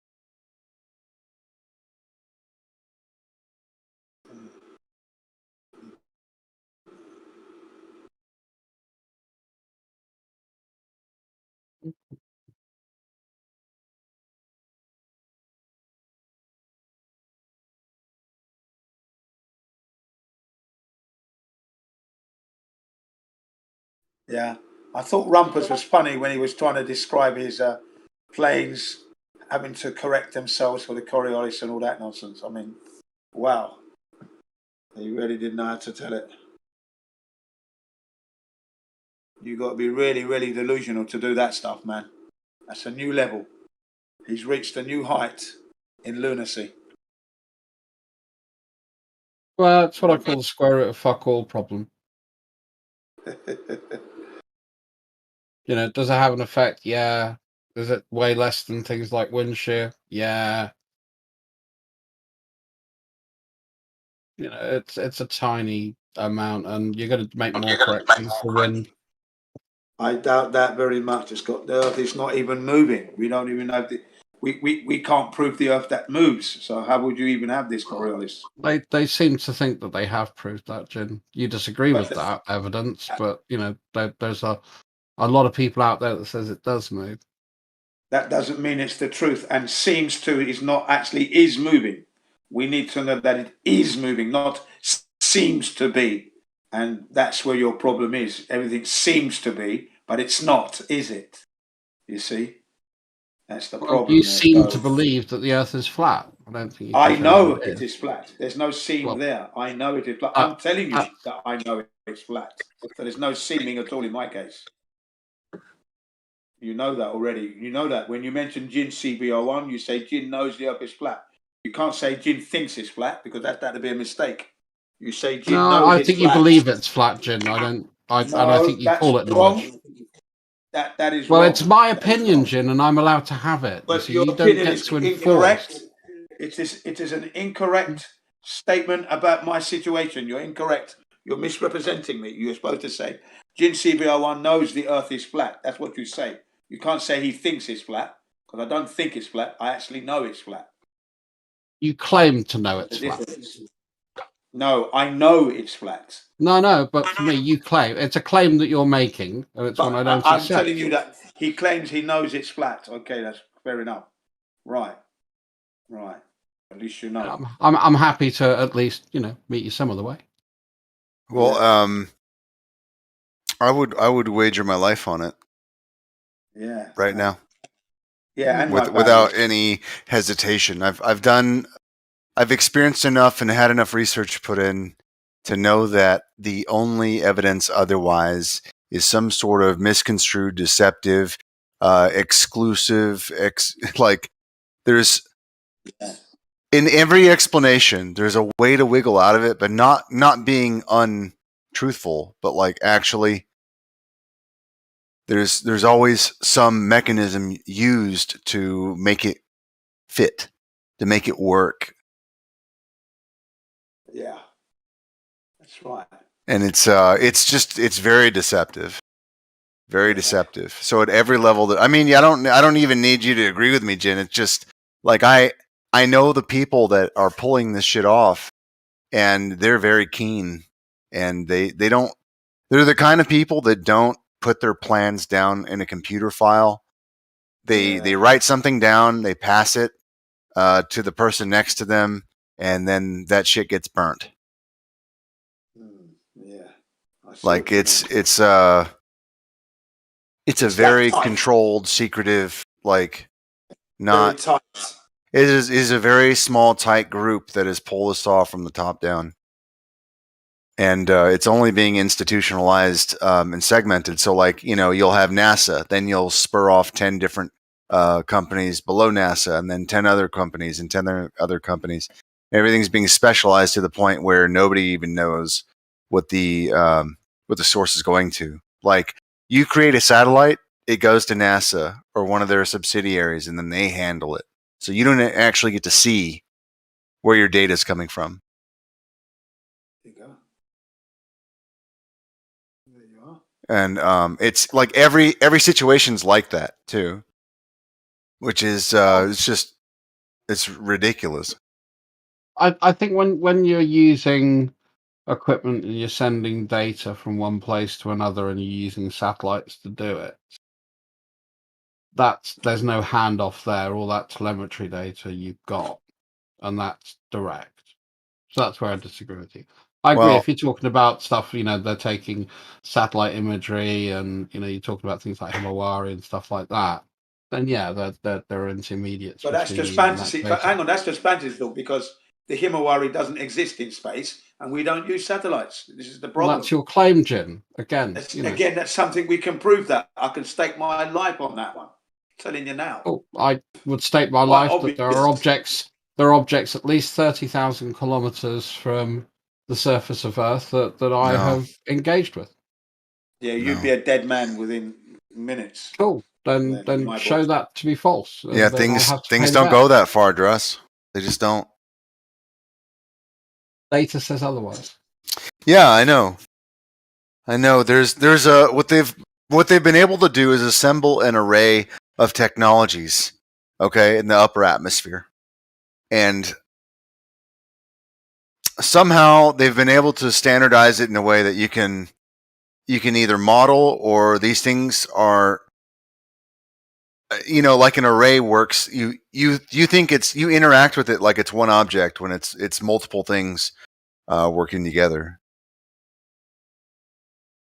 But that's not how the protocol works. The protocol would not allow you to do that.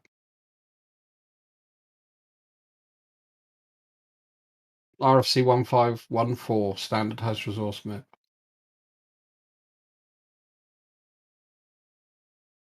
Well, I don't know exactly which system you're working with. I was using a Cisco IGX from an oil rig in off the coast of Norway, and we were sending data to Stavanger, and we were sending data over to a data center in I think Galveston, but don't quote me on that. It's a long time ago. Part of it was going to the US, part of it was going to Norway. What would be I'm just curious, okay? So what would be a a compelling scenario where I could prepare something that would intrigue your or pique your interest, like anything that might be evidentiary. What would be something that I could do? Good question. Do you mind if I think about that, Riggs? Rather Yeah, than give no, off the yeah, cuff of course. answer? Thank you. Because this is I know you're smart enough to either be here deceptively or help me figure it out. So I'd rather choose the latter. I think one of the things that I would find really problematical is if you had something like an oil a container ship, and you could bring the bottom of that ship back using magnification. That would be really, really difficult to explain for me. And to do that repeatedly a number of the times so you could show that it's not just a really weird bit of atmospherics. That I would find problematic. So wait, you're talking about long distance photography, or what was the? No. I'm just talking about a really specific scenario that either of us can do, where you've got a container ship that's heading out to sea, and it starts going over the horizon. Container ships are pretty tall. That's one of the reasons why I'm using them. Okay. And they normally have big writing down the side as well. Which, and you're saying something at like what they what Rakia says is marine level air conditions. Well, again, I for me, I'd like that to be taken, slight elevation, so we're a good 100 meters above sea level. So we're not dealing with any of that kind of shitty refraction in the near ground, and we're just looking through that atmosphere to the horizon. It's about 300 feet to put it in American terms. I think that to me would be very difficult to explain, because you're getting rid of a lot of the crap, the noise.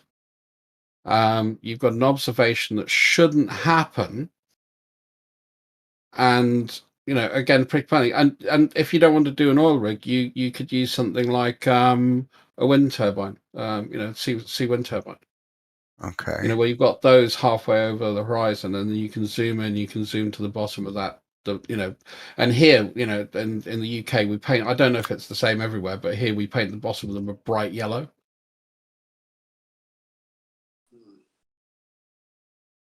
Obviously, that would cause me problems. Colour. Yeah, that's a safety colour, isn't it? Yeah. So that's something really simple. We're not dealing with anything stupid. We're not having to get expensive equipment out. Yeah. But to actually do it through a decent spotting scope, so a couple $100 worth of spotting scope.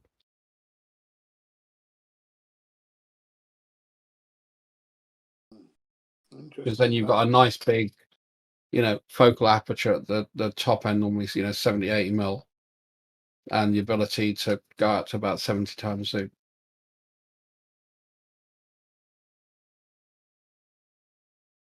No digital, all optical, and then you can stick a phone behind it and you can take a good picture. Yeah. Yeah, that to me, that would be problematic. I would then have problems rationalizing that away. Well, do you think some of this stuff has already been done though? I've never seen that one done. I've asked it a number of times. Okay. Well, do me a quick favor. Write that out so I don't miss any steps or requirements. Yep. And we'll try. Just send me a DM, and we'll try to fulfill it. I'll DM entirely. you. I'll actually sit down and spend 20 minutes and sort of put a bit of effort into it and Because explain. I know you'll want to be more specific. Possibly.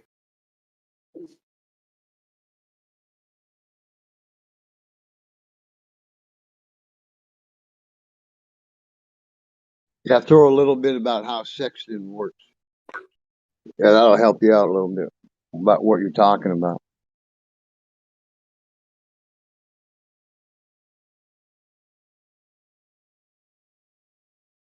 I grew up in the sea. I grew up, Dawn will know where I'm from. I grew up just south of Lower Star on the east coast of the UK. So they'd be purry out that way.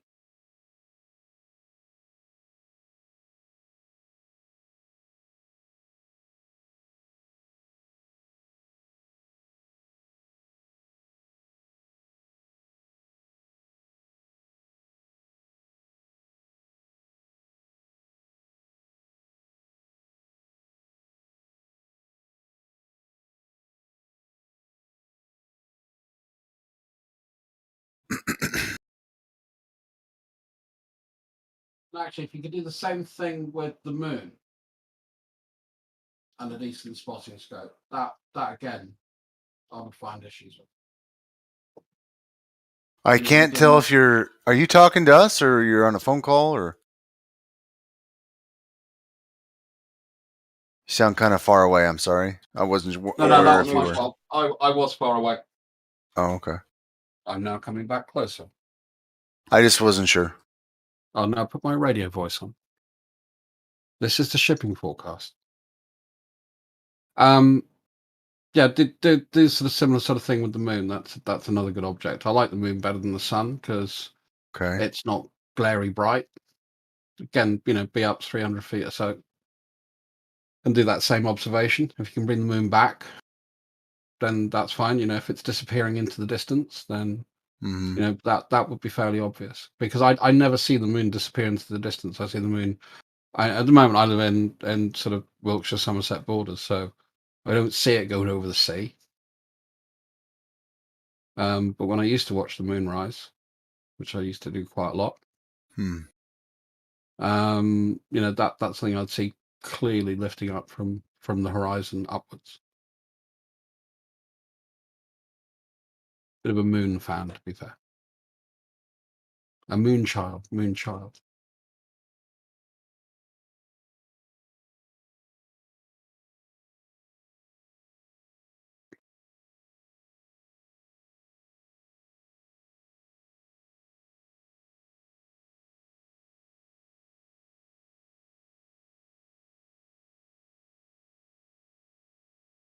Right.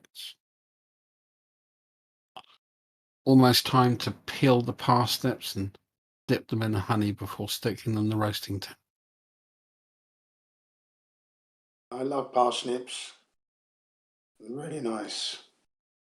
Honey roasted parsnips, man, best. They are the business. Yeah. Yeah, man.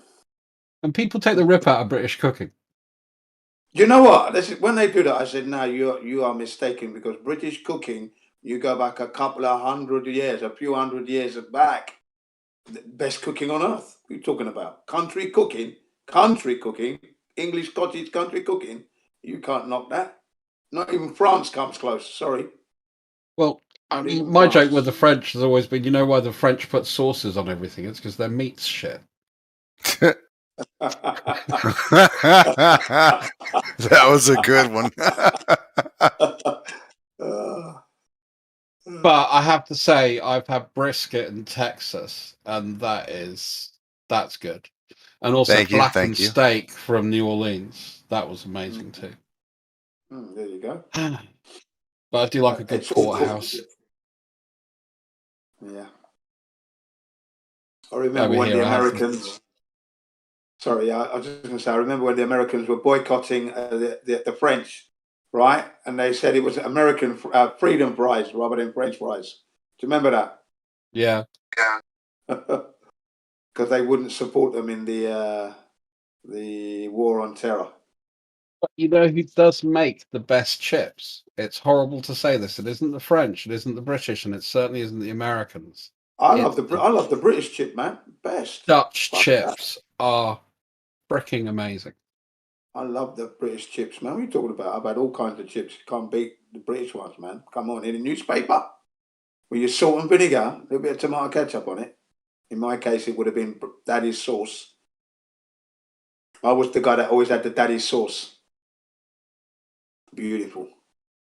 Yeah, Dutch chips are amazing. Dutch, yeah. No, I haven't had those though. I haven't had Dutch. Oh, so. They double fry them, so they're done exactly the same way as British chips, but they double fry them, so they're kind of like a little bit crispy. Yeah, a little bit crispy on the outside and really nice and fluffy on the inside. Sorry, now that you come to mention that, I have because I've been to Holland. So yes, I would have tasted that now. Yeah, but I don't remember them being that crispy. But there you go. Yeah, it depends if you go to a proper frit shop. Yeah. Because a lot of the Dutch takeaway stuff, especially in Amsterdam, it's more shawarma. Right. And then they do kind of like fairly crappy chips. But again, you go out into the country and go to sort of more traditional sort of places.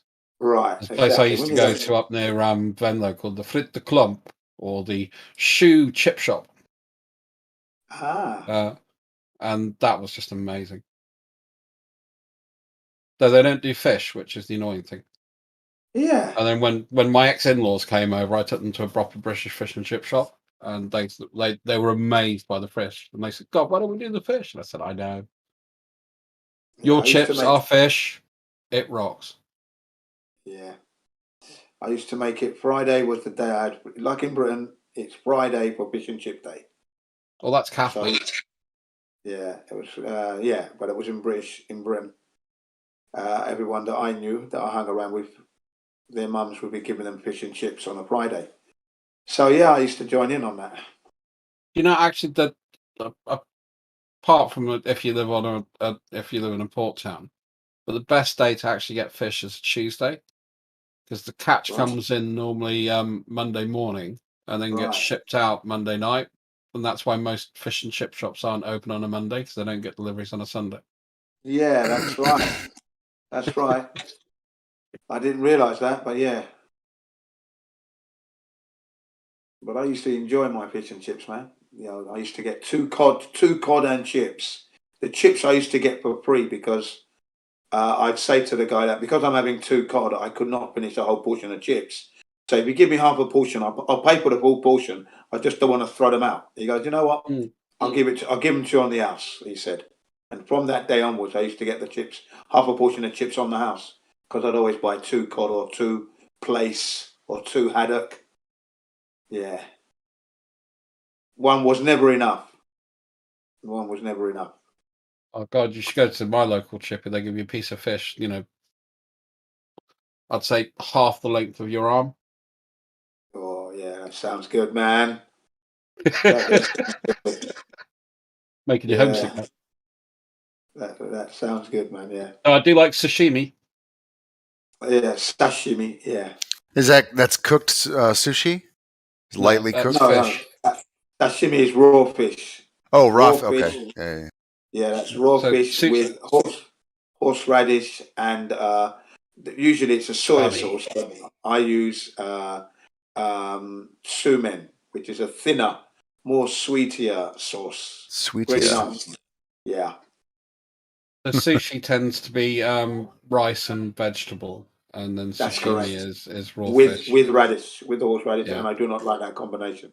The rice gets in the way, so I don't really like sushi as much. They cook it really strangely, don't they, Jin? That's like cooked in some sort of white wine vinegar or something. Yeah, white wine vinegar. That's right. Yeah.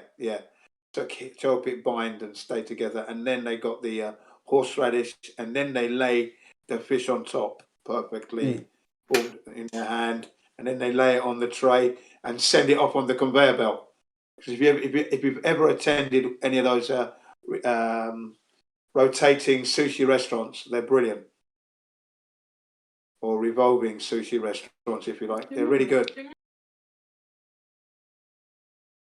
Everything's prepared fresh, literally minutes ago, and it's on. And you can just be eating it. Lovely. Yeah. But sashimi is the best for me, anyway.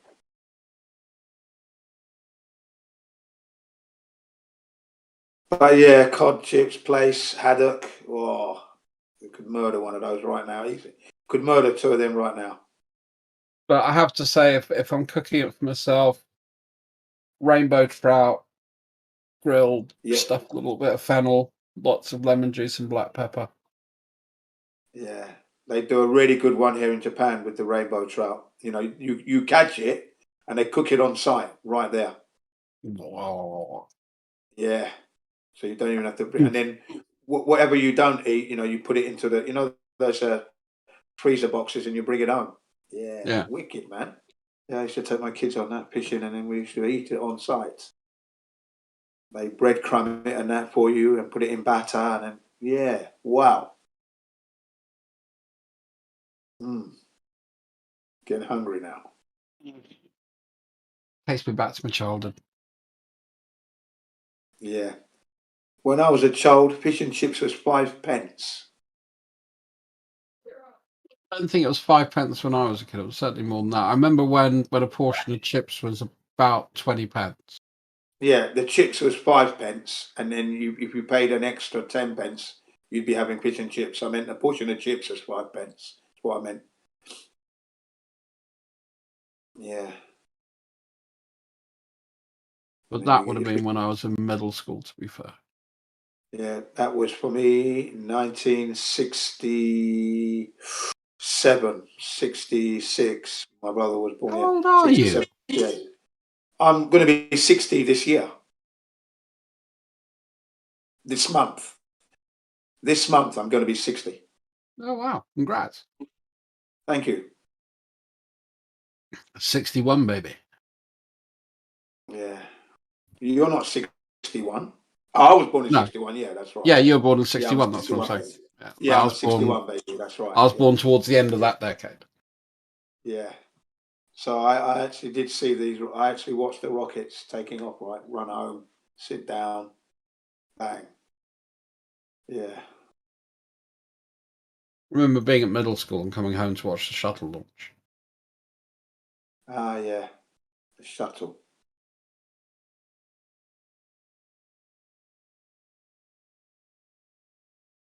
Yeah, Right. I remember it. I remember the Time shuttle to go and do launch. some more cooking. I will catch you guys later. Yeah, Riggs, nice one, I'll boys. put some effort into to giving you an idea.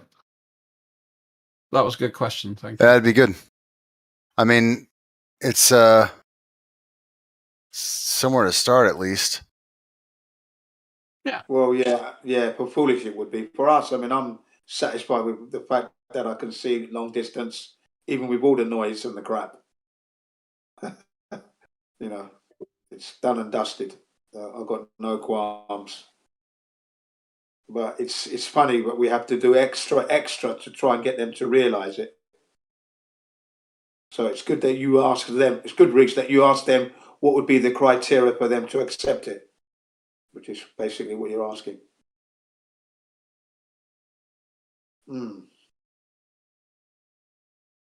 See if we can accommodate them.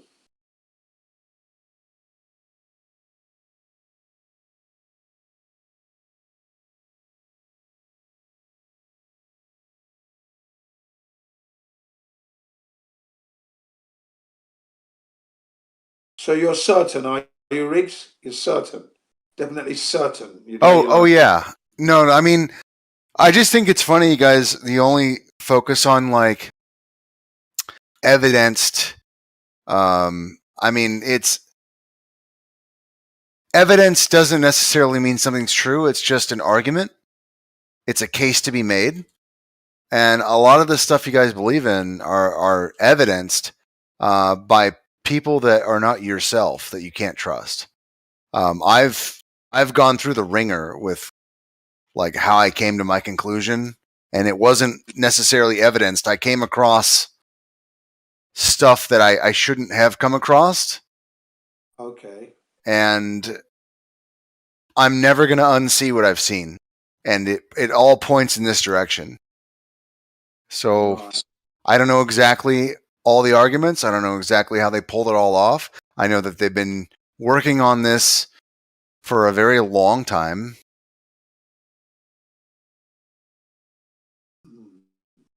And they're just kind of like inching forward with the agenda to create a worldview.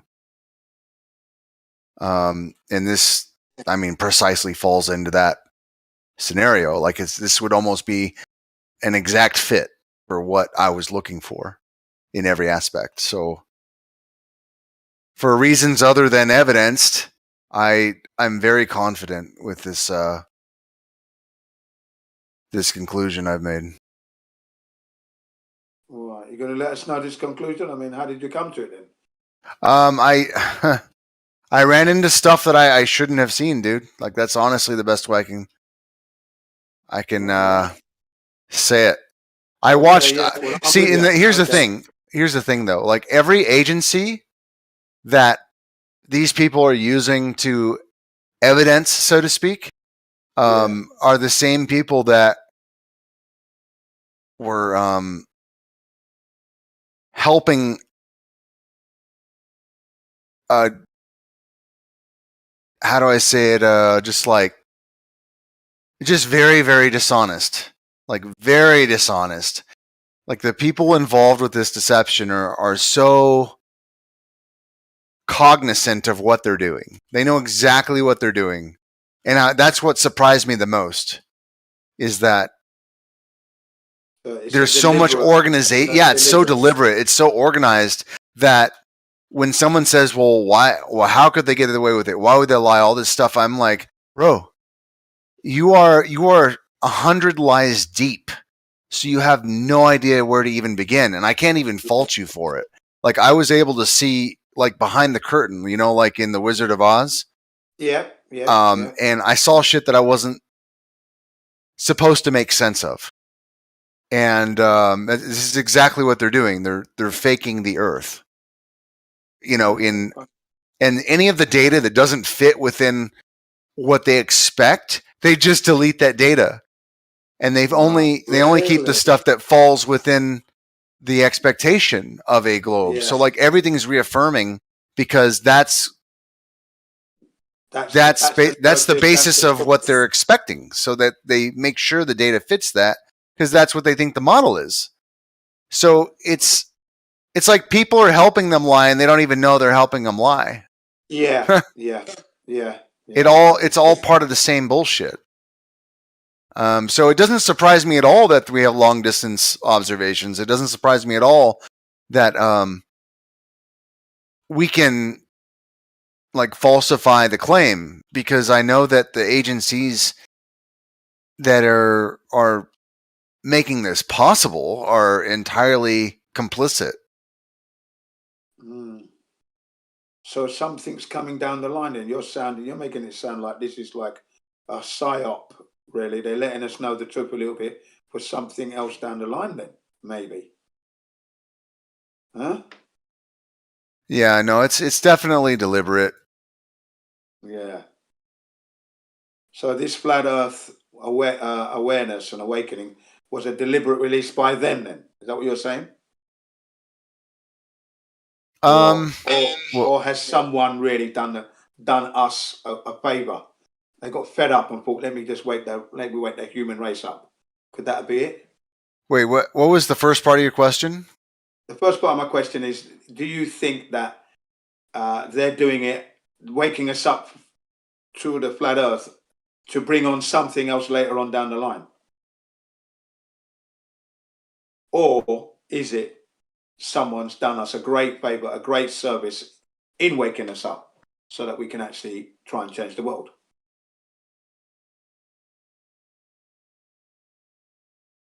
Because you said it was all so deliberate, you know, right?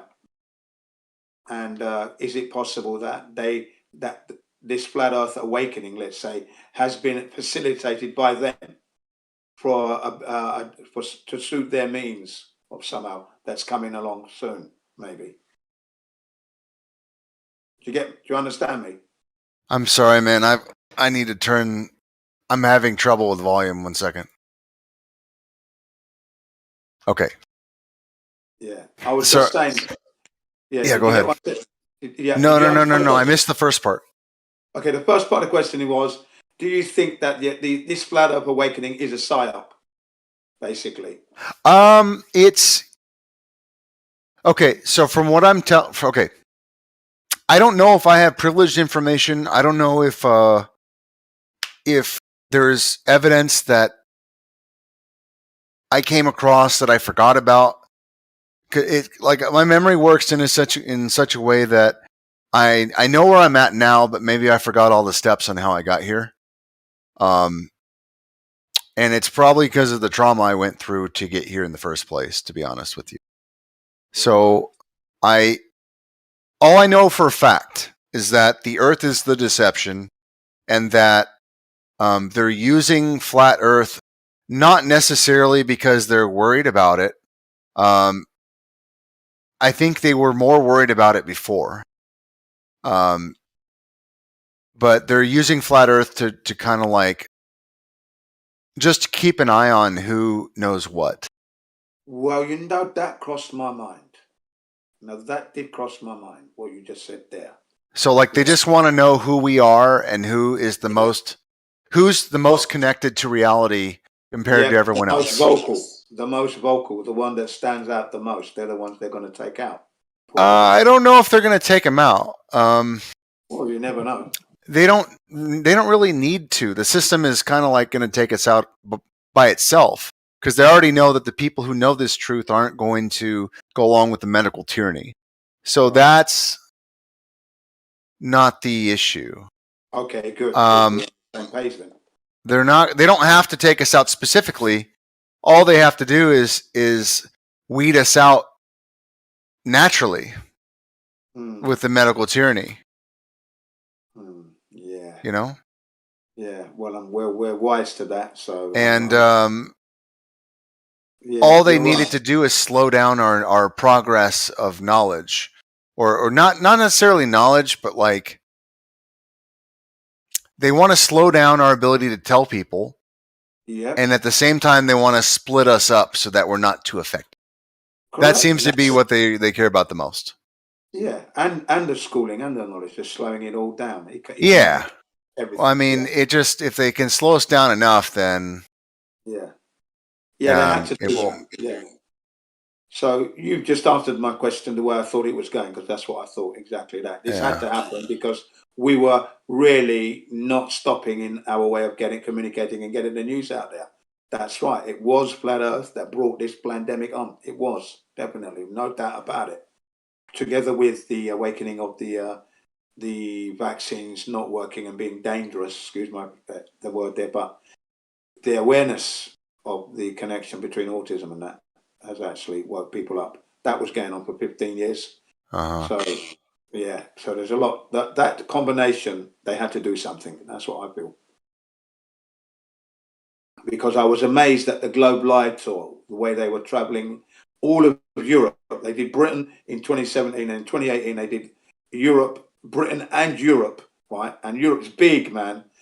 2019, there's a virus coming, 2020 lockdown. Just like that. Just like that. And 2019, they were poised to go to America. The Globe Live tour were poised to come over to the US now. You see what I mean? That was the next big kind of like tour. Right? It was just amazing, that was. And then suddenly, there's November, I'm hearing there's a virus. As soon as I heard it, I just said, why China again? And it's crap anyway. We don't have to panic. It's going to be one of those stupid things that we can recover in no time. We probably won't get it anyway. I was saying to my kids, it's probably come from a lab, and I was right. Everything, and then 2020 lockdown, they're making it out to be more than it is. Oh, what is this? But that's the thing. You know what I mean? You know, you had to wear them up, and I couldn't believe that then people were wearing the mask and going for it. Are you sure? What? Can't believe what I'm seeing here. Then the flat earthers moving from the Globe Light tour, they went to the vaccine thing. You know, anti-lockdown marches. They changed the agenda to make everyone aware that no, it's not dangerous. Don't panic. And they did that all over Britain, demonstrating and outside Parliament and Trafalgar Square, Manchester, Liverpool, Leeds, all the big cities in the UK. Yeah, all the big cities in the UK, they went. COVID-19 tour, if you will. That's what they called it. Yeah, it was good. The Flat Earth crew. Is my mic still messed up? Sorry? Is my mic still shitty? Yeah, you're breaking up. You're coming in and out. What the fuck, dude? Hold on, don't talk. Give me a second, Jen. Hold on. I got a different AirPod. You sound good now. Whatever you did was good.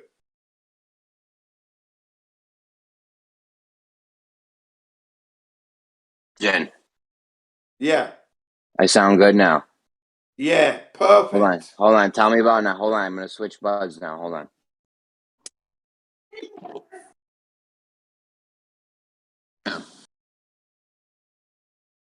Jen.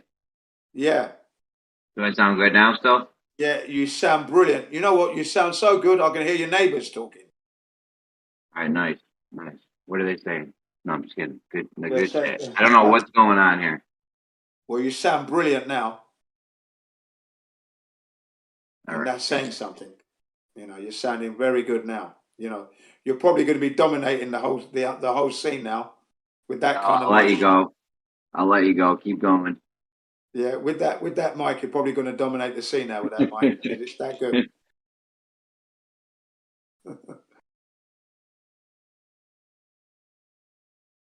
Yeah, so Jin, man,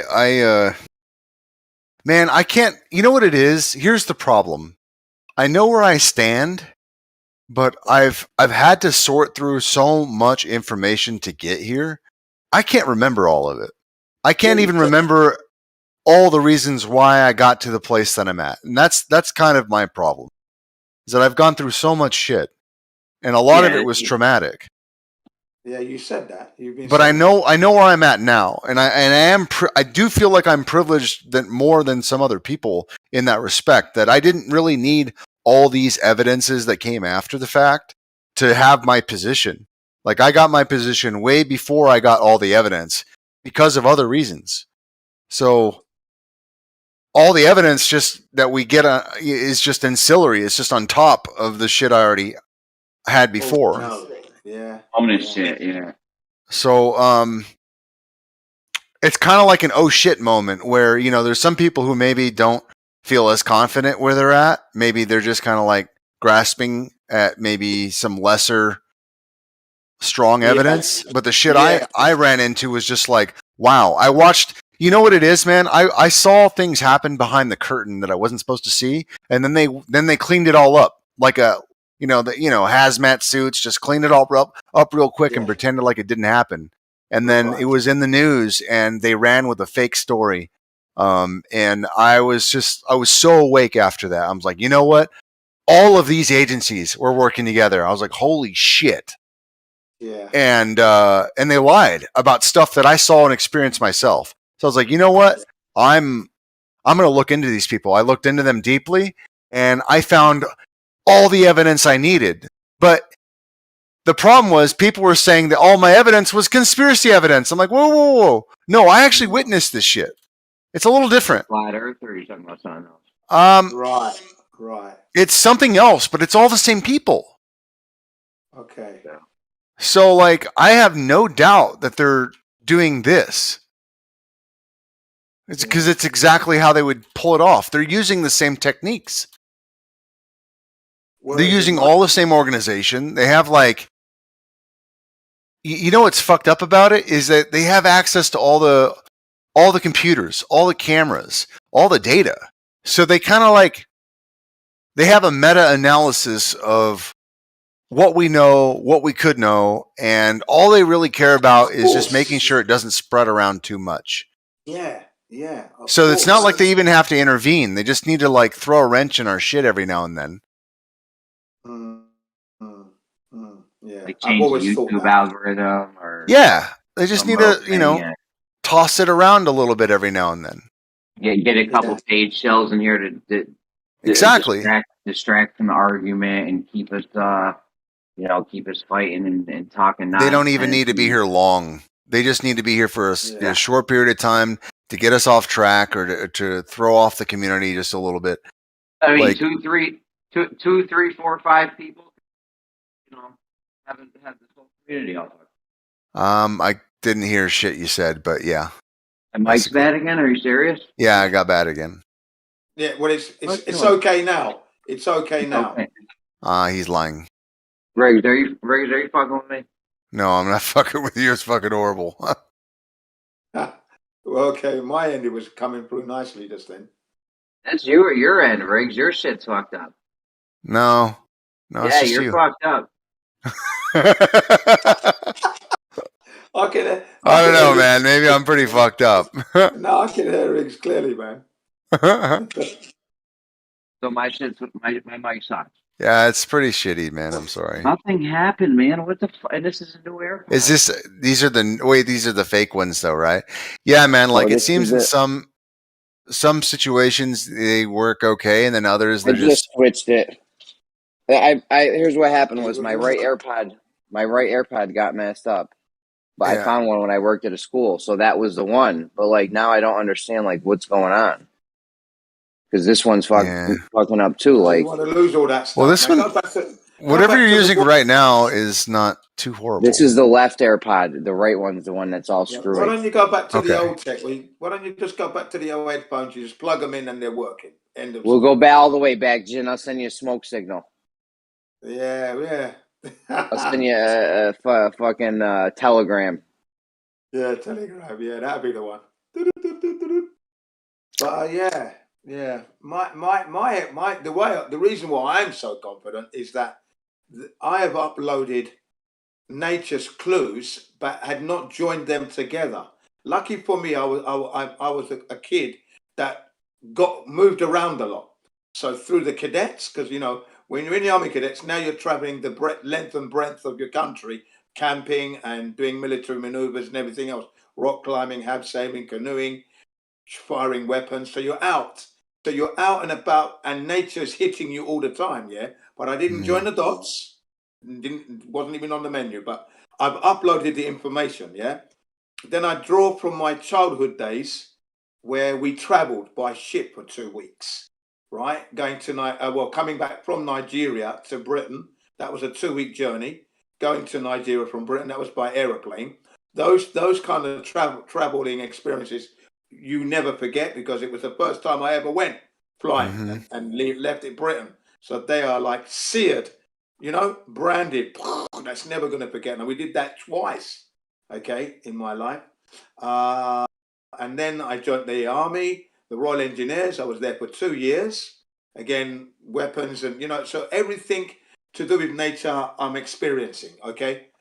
But I didn't join those, didn't make any connection to the Earth being a level plane. And then fast forward to 2015, watching, after doing all the other conspiracies, let's say, conspiracy truths, because that's what they are. They're not like conspiracies, and they would never happen. These things actually are conspiracies, facts, right? Just like you in that sense, and then flat Earth, and I ignored it for a year, or at least 8 months. It was being suggested in the recommendation, and I totally ignored it. And then come Boxing Day, I thought, okay, let me click on it, and for a laugh. And I said that to myself right in this room. I'm going to click on it for a laugh, and let's see what they got to tell me. Like I know it all. Yeah, that's the way I was pretty acting. much did the same. I pretty much did the same thing. I ignored it for months and months. Yeah. They kept pushing the flat Earth stuff on me on YouTube, and I was like, "Come on, guys, let's get serious here." Yeah. I did. And then exactly I finally the same. watched What's one, the and difference? I said everybody knows the Earth is a ball. What's going? Don't be silly. Come on, it's not flat. But then I thought, in the end, I gave in because I had nothing else to research. I thought, yeah, let me click on this flat Earth thing and let me, for a laugh. Well, what have they got to tell me? And my arrogance, like, what have they got to tell me? I mean, I'm not. Come on. And then I was silent. 2 minutes in, I'm getting the shivers. That kind of like pins and needles just coming through me. I'm beginning to feel like I'm stupid. Fuck me, this is making sense. What an idiot I've been. I've been a fucking idiot. I've missed it all. That's how it was for me, like that, literally like that. And then I'm walking up and down there, banging my forehead, thinking, "Fuck me, this is it. This is how far they've like." Shit, man. Let me get back to the video. Hang on, just slide it back. What fucking hell? How did I not connect that with the moon landings? And I watched it, and 10 years of moon landing, and I didn't make that. What an idiot! That's what I mean, Jen. Guys like us knew the moon landing was fake since the 90s. You know what I mean? Yeah, like man. how and even with knowing that stuff, flat Earth was still hard to swallow. Knowing that the space agencies were lying. Yeah. I was already heartbroken that they didn't go to the moon anyway when I discovered that, but that was just momentarily. Yeah, that was just momentarily. I think what helped me is that I didn't have an invested interest in any kind of space. Like I was actually kind of turned off by how all of the space movies and stuff were very childlike.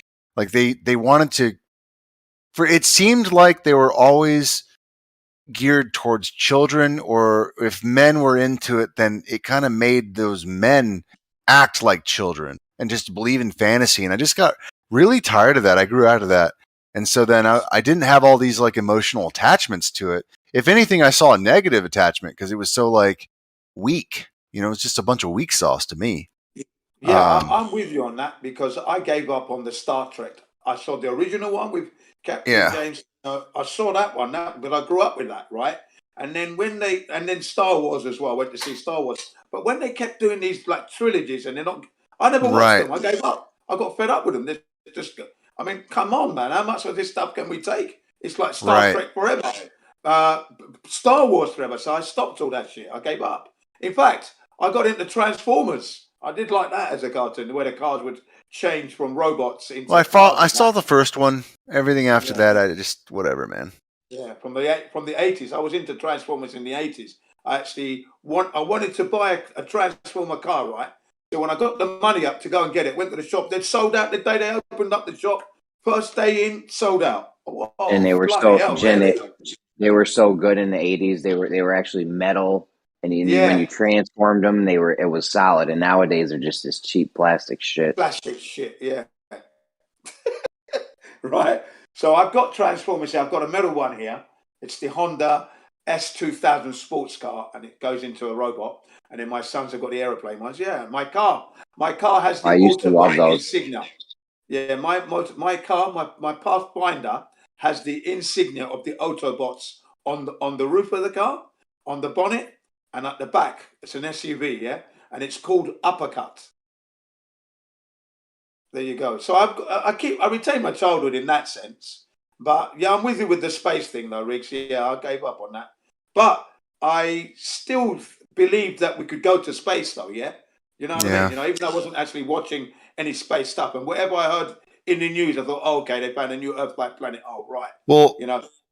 Okay, so there's so much history here. So like, my family grew up in New Mexico, and it was this big area for what was it called? It was that one sighting. Man, I'm forgetting everything. Like I know where I'm at now. Yeah, the Roswell, New Mexico. Yeah. Right. And, well, that too. But I was deep into the alien propaganda for a very long time, and I was at the point where I was actually getting kind of fed up with it. I think that's why I stopped watching alien or like sci-fi movies, was because I was getting so old and I was so into the information, like the actual sightings, the interviews, the abductions, all this stuff. I was getting to the point where like, well, is this going to go anywhere? They had fake videos come out of an autopsy of an alien. They have interviews of testimonies being abducted, and then there's cows with chunks of their organs taken out, and implants found inside of people, and all this stuff. And I'm thinking to myself, out of everything I've seen over the last 3 decades, there is not one shred of fucking evidence. Right. I never. It's all fake. And I was pissed off. I was like, you know what? Fuck all this sci-fi shit. I'm done with all this. And I didn't exactly know why. I just thought, this stuff is fucking fake. And I never got into that at all. I'm with you on that. Riggs, when I heard the word aliens and the Roswell thing, I just said, that's bullshit. It's not possible. And I never, not one atom of my body bought into that. I just totally shut down on that because it was I just knew it was fake instantly. Yeah. Well, you know what it is? I got into the deep fucking rabbit hole with a family line that is promoting space propaganda, and everything else they do is illegitimate. Literally everything else they do is a cover for the opposite. So if they say that they're saving children, they're hurting children. If they're trying to find people that are misplaced, they're finding them to abduct them. If they're going to space, then they're absolutely not going to space. It's always the opposite of whatever they're saying that they're doing. And that's why they make those organizations. So when I found out that this family was behind it and they have connections with all the space people, I was like, oh, that's got to be another one of their fronts. Right.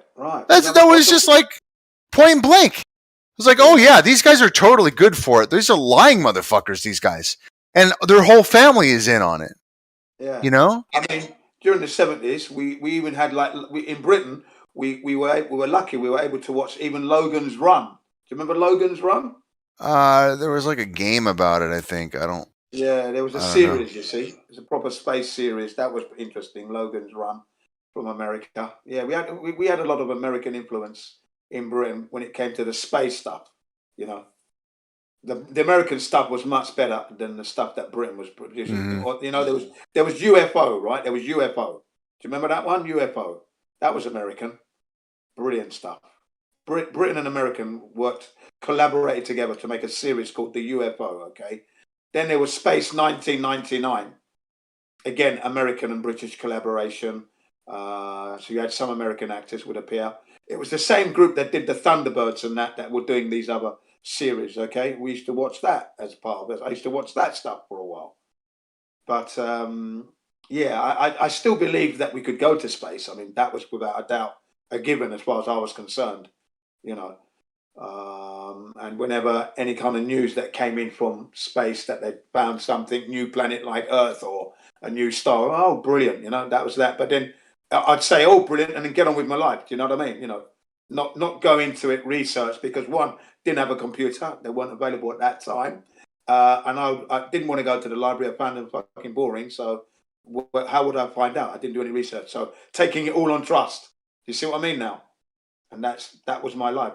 Called me a bit of a lazy man when it came to like researching that stuff, yeah. But wow, 53 when I became 53, 2016.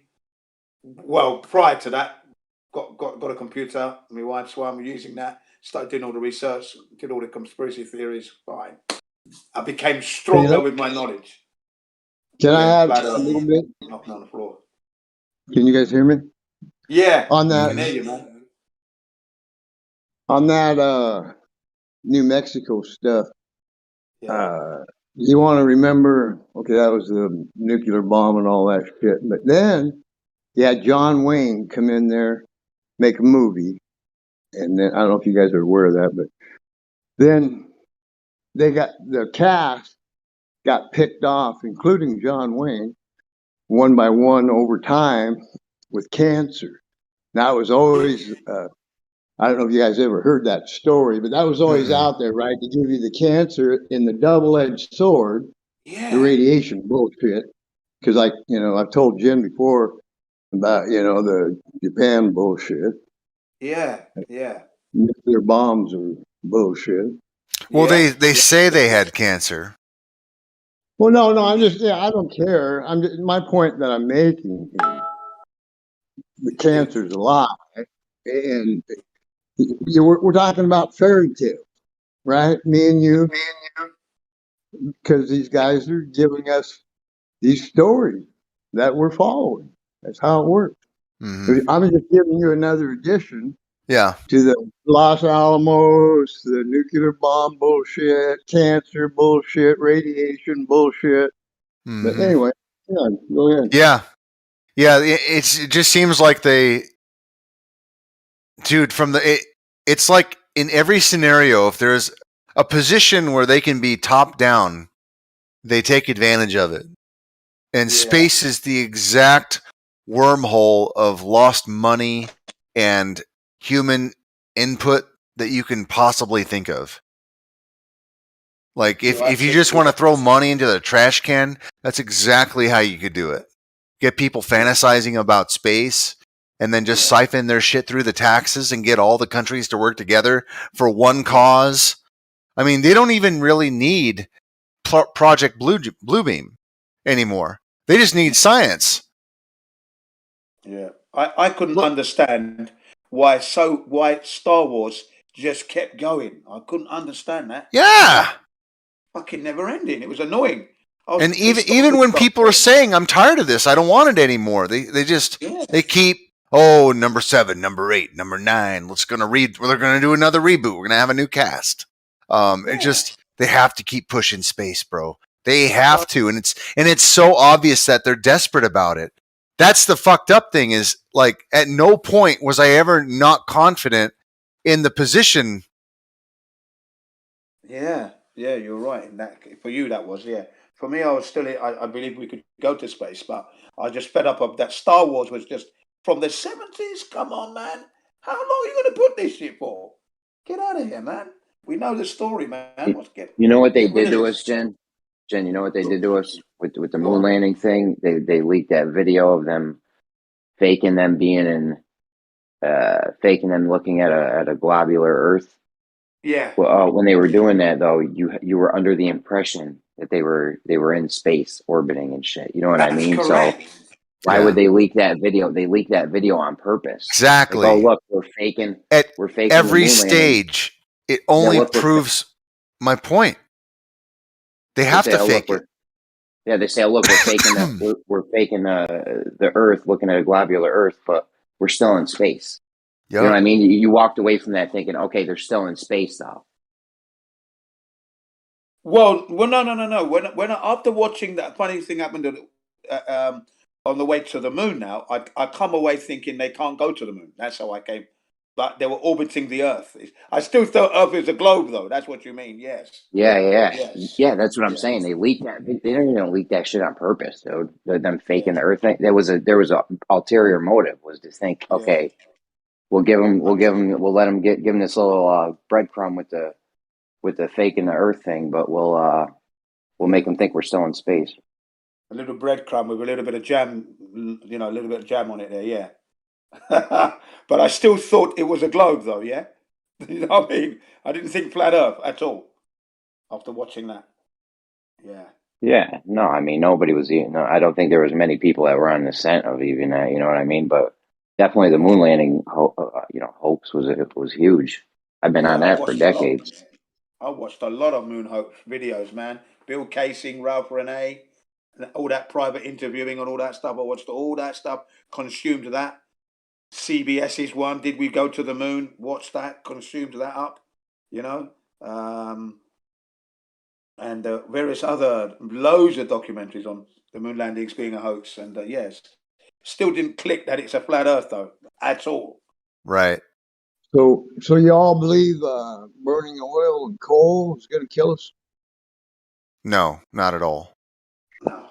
It's a replenishing resource. I worked in the oil field, so there's like there's oil veins everywhere, right? Some of them dry up, but there are massive ones that are constantly refilling. So it all comes from the same place, though. So like the ones that dry up, they came from the one that refills. So as long as they tap into the ones that refill, it's like a river that just doesn't give up. It just keeps being created. So like all of the biomass in the ocean, it gets sucked up into these tunnels and pathways under the earth, these crevices, and it gets cooked inside of the earth with all the pressure. And those oils separate from the water and they float up to the top of the earth. It's like oil floating on top of water in a glass. It's no different. So everything gets cooked in there, and that's why they're, the hydrocarbons separate and they just go straight through the earth. They just seep up to the top and pool. It's a naturally occurring process. So as long as the oceans exist, you're never running out of oil. Okay, yeah, I get that. Where'd you get that story from? I never heard that story before. I figured it out. All right, I can accept. Yeah, I actually came to that conclusion myself, but I also heard it as well. I've heard it as well, so yeah. Yeah, I'm a little bit on the other hand. Well, they don't even deny that it's from biomass, like it's plant matter. Yeah, they don't even deny all that. And there's all these volcanic flows and pathways inside the earth in the ocean, and that's the only place I can imagine it's coming from, because it has to be made from biomass, and there has to be pressure and things that would process that biomass, and then it just floats up through the earth. And guess what? Oil floats over water. This is just there's at no point does it not make sense. Yeah, Riggs, do you remember that they told us this story that the oil is coming from decomposing dinosaurs? Do you remember that? Oh yeah, yeah, of course. That's why I was so interested in figuring out how that works. I actually was working in the oil field and I put it together. Yeah, well, you can't even get people. You can't even get people to communicate about the weather manipulation. They like to skip over that. Why do people like to skip over I don't know, weather? dude. It seems like, that's a real time event, right? You got two real time events going on. The global warming bullshit, total fucking lie. And then right in front of your nose, dumbasses don't even know they manipulate the weather. Like, what the fuck, dude? Global warming, climate change, everything's bullshit. That's right. Yeah, it's fucking it's crazy. It's crazy. Like I have no doubt. So the quote I came across, I don't even know if it's true. All I know is that it most likely is true. But sounds like a song. Sounds like a famous song what you just said there. Well, the quote goes like this. We'll know our job is done when the people know basically nothing that is true. Yeah, that is a song, isn't it? That is a song. I'm sure that is a song. Lyrics to a song, for sure. That is lyrics to a song, I'm telling you, what you just said there. Somehow I've heard it in a song. Well, that's where I went to when I found out they didn't land on the moon. I mean, that was the first thing I did. Yeah, and you put the pieces together and you realize, whoa, wait a second. Literally every convention that I could be made aware of has been flipped on its head and misconstrued in some way. Everyone. Every single one. And people say, oh, well, government schooling can't be that bad. And I think to myself, after this gone this far, I'm thinking, wow, like it is literally just babysitting and governmental indoctrination. The fucked up thing about it, it's not even the government brainwashing you. It's the people who made the government, started this whole thing.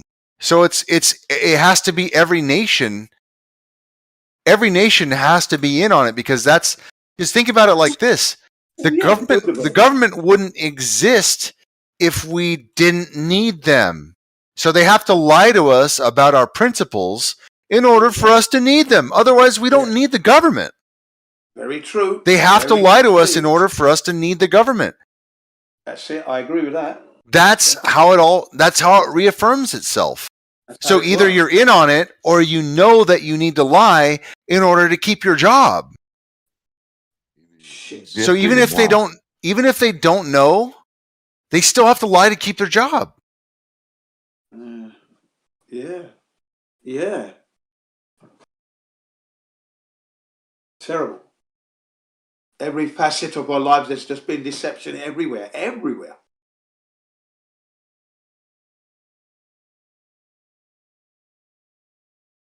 Yeah. Well, think about it. See, the spiritual war, and then it's God, then you, not the bullshit they fucking pawn off. Right. And from that point, you're the most powerful motherfucker in the world. So it's a spiritual war.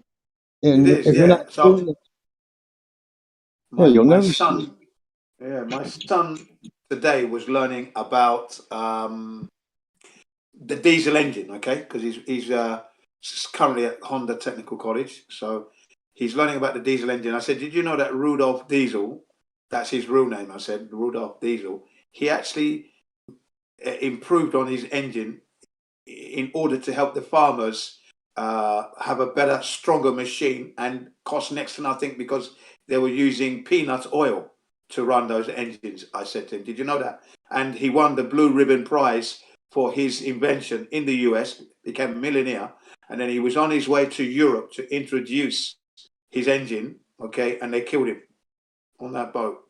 He died on that boat because he was going to corner the market with that. He was on his way to becoming, then we was going to be using diesel engines everywhere because they were that good, powerful, clean, non-polluting, right, and they killed him. Well, nuclear power is safe as fuck. Think about it. Yeah. Hey, look at here. I'm building a nuclear power plant. But guess what?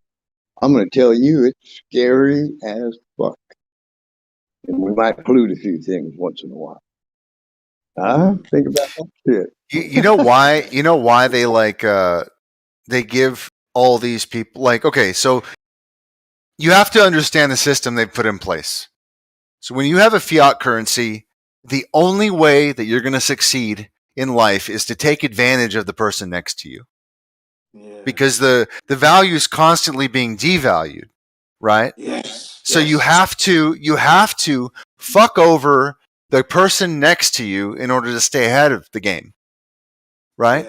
Yeah. So at its premise, that is a big problem. But also, the people who are the most rewarded, the people who are kept above poverty, who basically get rewarded above the inflation rate, are the people who are the most indoctrinated.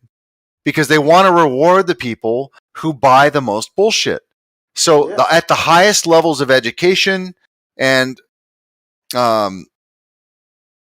industry, you're going to find people who have the most faith in the system. Those people are going to get paid the most. Yeah. That's right. That's they want those people. And the problem is those people are the most determined, they're the wittiest, they're the smartest people. The problem is that they're not looking at the premise of what they've bought themselves into. And if they ever figure it out, the premise was wrong all along, then they're going to lose everything. Yeah, because the people at the highest end, they know. Some of those people, they know they have to lie to keep their job. Yeah, and that's what's going on. They're lying to keep like the their job. astrophysicist that Wakey interviewed. She knows she's lying. Yes. And she's taking the fame instead. She's like, you know what? Fuck it. I'm lying, but I'm taking the fame. Yeah, you can tell. You can tell because of her attitude. You can just definitely tell that without a doubt. Yeah. She knows exactly what she's doing. And as soon as he called her out, she started to defend it and double down. Yeah, yeah. And you could see it all written all over her face. At no point was she willing to give any wiggle room to doubt or alternative evidence, even though she is exactly a theoretical physicist. It's her job to make space for theories, and she wouldn't allow it. Right. That's what a theoretical physicist is. It's just making theories. Nothing's true in what they say. Exactly. I remember when I saw Neil deGrasse Tyson for the first time. It was here in Japan, so I'd never seen him before in Britain. Okay, so here in Japan, it would have been around about 2000 and just before becoming a flat earther. So we're looking at maybe 2008, 9, maybe around about that time, or maybe a little bit earlier, 2006, let's say. But I thought, oh, there's a black guy that knows his shit about the space and that. So I started looking into this thing. You know, he was on the Geographic Channel, and sometimes would appear on the Discovery Channel, right? So I'm watching, I'm thinking, they've got a black brother that knows his shit about bloody time. Seeing all these whiteheads telling me, right? Seeing all these Dave Murphy about space, right? But it only lasted about a year or two, and then I dropped it because there was an anniversary of the moon landing. So I'd already known the moon landings was a hoax, yeah. So 50 years, It was the MC. I thought, you're fucking promoting the moon landings a hoax. Dropped him like a bad habit. That's when I dropped him, straight after that. I dropped him like a bad habit, man. He was gone out of my life. It's funny how people can be so aware that everything is a lie, but then when it comes to space, when you see all parties working together, coordinated, and still somehow like legitimize that. Like Don, for example, Don knows. He knows all of the deception. He knows not only does he know all of the deception just in general life, he knows the occult background. He knows how to read the signs. So like the fact that he ignores blatant symbolism in space, like, you know, he even admitted they faked space travel like yesterday. I was showing all these clips and stuff. Like he knows all this stuff. And the whole point of doing that is because they need you to believe in space to basically get you over the hump of accepting the model. Yes, exactly. Because if space is real, if aliens is real, and all this outer space, exoplanets, all this bullshit mumbo jumbo shit is real, then you're already presupposing that the model is what it is. That's why they do it. Don, you're a fucking idiot. You know this is true, man. They have to do it that way. Because if they argued for the shape itself, you would see through it. If they came out today and said, well, if they started having serious debates about the shape, then it would be a debate. But if they're debating whether or not they understand an exoplanet did this rotation or had this kind of like vision or whatever, like, then they're totally arguing about something else that already presupposes the model. They're never going to debate about the shape. They're going to laugh about it because they're not going to. Their job is to not take it seriously, so that you don't take it seriously. Right. The institutions, educational institutions in Britain, that would be like Oxford and Cambridge. They fully well know that the Earth isn't a spinning ball because the Globe Live team went there and destroyed them. Yeah, they brought their best out, their best educated ones, you know, graduates, and they couldn't hack it. They were like debating for like 2 hours, and then they had to concede that they're carrying beliefs, so they know that. That's what I was glad about with the Globe Live Tour team. That when they went there in 2017 to Oxford and Cambridge and took them on, those were the best ones because they had to concede that they were carrying beliefs and that they could not prove that the Earth is a spinning ball. And I was really glad for that. I thought, good, Oxford, Cambridge, they now know. There's no getting away from it. So, you know, yeah, what you said is true, though. You know, and these guys, they can laugh all they want in the chat. I really don't give a shit. Like I earned my fucking stripes to get where I'm at. Like I understand the dynamic here. The problem is I'm not sure without any external intervention that you guys are going to figure it out or we're ever going to get over this hump. Because as soon as we get any headway, let's say all the politicians are beheaded today and that the people righteously take over the land that was theirs, the freedom that was always theirs, they're going to fall right back into the fucking hands of the people who deceived them in the first place. Because if they don't understand the model, then they're not going to understand that the enemy lies just beyond a border that we don't know about, ready to indoctrinate us all over again from the control center, the command center, wherever the fuck that is. Yeah. They're just going to reseed our population and take us over all over again. All because you guys didn't fucking listen that it was a deception in the first place. Yeah. You want to open your ears and just take time to have a look. I mean, I can understand cognitive dissonance, yeah, and when it's like that, you know they're in trouble. You know, and there's a lot of that going on. A lot of that. Just total denial. Can't hack it. Don't want it. And the truth is clear there to see. It's clear. Easy peasy steps. Child of 10 can pick this up, no problem. Yeah? Yeah. Well, I'm not saying it's totally easy to digest, but if you're at the point where you're going to, if you're at the point where you're going to argue about it all day, that's fucking ridiculous. Cause like, if you don't, like this, I hear people say often, like, "Oh, this is all legitimate. There's no conspiracy. There's, people don't work together." Like, just even generally being on the side of that, the fact that these massive governmental interests with long contracts of billions and trillions of dollars don't somehow work together for their own benefit to increase their income the next following years or decades. You're a fucking idiot. You're absolutely a fucking idiot. That's not only do they have a business interest, the government has an interest to serve itself. They don't care about how much money they spend. As long as it's our money, and as long as they can increase their budget for the next year, that's what they fucking care about.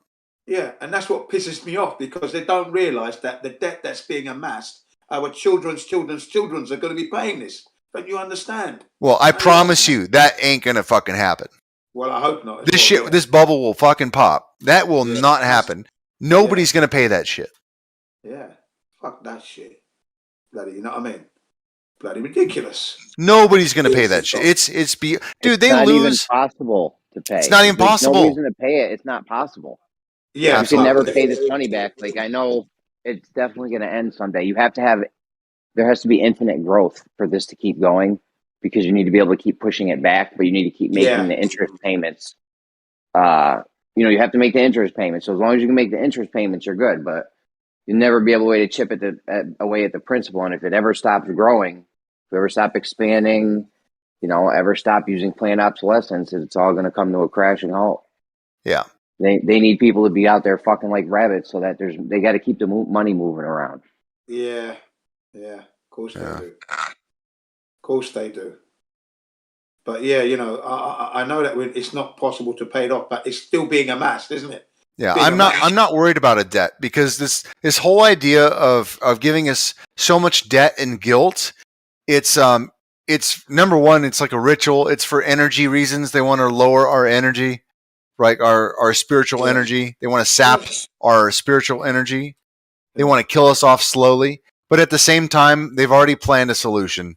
So what they're going to do is forgive all of our debt if we accept the solution. Whatever that is, whenever that happens, it's probably not too far away. But they want people to realize the horrors of what's to come first. They want us to be worried about stuff. They want us to actually naturally die off, the weak ones. And then the strong ones that are left, they want to dominate the strong ones. They want to dominate them. And they're going to have to do it somehow. It's going to be another, news story that they'll come up with. It'll all be coordinated, I'm sure. Stupid, really. No, there's got to be a revolution before then. We've got to fight this thing, bring it down. Nothing makes them happier than dominating strong people. Yeah. And one of the ways they do that is through the lie. They do that through the lie. Yeah. Like through space, even. Like a lot of the people in this room, like Druss, Kosho, these are all very mentally dominant, strong people. And they've been made a bitch. Well, yeah. They've been made a bitch. They love that. They love just watching them eat shit every day. Yeah.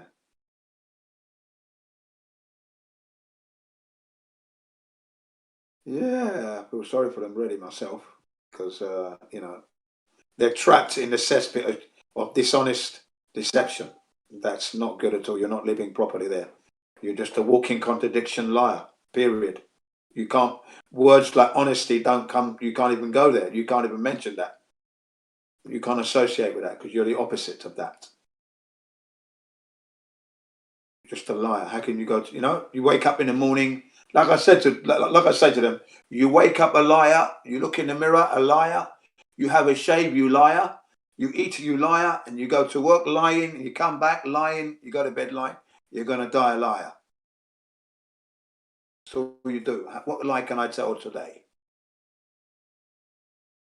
What a lie. Man, you guys are fired up today. Well, it's about fucking time, man. It's some bullshit. Yeah. There's no debate. All right. We're here to fucking warn people of what's happening. Yeah. That's what we're trying to do. Like this is not about gas pressure without a container, like does water curve. This is all bullshit scientific delay. Yes, it is. Quagmire and dogma, that is really. In a million ways past all of that. It's already been confirmed. Yeah. Okay? We've been made a bitch. All you people that rely on that system, rely on that paycheck because of space or its invested interests, you've been made a bitch.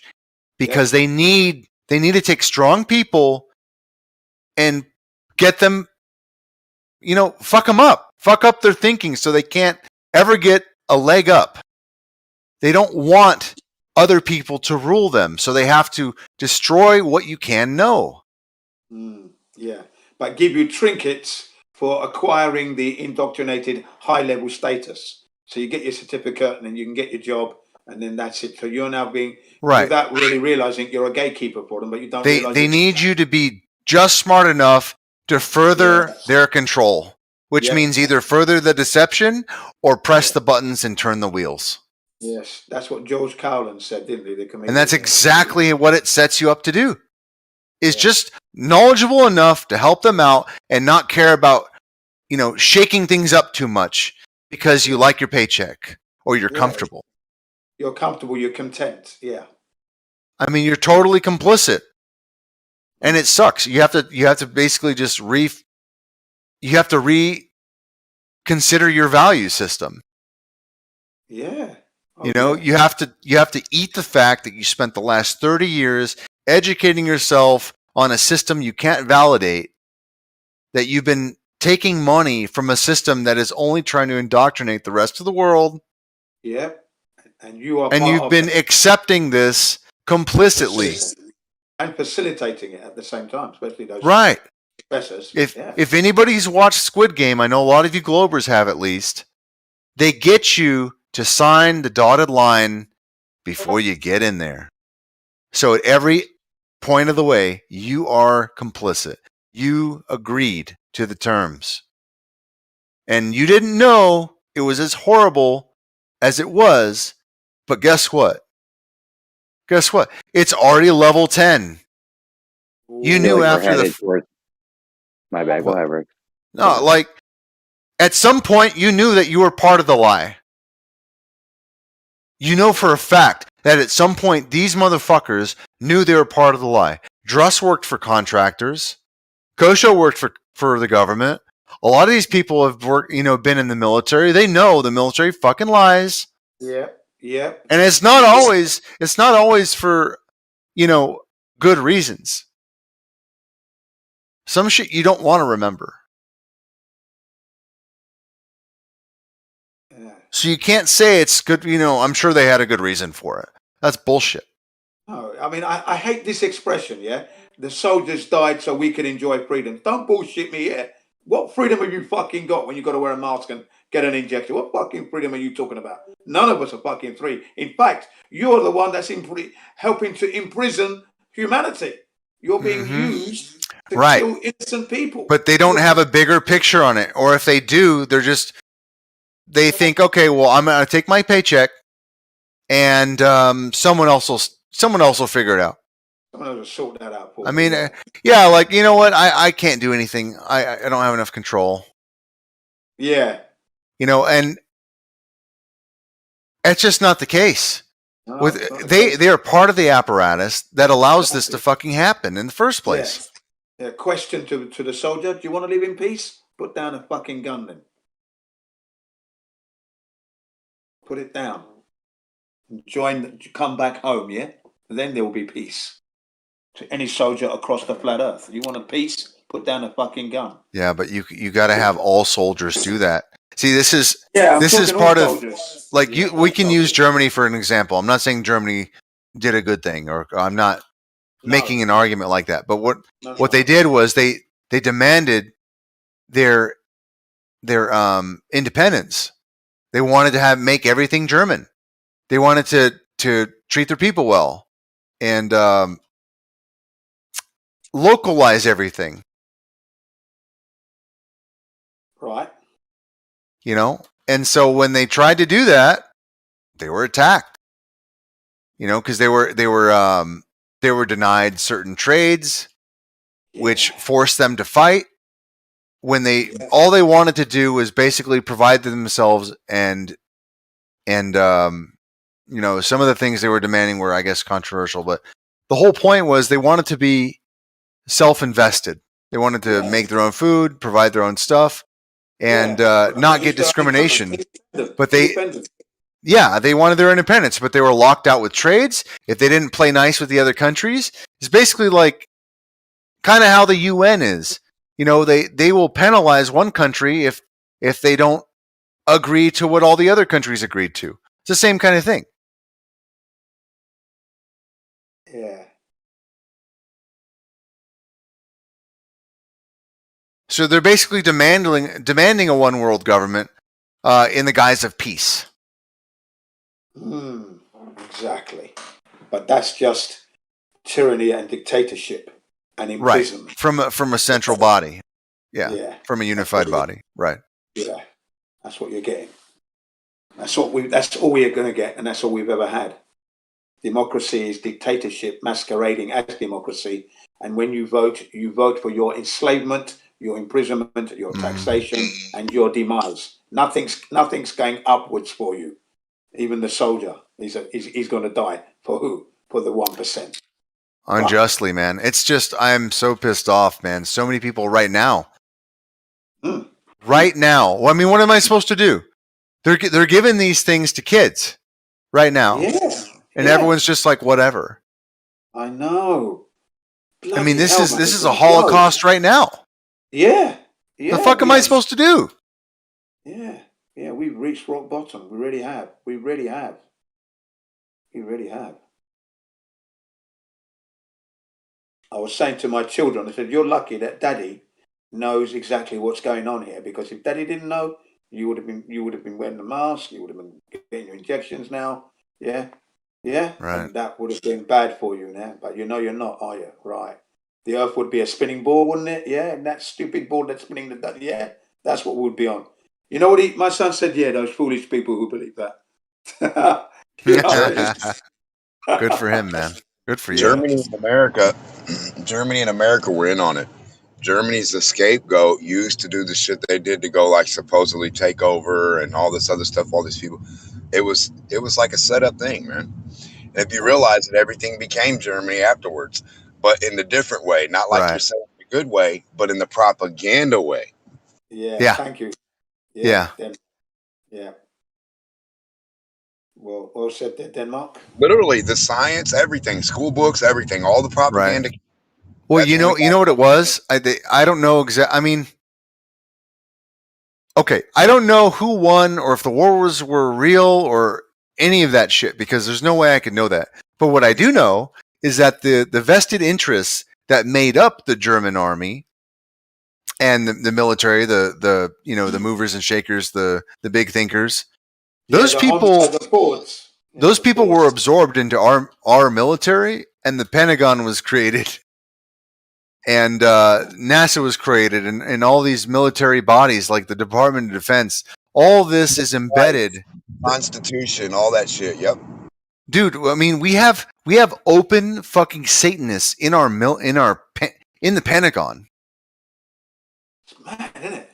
Yeah, openly, like everyone knows they're a Satanist. You know how the Shriners are like the Shriners are Satanists too, really. Yeah. Absolutely. All the Shriners, they believe in Lucifer, man. That's their thing. It's just fucking weird. How did we get here to the point where like, oh yeah, we're just gonna let Satanists in our military? Yeah. What? The top part of the military. The top. You sound like Roboto. You sound like the British Dalek. Exterminate. Exterminate. Like, what was that guy's name? Let me look it up real quick. Denmark. That's Denmark you're talking about. No? Who are you talking about? It was Denmark. I'm looking up a book on psychological operations. Oh, okay. I wouldn't know that. I mean, I only know Freud, Sigmund Freud, Edward Bernays, those kind of people when it comes to psychology and that.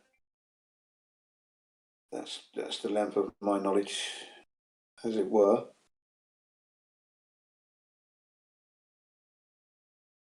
There's a lot of German dudes who had like stuff with that too, like, and then there was all kinds of different people in different organizations. The countries had like their special people for like the mind or psychology or certain shit. There was that experiment they did where they had to look at this guy. Yeah. Michael A. Aquino. Oh yeah, I don't know. And that's the first time I'm hearing that. Oh yeah, I put a link to his Amazon publication list, so you see all the books that he's written. Go look at his Wikipedia, even if it's what I think they deleted it. But you can look up his name and look at all of his vested interests, all the things that he's done.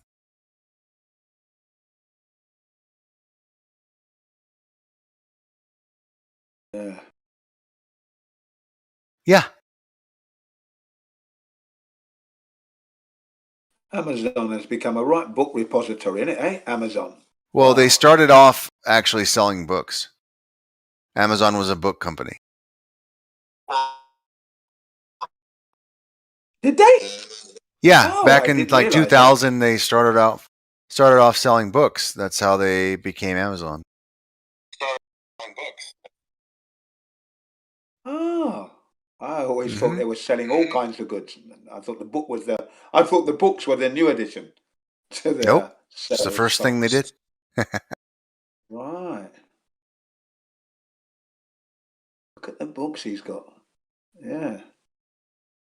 Swastika sign there. Look at this one. Look. Yep. So that guy worked at the Pentagon, and he helped perform and design psychological operations. The thing is, if you actually read his stuff, what you find is that all the stuff that they were using was like basically on populations. So like against the American people, against populations of other countries. It's all about psychological warfare. Yeah, I've always known that. Now that I've always known. Like this is one of the head dudes that mastermind like stuff they're using against us. Yeah. Yeah. The psychological To warfare. control us. Because the biggest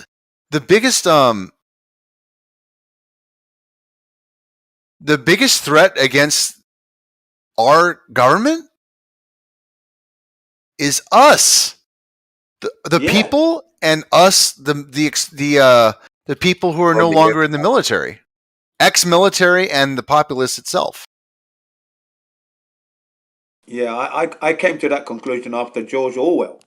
That's when I knew it was a psychological bash. George Orwell, 1984. That's when I realised.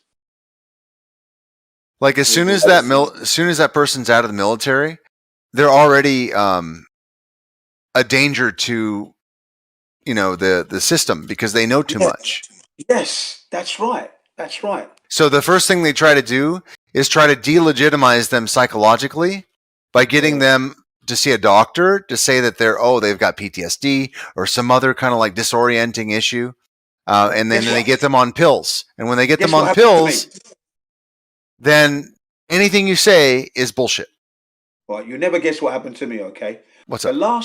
The last few months before I came to Japan, okay, because my family knew I was going, friends knew I was going, and some of these friends of mine are still in the military and that. Okay, guess what? I started to see some of my sergeants and officers at places where you wouldn't normally see them. Like I'd be at the lights and I'd be walking across, and then I'd travel. Another day, another military. But prior to that, I'd never see any of them. Never see any military ever. But suddenly, the last 2 months, I'm seeing, before coming to Japan, I'm seeing a lot of ex-military. Like it was like a show of strength. I began to feel, like the cartoons where the guy's trying to do a runner, but he's appearing here, and he does a run and he appears here. He does a runner to him, and he's. Do you understand what I mean? No, there was a lot that came out of your mouth right there. Try again. Okay. I'll say it again. I'll say it again. Right. Basically, I began to feel that I was being followed. Okay. Just like in the old Merry Melody cartoons, where you had the dog trying to run away from the police, and he'd get in a car, getting a boat, getting a plane, but then the police would be waiting for him there. Then he'd go here, go there, and the police would be. Do you know? You get the car. So were you? Yeah, or you just felt that way. I felt that way. Yeah, I felt that way. And why do you think so? I don't know. Maybe because I know too much. Perhaps being military. Why am I coming to Japan? Well, they really don't like people who, because when you're in the military, they do a lot of psychological studies on you. Yeah. So they know who might wake up to something compared to someone else. Yeah, I got that feeling. I did have that funny feeling that I was being watched. Yeah. Honestly. Which like, I thought, wow, what's going on here? Why am I seeing my ex-sergeant today? And then a couple of days later, someone else. And these people I've never seen for years. But they were all military. It's like they were trying to tell me, you are leaving the family. Why? Kind of thing. Or you're not allowed. Or we know where you're going. But it didn't stop me. I just said, yeah, I'm a free man, mate. Unless you're going to come to my place and put the gun in my head, get out. Just forget that. You're not going to. You can't stop me. That's how I felt.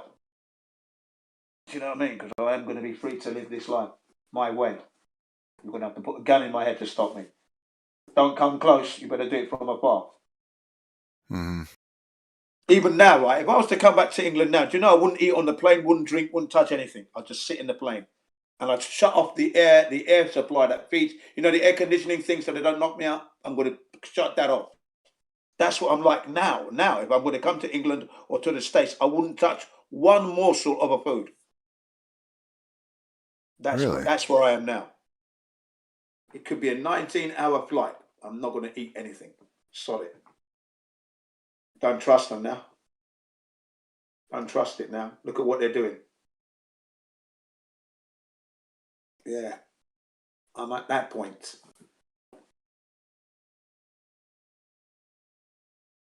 You get on the plane, you have something to eat. Suddenly you get Tom Dick, and you're bringing the illness home. You know what I mean?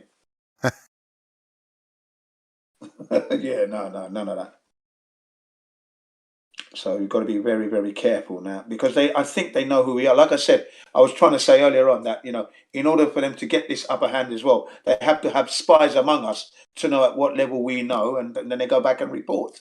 So they know who we are, and they don't be surprised when they knock you off one after the other, because the longer you live, the longer you can send the message. That's how I feel. And I've been very vocal. That's the most. I mean, I'm the guy that's outside the I was outside the immigration office at 2017, telling people that the earth is flat. Loud. I've got my orange jacket or motorcycle jacket, orange motorcycle boots. I'm marching up and down telling the people that the earth is a flat plane. Okay? We're all here to get our visas, yes, but whilst you're here, pick up your smartphones. Right, look at this site. Yeah? Okay. That picture is CGI. Yeah, pick up your smartphones. That's why it's called a smartphone. It can make you smart, yeah? Come on, pick it up. The earth is flat. Which group can actually tell the military what to do? Like, tell them. Like, what group can go ahead and say, hey, military, you do what we say now or else? Who can do that? Yeah. Who can do that? That would be the who is directing our military? Only the people, if they, if they group together, if they band together. Yeah. Dude, ultimately though, ultimately it's the people holding the guns have the decision. Yeah. Yeah. I mean, in They U.S. we decide have whether to. that's not a problem, Jeremy. If the army tries to go against their own people, the people is They gonna win won't. that fight. Easy. They won't. Or I don't even think they would do it, because you'd literally have like brothers against brothers, and you'd have the moms against sons. Like, people are gonna be like, "What are we doing?" They won't do it. No, there was. I think you're You're not wrong. gonna shoot your mom. Like, you're not gonna shoot your mom, bro. I don't give a fuck. Well, no, you're not gonna shoot your mom. You're gonna shoot the other people. The citizens. I mean, if your mom is pointing a gun at you, at that point, I think, what are you gonna do? At that point, is either your life or hers. So. I'm not gonna shoot my mom. I'm not gonna shoot my mom. Yeah, bro. I'm not shooting my mom, dude. I'm not gonna shoot my mom. I'm gonna No, die. I don't know about that. Yeah, but I'm telling you, man, they're gonna be like, "Yo, what are we doing?" They're gonna rethink things.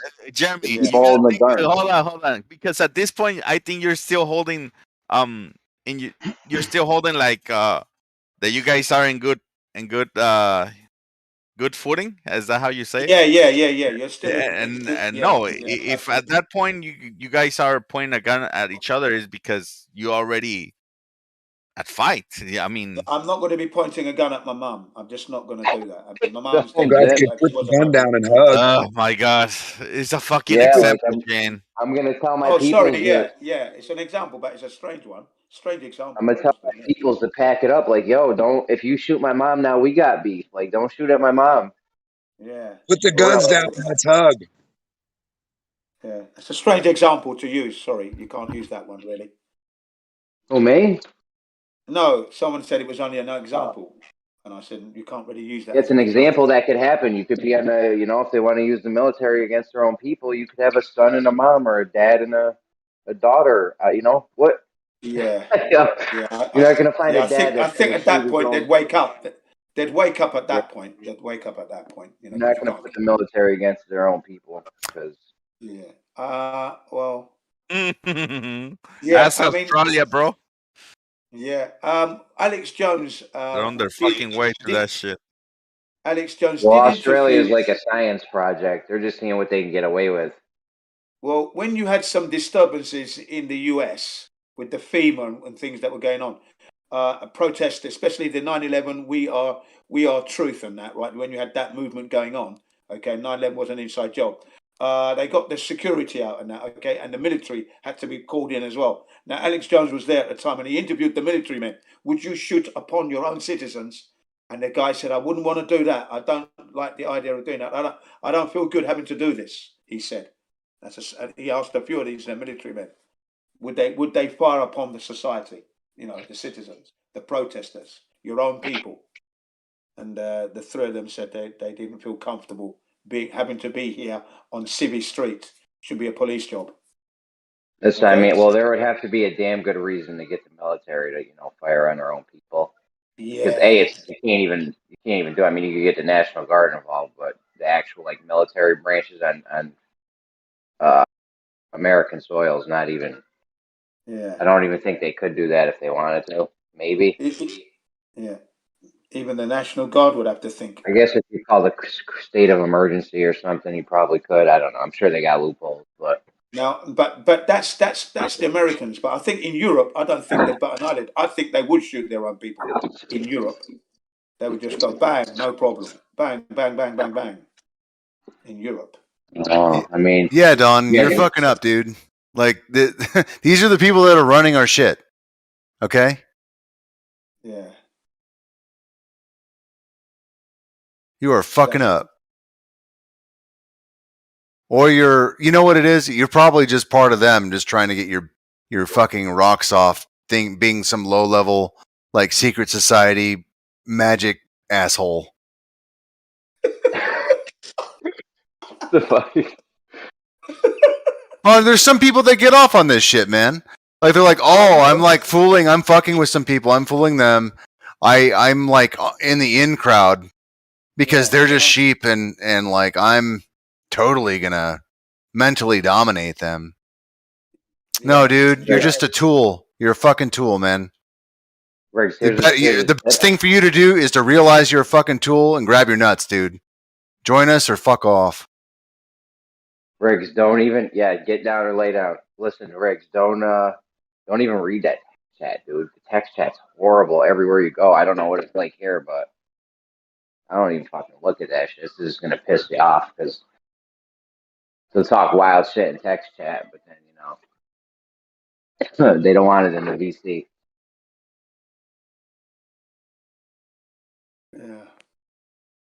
That's all I did in 24/7 was.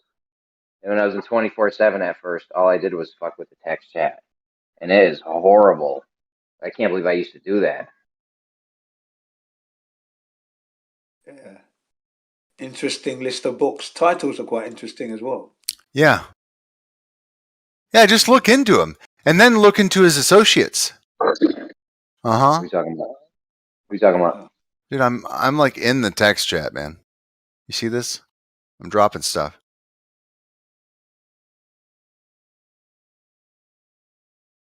What's the book about?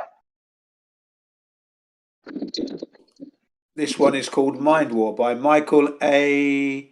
And is it Aquino? Is that Yeah. PhD? Yeah. William H. Anderson, MD. Yeah. Quite an interesting book. Yeah, this is interesting, man. Oh, I'm going to look at this one. I'm going to bookmark this one. Bookmark. Okay, let's go like this. Come on. Yeah, bookmark, please.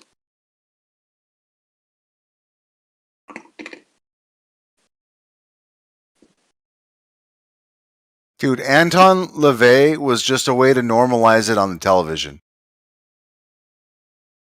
He was just a tool, just like you. I heard that dude was like a Satanist.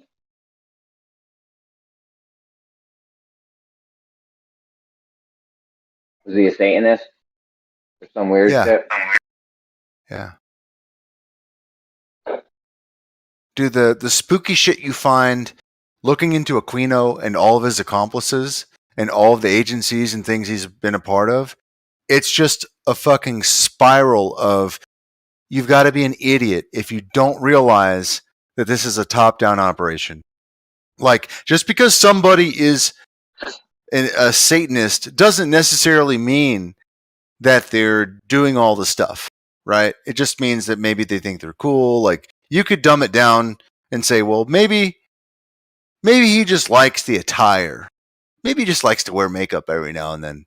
No, you look into this guy, everything checks out. If this guy isn't drinking blood, then what else is he doing?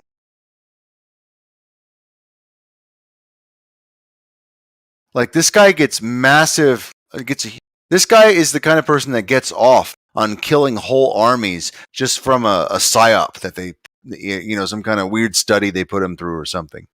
Yeah, doesn't surprise me at all.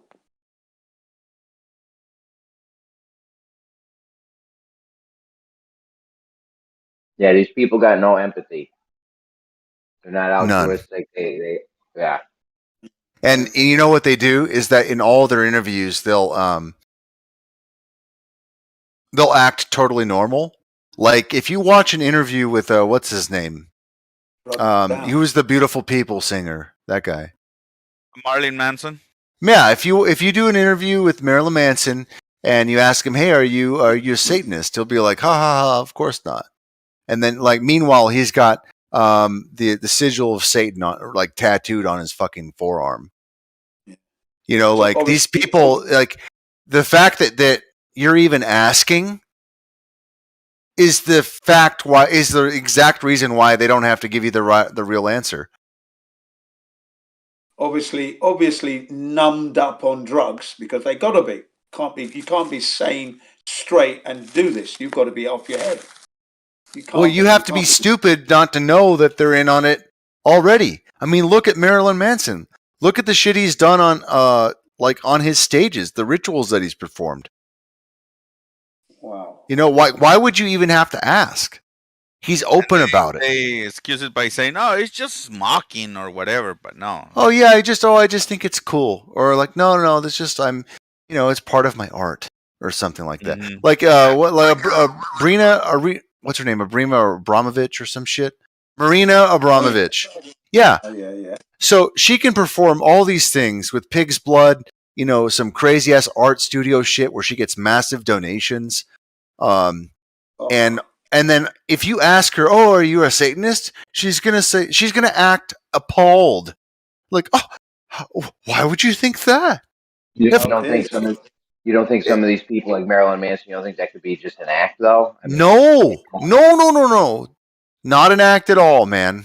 Not an act. How do you know? Are you an idiot? Well, I'm not. I was never a big Marilyn Manson fan, but like,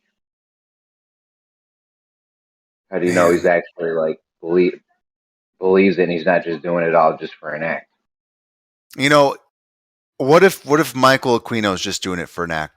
At what point is it just what they are and what they do? At what point do we just actually pay attention and realize this is what's happening? Let me ask you, Jeremy, would you do something like that just for an act? I mean, people sell their soul for money, so that's not. No. Listen to the question, and you answer it. Would you do that for a? I don't know what he used to do. Like, what do these people do? Like, cut the heads off chickens and drink the blood? Stuff like that. Yeah. I mean, how much money? I'd never do that. Oh, How much money are you gonna money. get? Okay, Jeremy. Then I don't know. You know what It I'm doesn't saying? even That's matter. These people are loaded. Yeah, this guy's just doing it for an act. There you go. Well, like, the And thing is, it's an act. And a lot of money. He's getting a lot of money out of it, right? You think that's going to make him a lot of money getting a real tattoo? Could just get a fake tattoo, right? Part.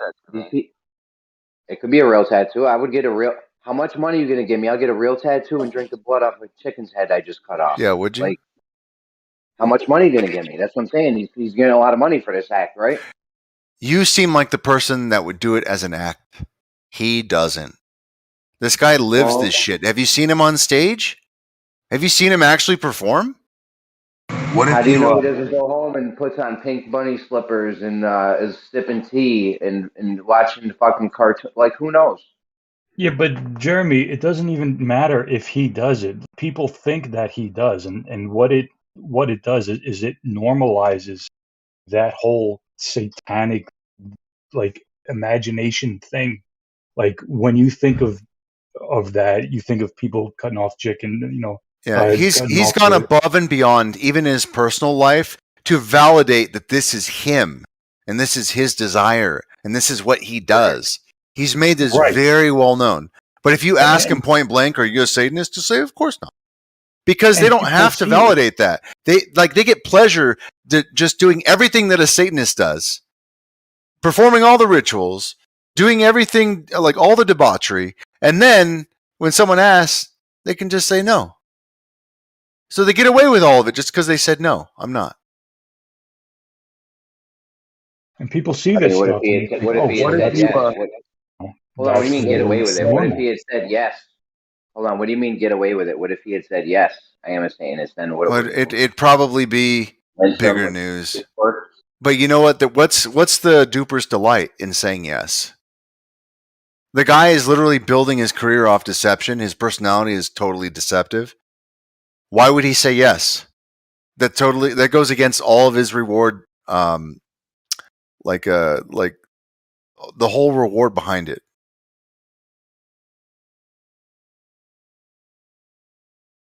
So why do they do this though? Push the Satanism thing. So you can say 10 commandments, Satan commandments. Does all right. Give you 5 out of 10.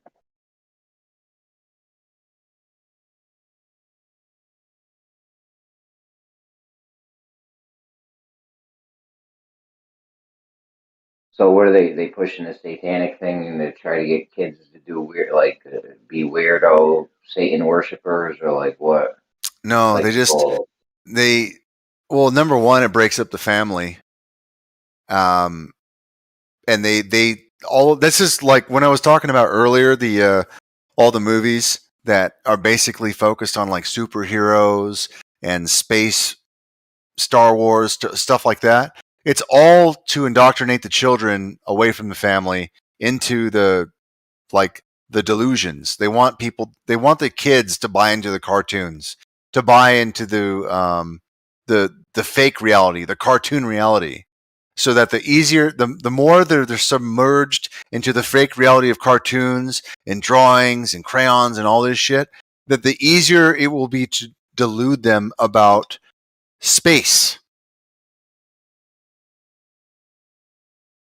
They definitely want you delusional and not thinking correctly. I agree with that. They want you to think in terms of imagination instead of reality. You know Einstein's quote that says imagination. This is a quote from Einstein. Yeah. This is not verbatim, but it goes something like imagination is more important than knowledge. Maybe to him, maybe to what he was trying to accomplish. Yeah. I can think of a lot of fucking scenarios where that's not true. The whole Earth's going to explode unless you press the right button. Now, you don't have the information, the knowledge of which button to press, but you can imagine which button to press. That ain't going to help. I'd rather have the guy that has the knowledge of what button to press than the guy that just has the imagination.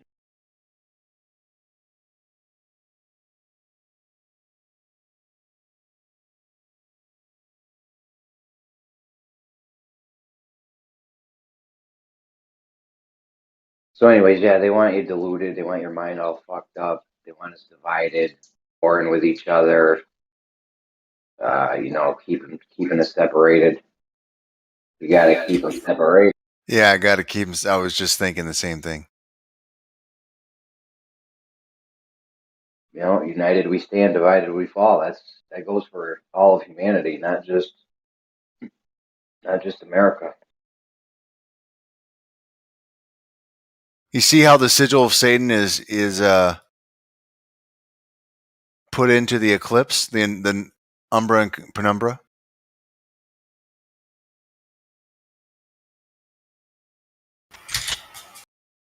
It's masterful at every level. They've like embedded their symbolism as sort of like a reward duper's delight thing.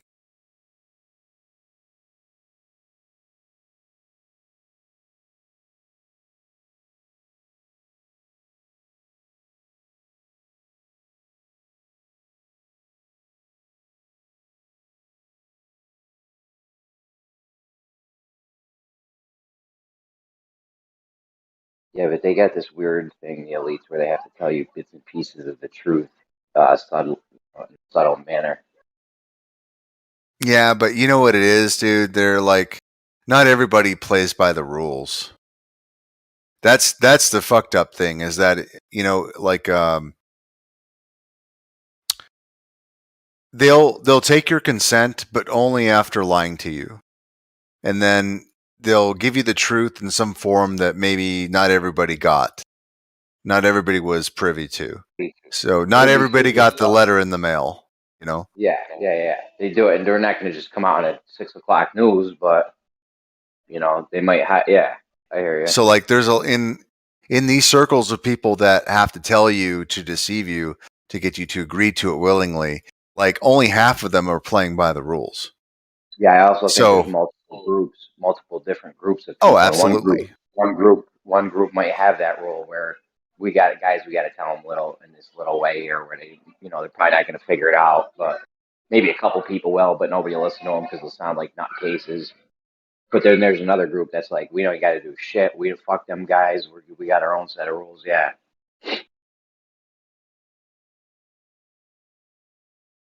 Because I think if there was just one group running the whole show, like it would be obvious they would have total control at this point. But if you have multiple groups vying for power, where yeah, you know, they have the same ultimate goal, but not the same like short term, or I don't know. Well, yeah, that's, you know, left-right paradigm shit. Like this is how the Vatican works with the Jesuits, is that they oversee the duality. So they create the game, and then they create the teams, and then they position those teams against each other in the game. So like left-right paradigm, the red team, the blue team, it's all part of the same game, though. The game is to take over your control, to brainwash you, while these guys are playing against each other. Riggs. What? How do the Vatican? What are the two sides that the Vatican is creating? Yeah, so the Jesuits are the military order of the Catholic Church. Okay, and there is a Jesuit oath that says they are essentially supposed to control both sides of a war. And so what they do is they say, okay, we're going to make a war, and then we're going to position this country against this country.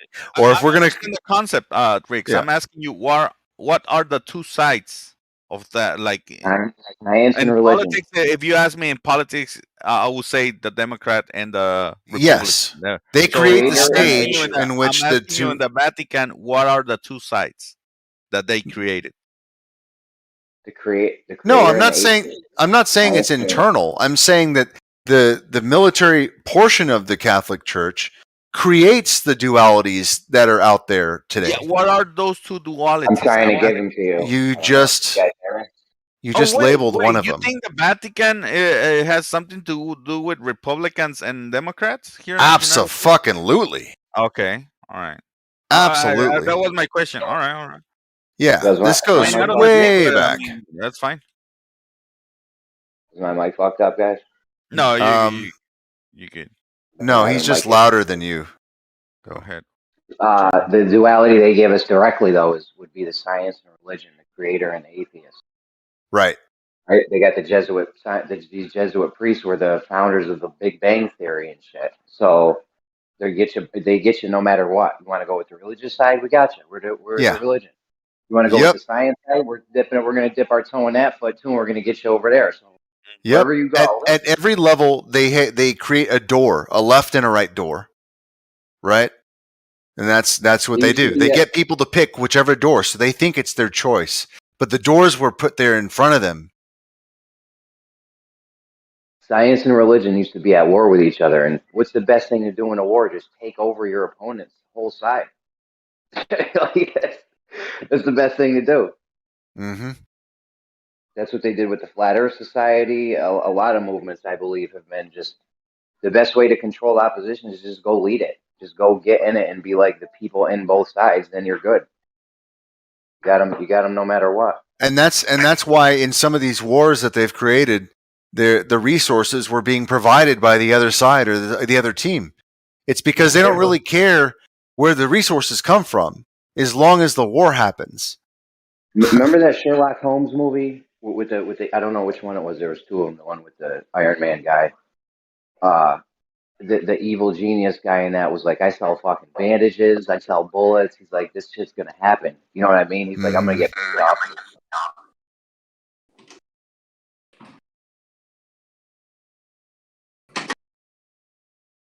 Yeah, at the root of this deception, I mean, it's the Catholic Church, the principalities that make up that system, the Jesuits, the military order of the Catholic Church, and I guess whatever institutions started that entity in the first place, which could be many, or whatever families control that entity. I don't know exactly.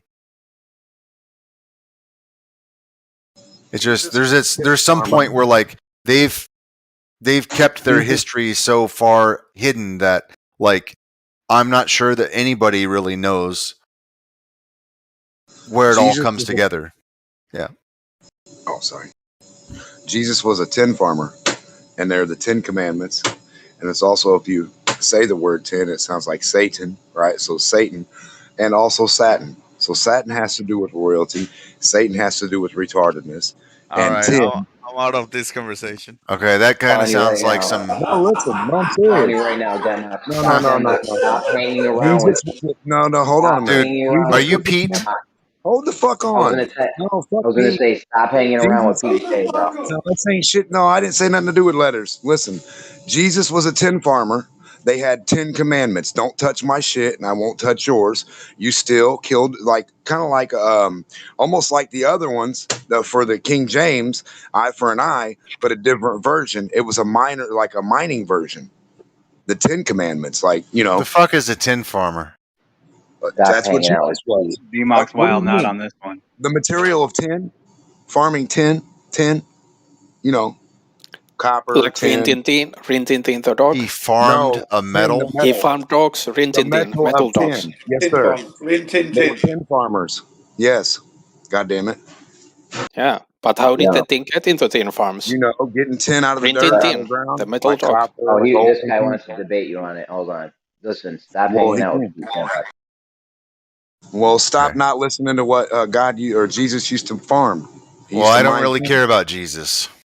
Well, whatever was going on back then, they had the 10 commandments because that was the thing before the golden Was he a 10? Was he a 10 farmer, Dema? Well, Is 10 that is what he did? 10 is what you use for antennas.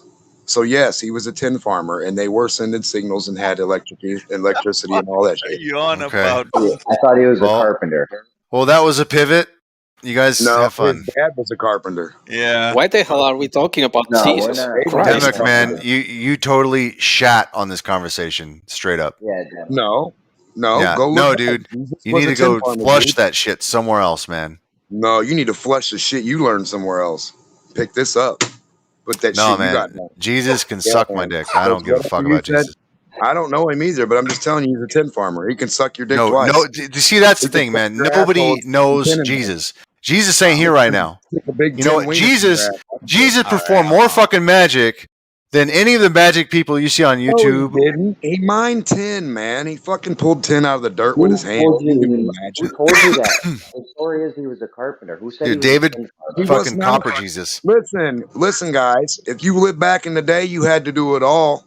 Just like if you build your house today, you're going to be a carpenter, and you're going to do mining, and you're going to do digging, and you're going to hunt, and you're going to do it all. So you're going to be every Dude, you're fucking out thing. of your fucking mind, Demek. No, You're you're out of your absolutely fucking shitting on this conversation. You're out of your fucking mind. You're Just 'cause you saying don't more have a dumb thought shit than Pete process does. and can't think outside of the fucking circle doesn't mean I can't. You shut up and think in your own little box, and I'll think outside of it. All right?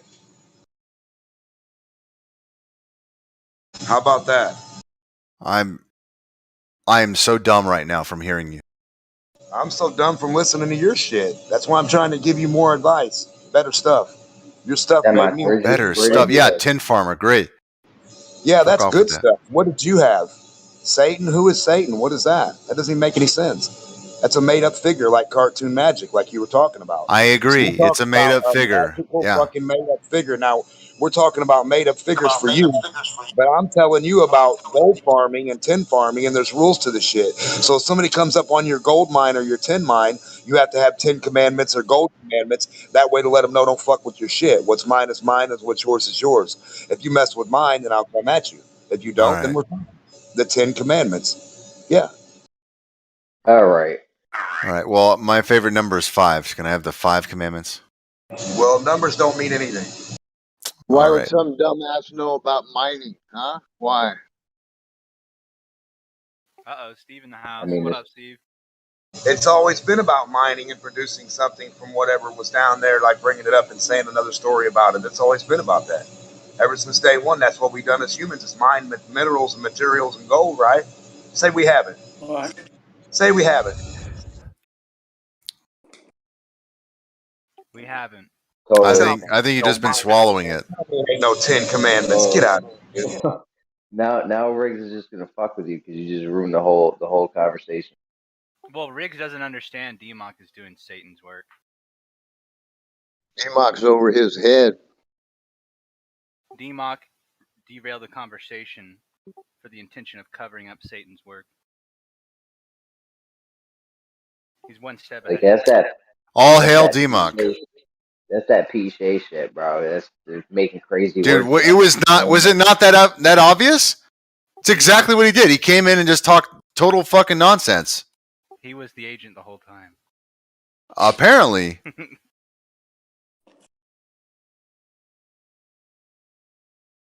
There is something about the tin connection, though.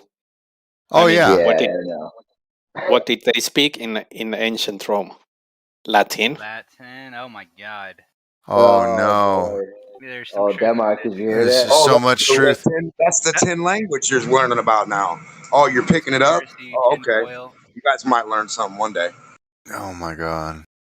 Yo, Denmark does say good shit sometimes, and sometimes has me sleeping on some shit that sounds nuts, but it's actually good. I'm telling you, man. To come back to bite us all. Do you have to be, like, asleep or high when you're listening?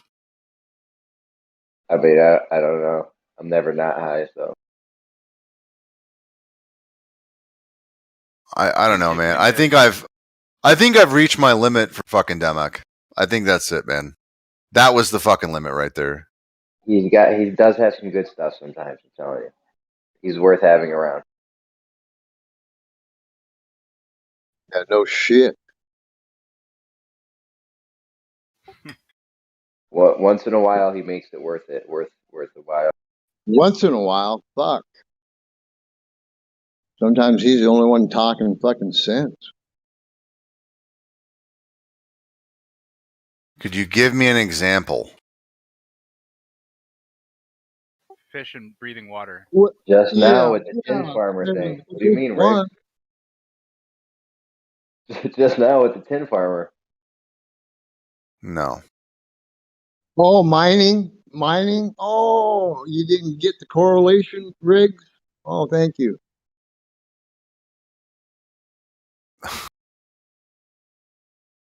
Wow. Riggs, you just don't get it, man. Yeah, I guess I just don't get it. The 10 Commandments. You know, it was right there in front of me the whole fucking time. How do you think There's a lot of parallels. They had an antenna, bro. He said it. Yeah. Listen, there's a lot of parallels with this 10 thing. You got Latin, 10 Commandments. You gotta, dude, I gotta start over. I I had it wrong the whole fucking time. Well, you do want to have a little bit of knowledge. You do want to have a little bit of knowledge. Hey, you know what? I just gotta drop the whole flat Earth thing. I gotta start over from tons of gold. I don't the beginning. want you to steal my shit, right? Don't covet thy neighbor's goods. Thou shalt not steal, right? Shut the fuck up. Yeah, fuck off, retard. Just shut the fuck up, dude. You were like. Read the 10 Commandments. Read them out to us. Hold on, Since guys. you don't comprehend what Okay, they're for. yeah, I'll read them right now. Shut the Read 'em fuck out. up. Shut the fuck up. Shut the fuck up. And shut the fuck up and shut the fuck up. Oh, Shut the you fuck don't up. know how to read them. All of Oh, those. so that's where we're at. Okay. Dude, you were. All right, come on, guys. Are you Guys. afraid of the 10 Commandments now? Now you're afraid of reading the 10 Commandments for the 10? For a 10 farmer? For a miner? You afraid of it? Come on, read them off to us. Don't steal my 10. Oh. Don't covet my goods. Come on, keep reading them. Who would that be for? Would that be for a man out in the field who doesn't have any goods? Or would that be for a fucking royal industry of a miner, of a mining industry, or a person going to get something over you by collecting a rock that he don't want you to take? Being a 10 farmer and having the 10 Commandments, setting up the rules for the 10 industry. Now shut the fuck up. We need to do something about this. This whole conversation is giving me tinnitus. Yeah, right. Over Yeah, your I fucking actually got a little bit of that. Yo, if you're something goes wrong with your ears, could it mess earbuds up? Wait, earbuds. Like, can you guys hear me good right now? Yeah. Yeah. All right. Don just posted the real deal. Oh, I the mean, real deal.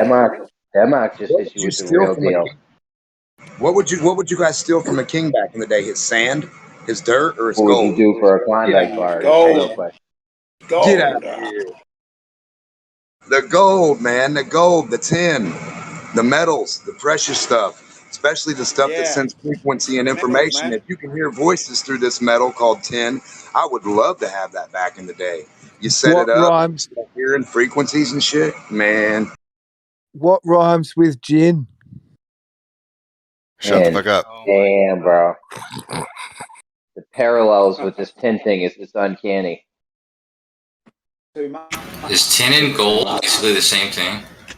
Have you been listening, Kosho, with these tin parallels? Yeah. I was just trying to pick up on what Democ was saying because he said that they used to steal gold or tin, whatever. Yeah, do you think Jesus was on Tinder? I mean, they probably he was high on talking. Oh shit, the parallels, man. Tinder. Don't write it on a tin plate, whatever you do.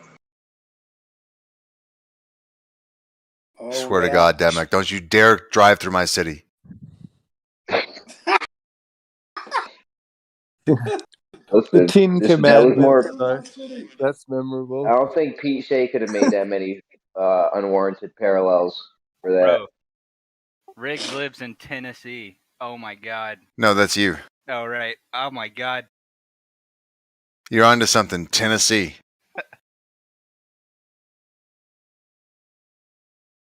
Then you got Rasputin, right? Remember that guy? They couldn't kill him, shot him all. Yeah, the Russian lover.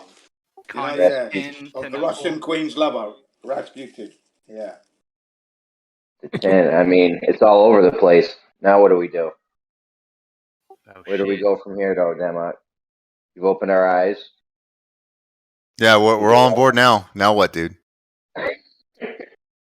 In Earth. Do we swipe right or left? Try learning something about chemicals. Shut the fuck up. Demok, we're all on board, bro. What do we do with the tin thing? Like, what's the parallel? We got all these parallels now? What? Before they stick their tentacles out, you better pay attention. Pay attention, okay? Tension. Tentacles. I was just about to do reach out something with the tentacles, but tentacle. I think Demek is actually Jesus. No, I think you're Jesus' nutsack. You're being maybe I am Jesus' nutsack. Now what, bitch? You might be. You're full of tin. Gelatin. I am the balls. You're full of gelatin. Now shut up. Jesus gelatin. Shut up. Oh, fuck. It sounds better. You got to do it Pete Shea style and break the gelatin word apart. Say it like tin. Jealous of tin.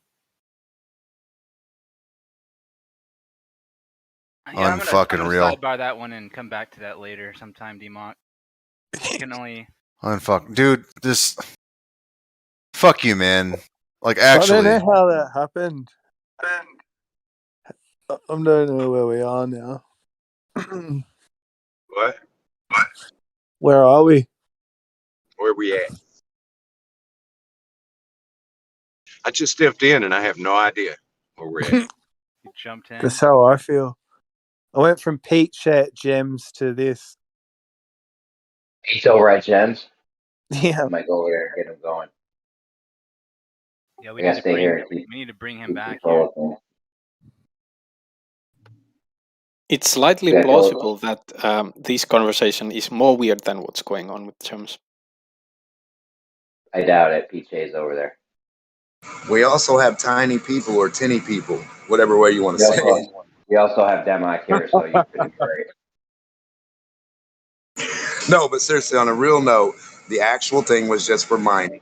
The Satan thing was just being funny. Yeah, I was being some PK shit with the same Satan. But now the tin thing and farming and mining tin and mining gold and mining materials and having a rule set, if somebody comes and steals your shit, yes, that's true. It's all true. It is a 10 commandment. That is real. No P-shaped bullshit. Well, how does that fit into thou shalt not covet thy neighbor's wife? To switch wife with 10? Well, when you're over there mining tin, you want some woman, don't you? You want some pussy.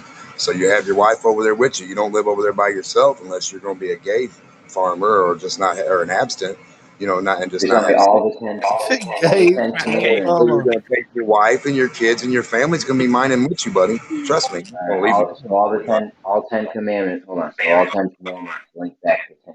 All of them can be based around mining something and you putting your company right there. If you're the 10 company, yeah, put it that way.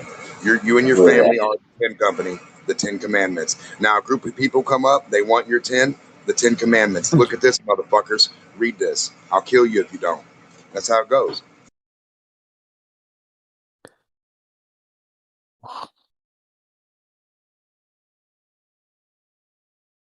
Well, you should run this over with Pete Shea, see what he's got out. Yeah, this is kind of Pete Shea a bit, because the Tin Man's in the Tin Man's in Alice in Wonderland too.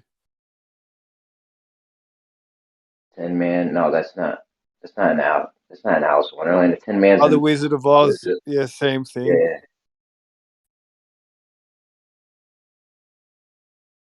And what didn't he have? A brain, right? Or was it a heart? Have a heart. No. Yes. Are you sure? Hey, We didn't have a brain. Scarecrow was brain. Yeah. I know a thing or two about a thing or two, man. Believe it.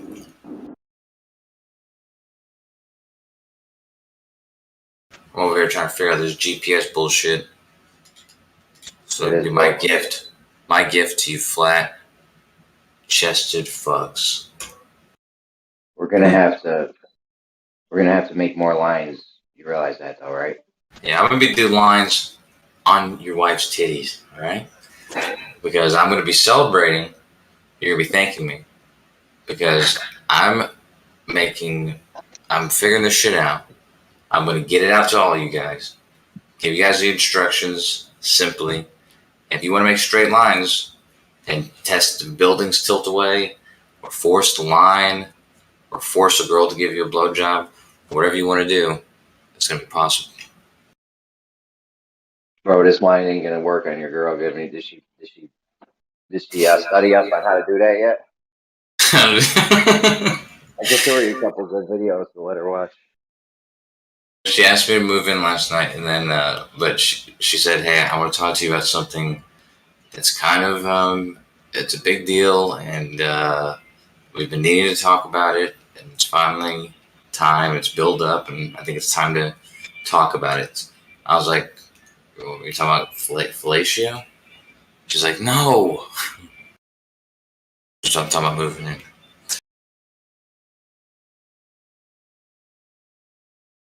There you go. Cut all your bills in half. Yeah, dude, I'm paying rent in 2 places. Yeah. Move it. What are you paying? Her rent too, or? Well, I mean, I pay for her utilities and shit. And you're not even moved in yet? Oh, she Nah, got. but I was there all the time. Her rent is like, because she just sold her house, and she sold her house, and the dude she sold it to, she made a deal that she could live there for another year, but the rent's like $2,400. I thought she was loaded though. Why? Like, she is. She just sold the house. Why you guys should have moved in the house? What's selling it? She just. That's what she does, dude. She's flipping the house.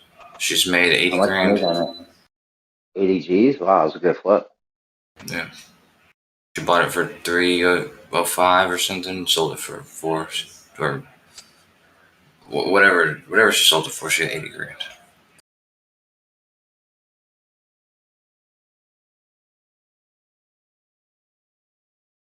Yo, tell her to take 20 G's of that. I'll have her making $100 a day.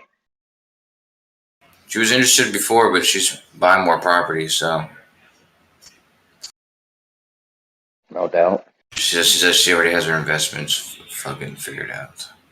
Anyways, I'm waiting for these Australians to give me back my data. Right now, while I'm sorting this shit out, I haven't really got it 100% down. I'm studying these Rhinex files.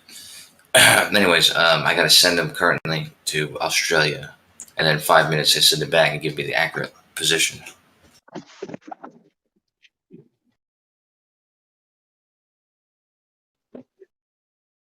Oh shit, I just realized it's the middle of the fucking night.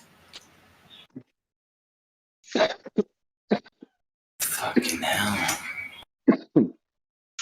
Listen, anywhere you make that line, we can't verify that it is a straight line. So we're gonna have to make one of your goofy lines with the GPS thing, and a couple of our lines next to it to make sure. Let me tell you this again. Okay, there's a building here in Austin. It's called the Frost Bank. There's another building called Adobe Tower. Another building, Adobe Mall.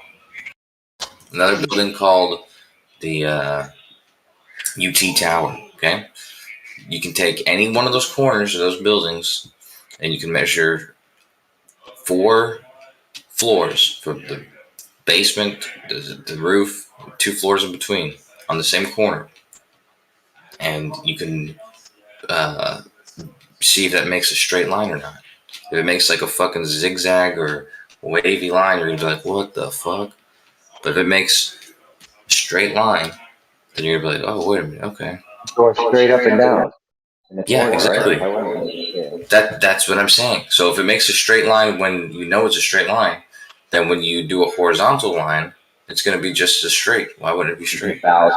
Fallacy of division. You're saying because this thing works making straight vertical lines, that it works making straight horizontal lines. Dude, I'm saying that when it gives you exact positions and you can make straight lines with those exact positions, you can do that in no matter which way that those 2 positions are pointed. Bro, this is a fallacy of division. It's not a fallacy of anything, dude. Of division, yes, it is. How so? Exactly.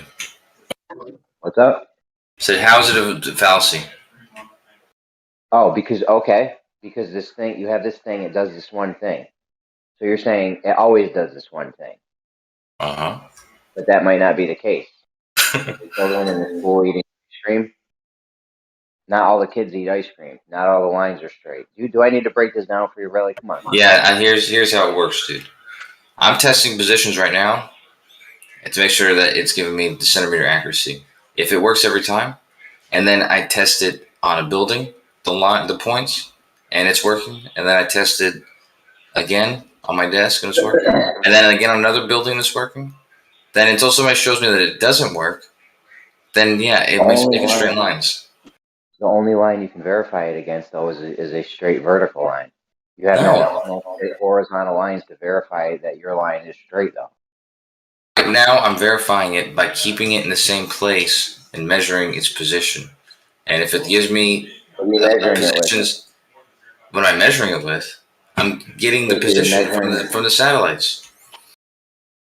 And you're not going to verify at all that this is actually a straight line. You're just going to say, oh, it showed me this, must be a straight line. Check this out, fool. It's on my desk in the corner. It's on my desk in the corner. Okay, if it gives me 3 numbers X, Y, and Z, and then I do it again, it gives me 3 numbers X, Y, and Z, and it's within the same centimeter as the last measurement, and I do it again, it's giving me the same place, then I'll try it somewhere else. It'll give me the same position, but I keep it in the same position. That means that it's giving me accurate positions. It means I can trust its accuracy. Vertically, definitely. We know vertically. That's No, I'm not talking about lines. First of all, this doesn't measure lines. Okay, it measures positions, points. Okay, right.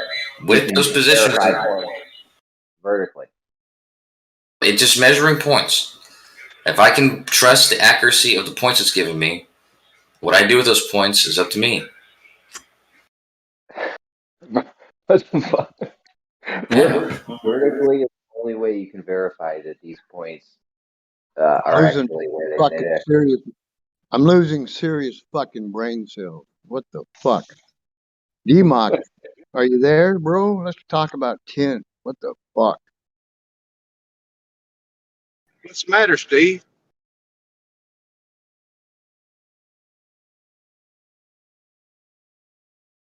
The thing is, flat earthers since the dawn of the flat earth have talked about doing forced line tests or drop from horizontal tests, or Demok talks about buildings tilting away. And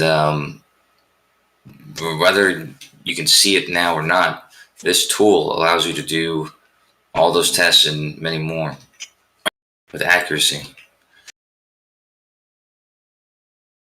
without the errors of optical measurements.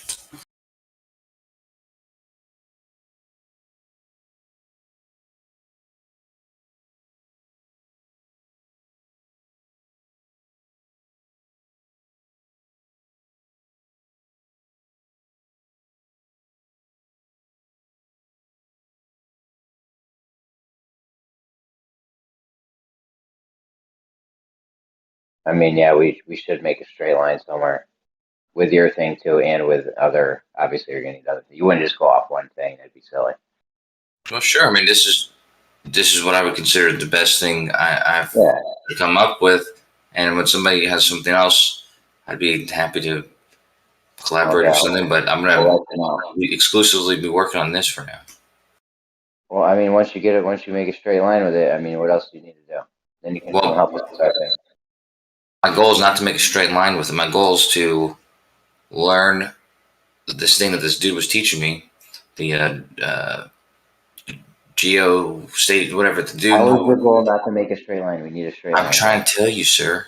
My goal is to make the instructions for this very simple and easy to follow, so that any of you guys can learn how to do it just as easy in just 2 minutes.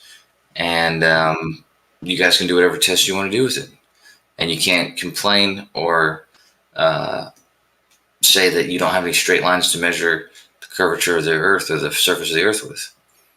Because I'll show you exactly how to make straight lines. I can listen. You don't have anything to verify your straight line against, though. That's what I'm saying. So you can't just say this is definitely a straight line. I'll go to live. So you need a straight line to know that your straight line is a straight line. Just go to live and do it. If you have nothing to reference your straight line against, how do we know that it's actually straight when we want to make another method of making a straight line? How would it be? How would it be something that you can verify against? Would that has to be a straight? Does it has to be a straight line? Are you going to acknowledge what I just said? I'll say it again. You clearly weren't listening. How do you know your straight line straight? This is the question. How do you know your straight line straight if you have no straight line to compare it against? I told you that already. But yeah, that's the thing. You're requesting a line that you know to be straight, so you can know that the second one is straight as well. If this method is not making correct straight lines, then we don't have anything to check it against. You're just going to make 2 straight lines with this one thing. That was the point of the corner of the building. Okay, you measure the corner of the building before you even go to the building. You measured a single position.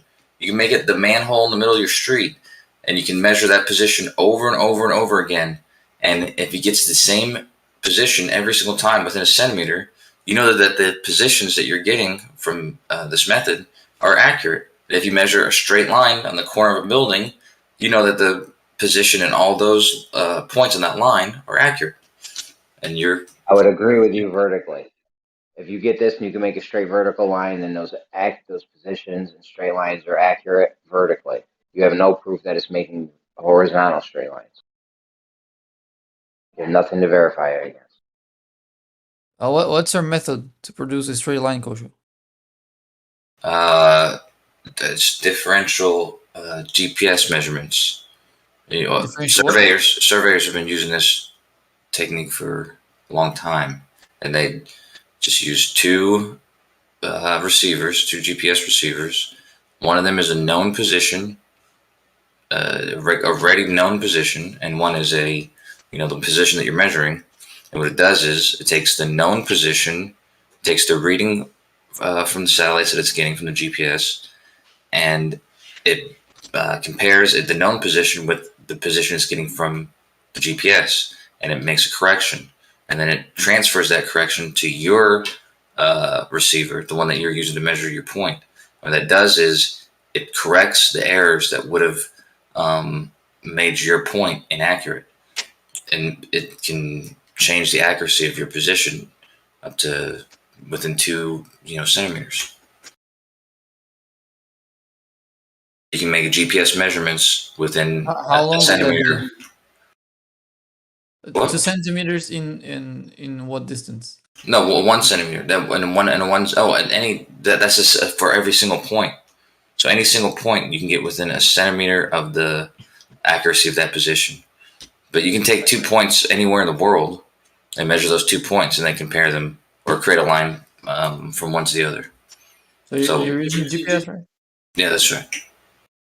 Yeah, well, I see a problem coming. What were you saying? I see a problem coming with that.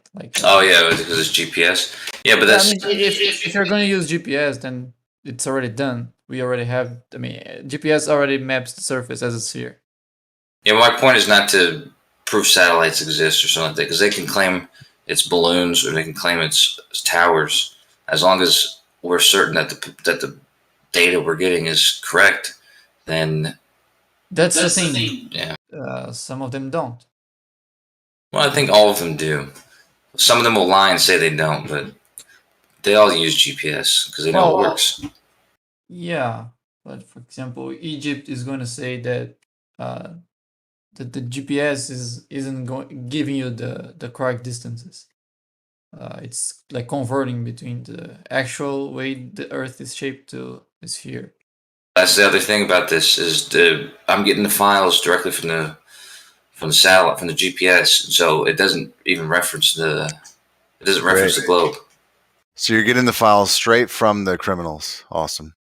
Straight from the GPS, the same information that sends to all of our positions that we ever use before it even references the globe. Yeah, right from the criminals. Gotcha. I mean, you use GPS and you get it from the criminals too. I mean, it doesn't matter if you click criminals or not. You think? Yeah, if it gives us accurate information, accurate enough for you to use it, for me to use it, and it works. It's good enough to get around town, but is it good enough to demonstrate the shape of the Earth that it actually is, or how they want it to be? It's accurate enough to get precise positions. Some countries are made of many towns. So if it works across towns, then it works across the country. And in the US, you already have problem if you assume that the data you get out of GPS in the US is correct, then you have the problems that we demonstrated that in that live stream of Kosho, in which we use the distance between cities and they don't match a flat surface. That's right. So that's why before, as I was saying, my point is not to use this to prove anything to anybody, because it won't. Just to provide a tool people can choose to use or not to use, but you choose not to use it and you complain that you can't measure drop from horizontal or something like that, then you're just denying a very obvious tool. Well, the thing about GPS is that you have in the internet you can find the source code of GPS decoders. So whatever conversion has to be being done to give us this, I mean, to get the actual data and convert to a sphere, will have to be encoded in the source code, and they are open source. You can just read them. So I would encourage the flat earthers to understand programming and then see for themselves. Because if GPS works and gives you the correct distances, then yeah, the Earth is a sphere.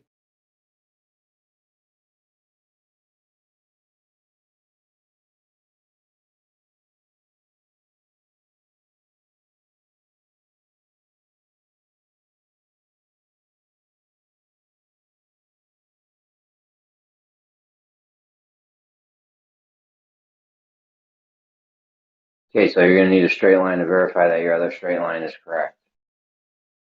All right, think if I owned a ruler factory, and I sold a ruler, and some guy came back. He was like, "Yo, fucking ruler's not straight," and I was like, "Bullshit!" I pull a ruler off my assembly line, match it up to his ruler, boom, straight line right there. What do you say? I'm saying I didn't give you a ruler. I gave you accurate positions. What you did with those accurate positions was you were supposed to connect them. And connecting two accurate positions is by definition going to give you a straight line. So it's not me who messed up the straight line. It'd be you who messed it up at that point. No, you are the owner of the ruler factory, and I'm going in with my bent ruler. I'm saying, look, this line you sold me is bent. This ruler you sold me is bent. And you match it up with another fucking ruler off the assembly line and go, no, look, it's straight. We have nothing to compare it to. But It's not a ruler factory, as I said. It's a position factory, accurate position factory. That's what the product is. Accurate positions. But they deny it's accurate. You can't. How do you show them it's accurate? Well, it's accurate on land, but horizontally, you don't know. Oh, first of all, as I said last time, you measure a single position over and over and over again with different devices, with different days, whatever. Measure the exact same position. And then you go and you look at your measurements and see if the position it's giving you is all within 1 centimeter. That tells you. Then you need to know. That tells you. Then you need to know if that position is horizontal with another position or not. That's where you start wandering off in the Neverland. That's not positions are not horizontal or vertical. They're just positions. From there, compared to each other, can be horizontal. Yeah, once you have that position that you're certain is accurate, then you can go to measure, like I said, the corners of a building. Go to LIGO, measure these exact positions, and make sure that they're behaving the way they definitely should be, which is creating definite straight lines. The corner of a building should be a definite straight line. It shouldn't be zigzagged or curved. Vertically, yeah. Bro, you're making a leap here with this horizontal straight line thing. Why is it a leap? I'm not saying it's not a straight line, but you have nothing to reference it against. So why would it work to give me? Why would it work to give me the exact positions? Work to give me the straight line of a building, the corner of a building, using the points on the corners of the building. Why would it work for both those cases? But then when I tried to make points going horizontally, they wouldn't connect to make a straight line. Why would that? Why would two exact points, two precise points, or accurate points, why would they not make a straight line? Because you're talking about longer distances, and your margin of error is going to increase. Actually, the margin of error decreases over a long distance. Think about it like this: if you have a centimeter accuracy in each position, and you make them 1 foot apart, then you can end up with lines that are weird angles. But if you make it far apart, the line's going to be steady. That's not what I'm saying. Is if they're giving you the positions and they're curving it to match the spherical Earth, right? In a building, you're not gonna notice that. If you make it long distances, this difference might show up, and they might show up by diverging from level, which they're not gonna. It's not gonna happen in a building. Yeah, but if the straight line, if the straight line that. What? Well, yeah, I think I get you. You will have to curve up, right? You're just connecting 2 points. Like if you did the top and the bottom of a building, you would just connect those 2 points, and there would be using GPS to do it. You don't have a curve to compare it to, or the straight line after the curve to make sure. For instance, there's Dallas and Fort Worth, which is like 60 something miles apart, and you can measure the corner of one building in Dallas and the corner of another building in Fort Worth, and see if they're angling away from each other by 1 degree. Because with 1 centimeter accuracy, that 1 degree is actually measurable. Of a tall building.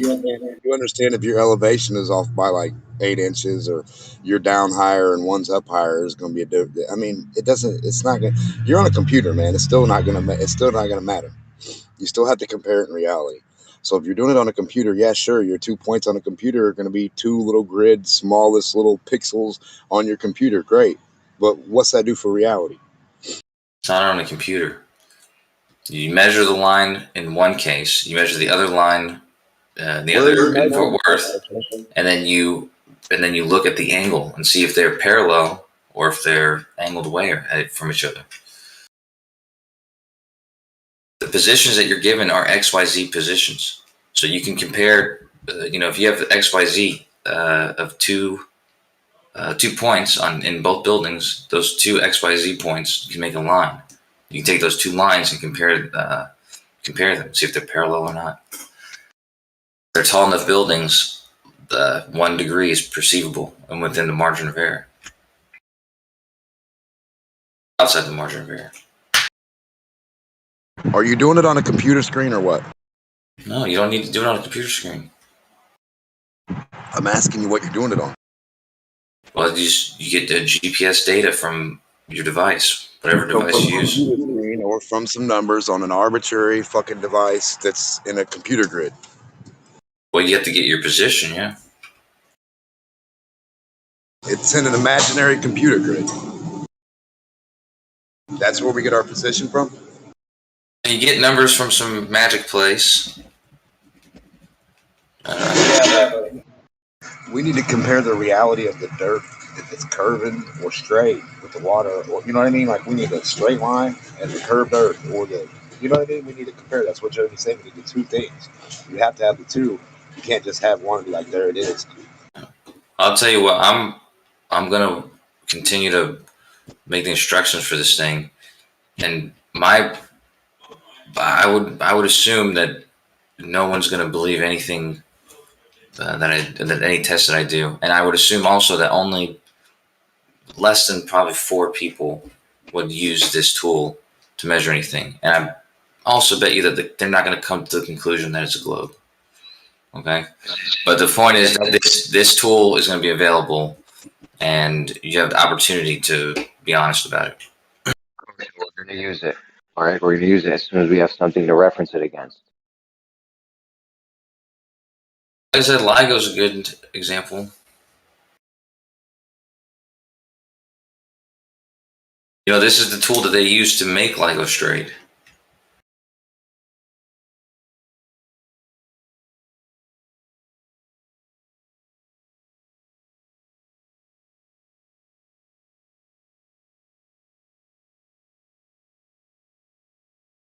I don't know what else besides LIGO you can use to satisfy your horizontal issue. I don't understand though, man. How come it wouldn't be enough to show that the positions it's giving you are accurate?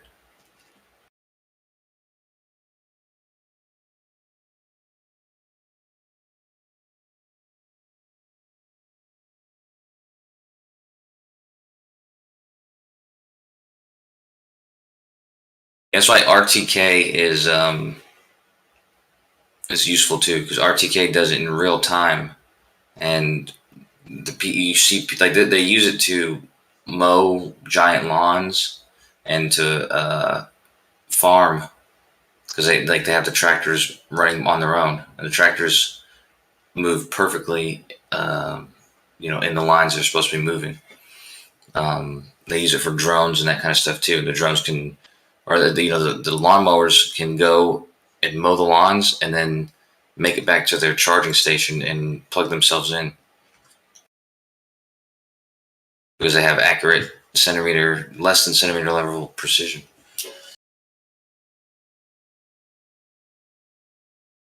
But yeah, you could easily just you could trace something out, like, I don't know,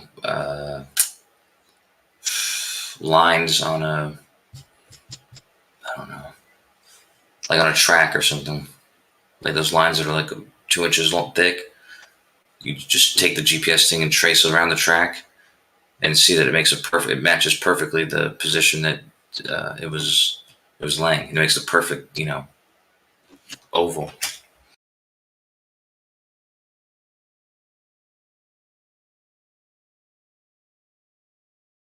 I'll show you a demonstration of somebody doing it.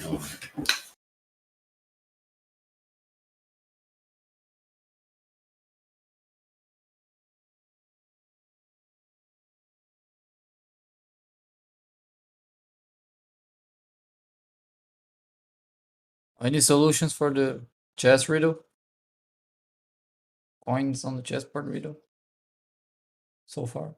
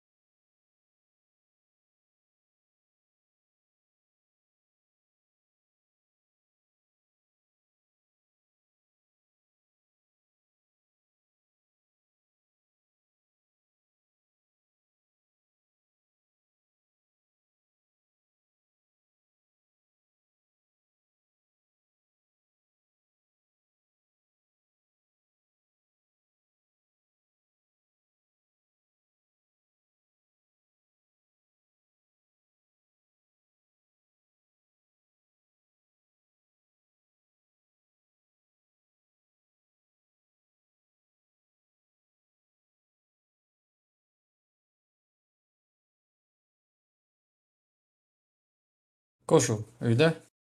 Yeah, I'm here. Sorry, I'm working on this problem. You mentioned once some sort of experiment in which many people recorded the direction of the sun at the same time. Direction of the sun. I mean, if maybe you're talking about like the we took a measurement where we measured the angle of the sun from their local solar noon on the equinox from 23 different positions. Is that what you mean? Yeah. Can you? Okay, yeah. Yeah. Which time is it breaking? Sorry? Say that once more. Did you have a question about that one? No, I just wanted to see how it was conducted. Oh yeah. Well, it's funny because Slice Bar Game did something very similar, and he used the exact same number of people. And people always reference what he did, but I used Flat Earthers and Globers data. But all I did was I first made predictions of what everyone's. So I knew where everyone's location was, and I knew. So because I knew their location, I knew their distance from the equator, and so I used that. And I knew the sun was going to be over the equator. I used that to make predictions for a flat plane. Based so that was done in the equinox? Yeah, on the equinox. That's right. And so I made predictions assuming it was a flat plane and using my data that I got the day before, a few days before. And so I did that for a few places or whatever. And then I made predictions for a globe, which is easy because you just make it the angle of their latitude. And because, the angle is linear. It grows linearly with the distance. Anyway, and that's all we did. We just went from each location on their local solar noon at that exact time. They measured a stick of whatever size stick they used and the shadow length, and then we obtained an angle, and we so we checked that with the predictions, and then the predictions that I made beforehand, they actually matched up with everybody's data. The predictions I made for the globe, the predictions I made for the flat Earth were wildly off. Right.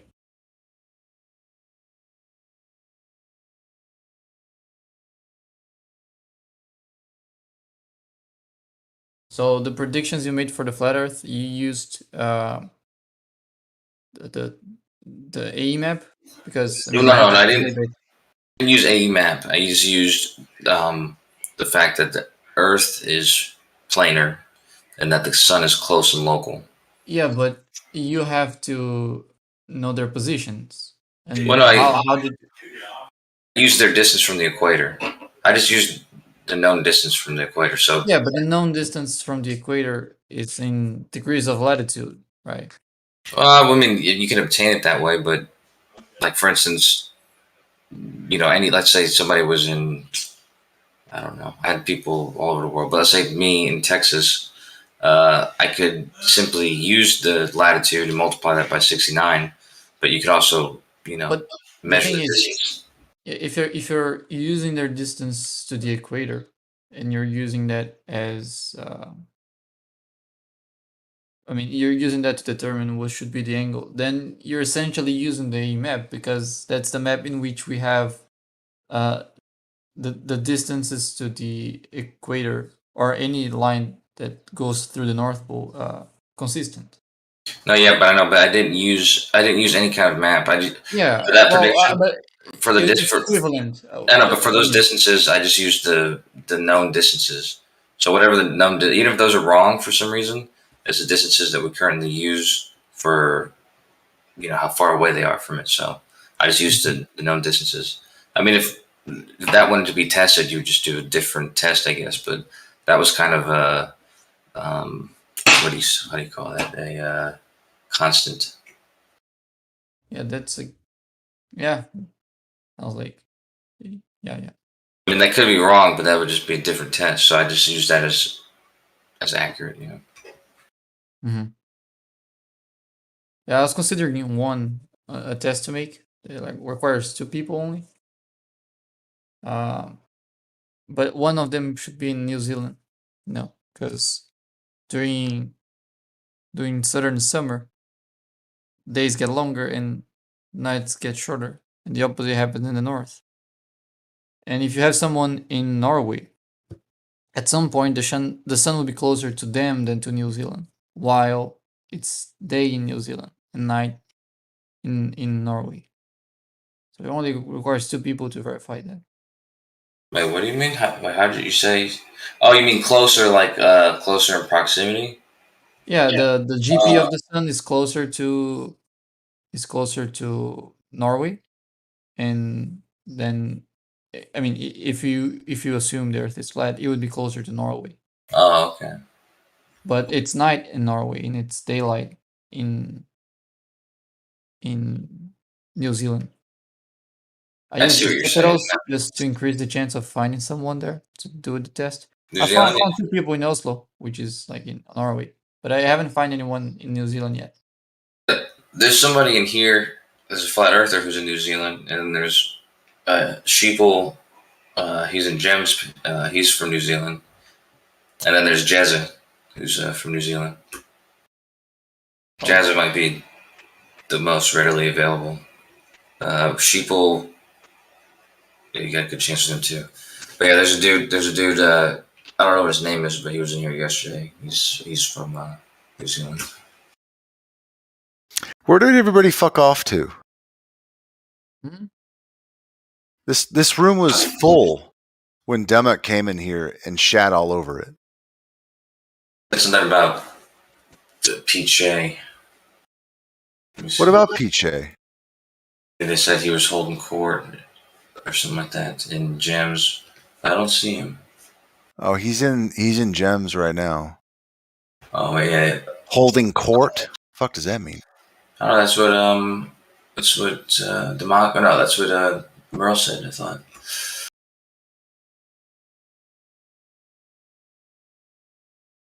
I don't see Merle in there unless he's got a different name. He might. I don't know. Dude, it feels nasty even going into that server. I'm gonna go into the YouTube. Yeah, I don't see Merle.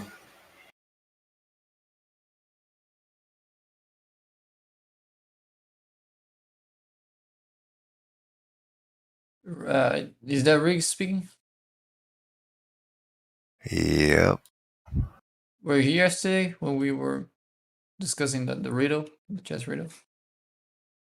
The what? The riddle. The Rito. Yeah, of the chessboard and the coins. Oh, never mind. I thought you don't. were here. No, Yeah, I must not have been here. Sorry. Don't think that was me. no problem.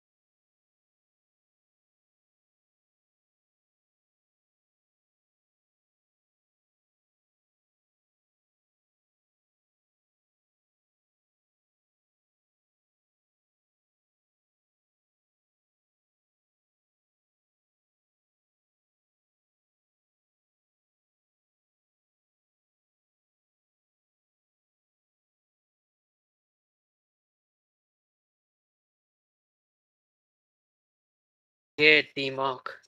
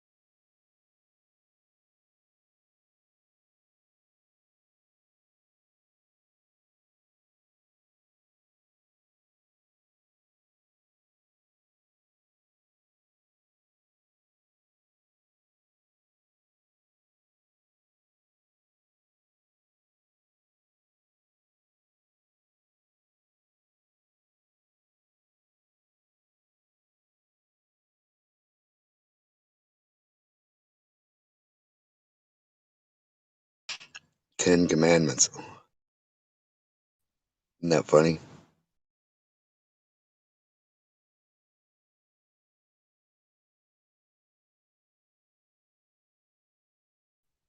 Tin being a material of metal which collects or transmits or receives information or signals, right?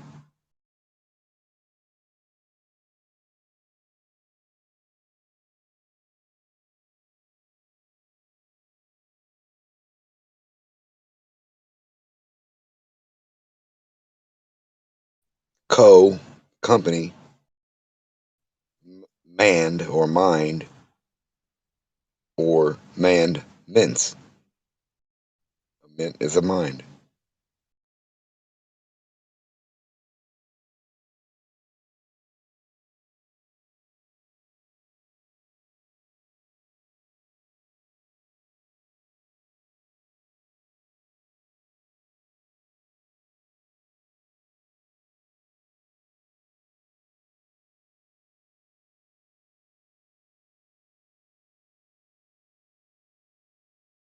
They might have been already looking for tin.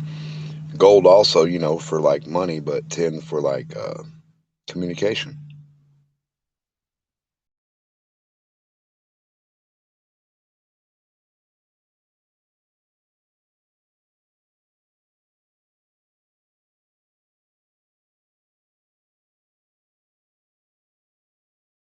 Tin can also transmit energy from one thing to the next too.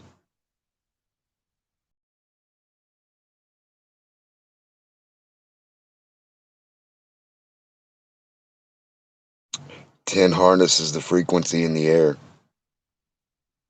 It harnesses the atmospheric voltage. Well, flat atmospheric voltage, I guess. It harnesses the compression of the gases, for whatever that means.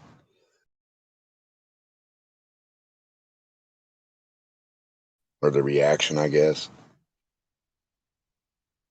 Maybe it's a compression outward, not a compression inward.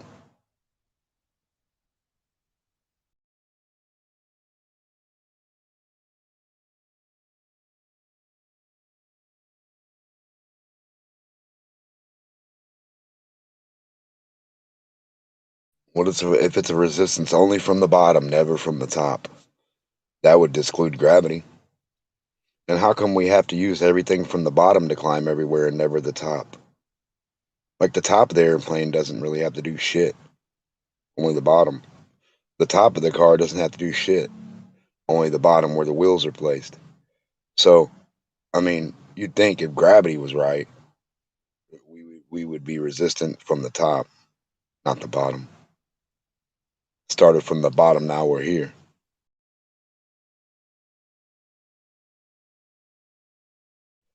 Bottoms up. I poop globes, bottoms up.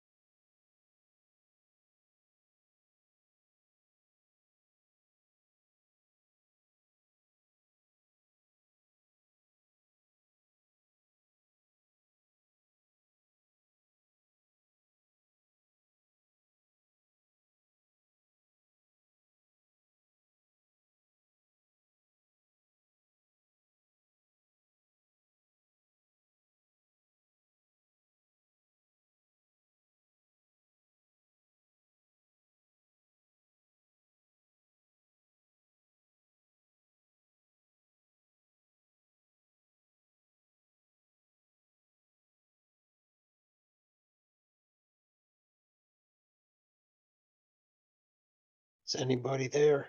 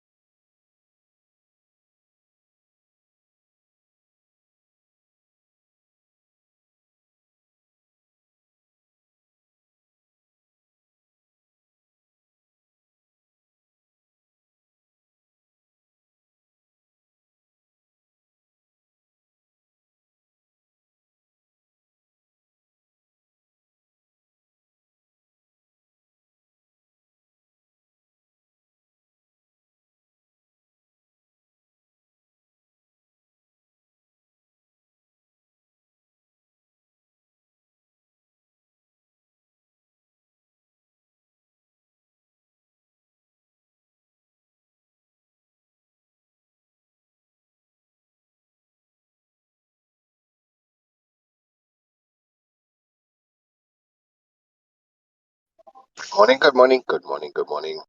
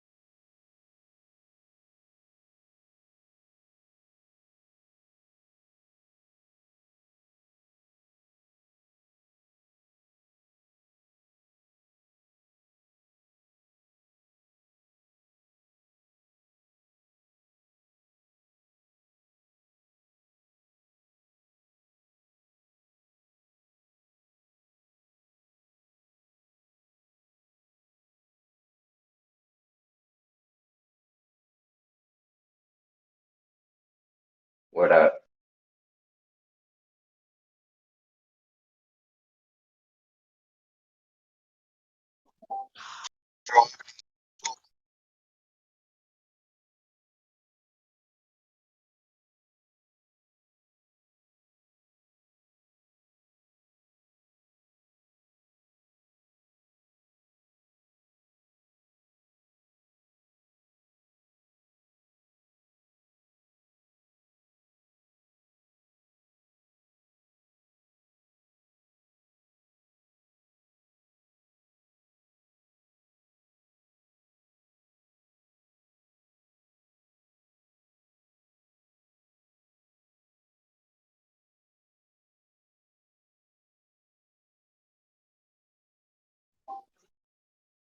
What are you up to, Jeremy?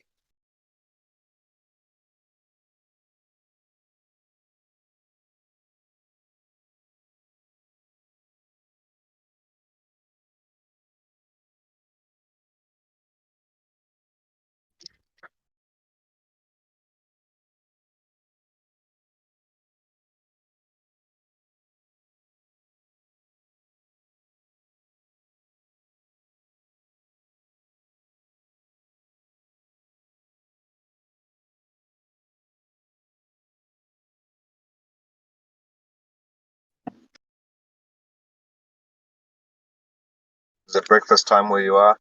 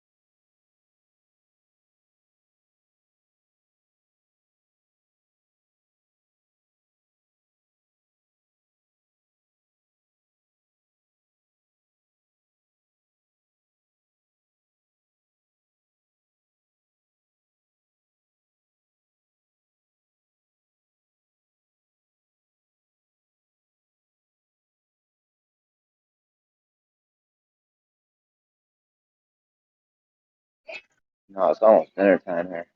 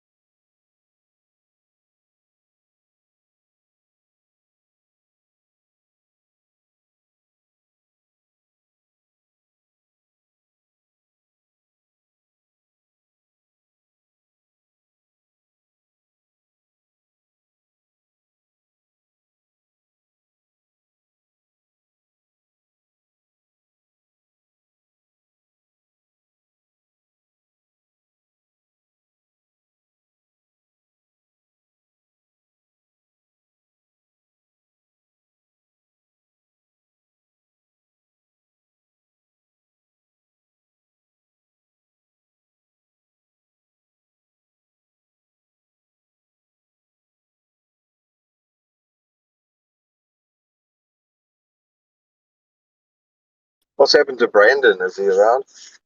Does anyone know?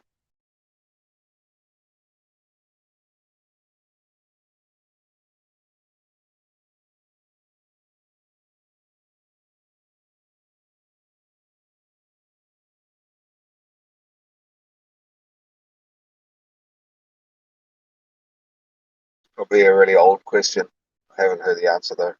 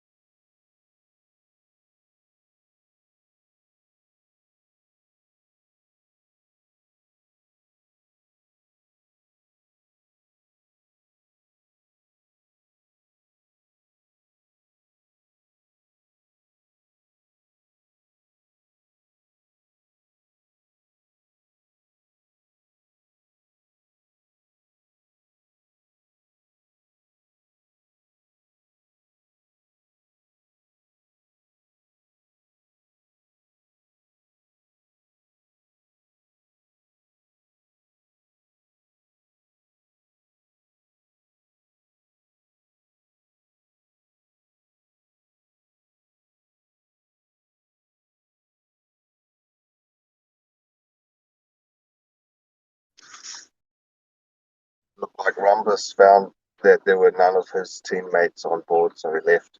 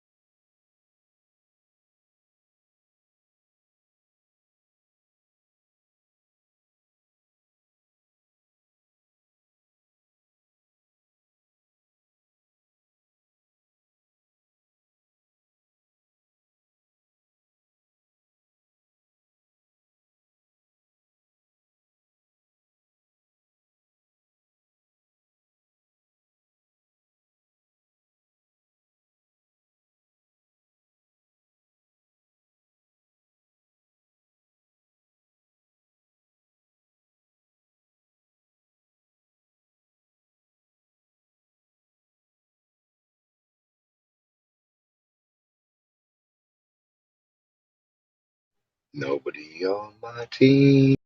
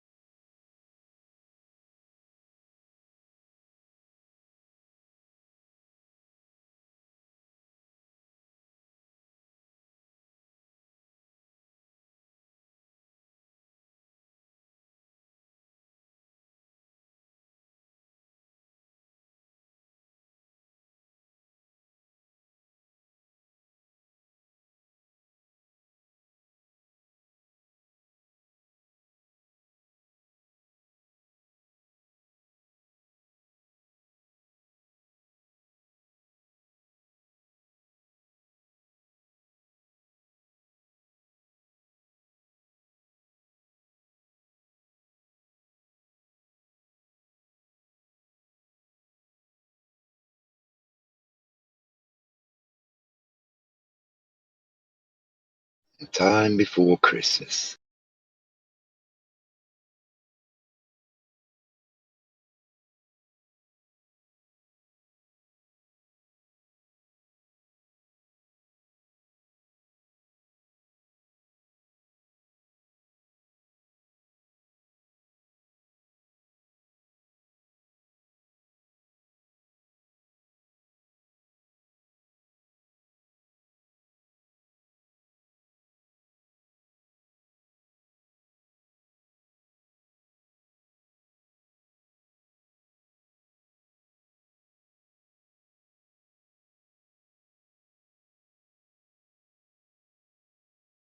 It was the coldest of the warmest of the month. It was the hottest of the coldest day. It was the calmest, most wildest breeze. It was a calm, ferocious ocean.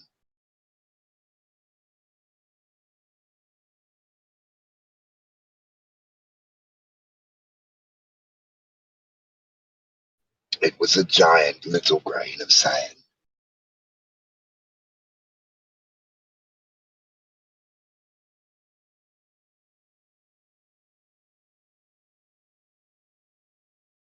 I wonder how many universes are smaller than a grain of sand.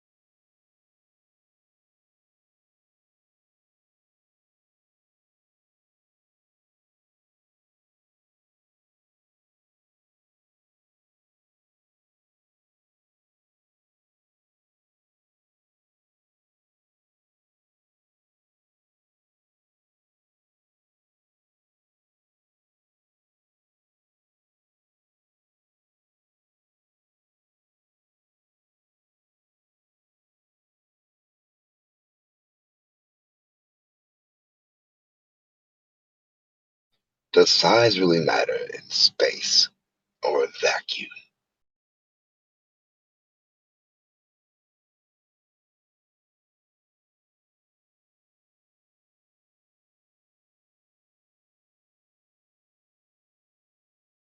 How can size matter without resistance?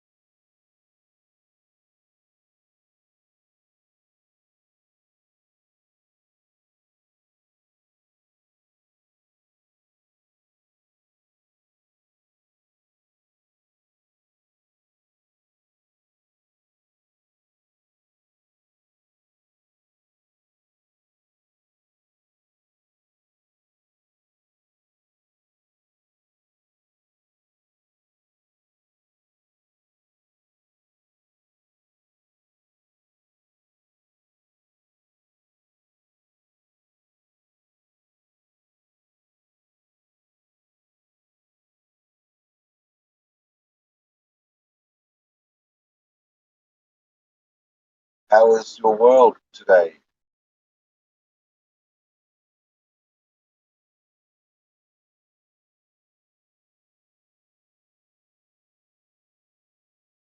And motionless.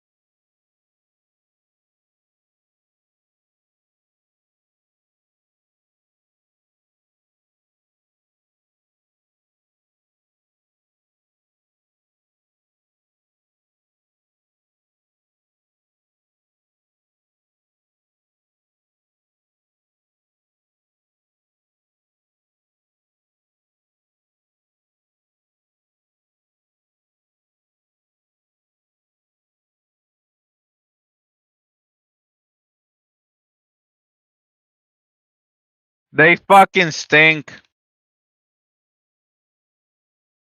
Ryan. Ryan. Who are you talking to? Oh, I'm in the game. Sorry, Jeremy. I didn't realize. You gotta step up your shit talking skills. Of course I'm gonna be shit talking.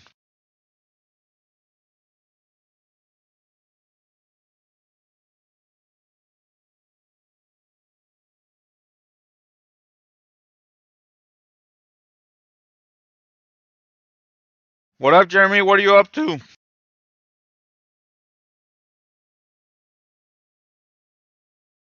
Just chilling, hanging around the house.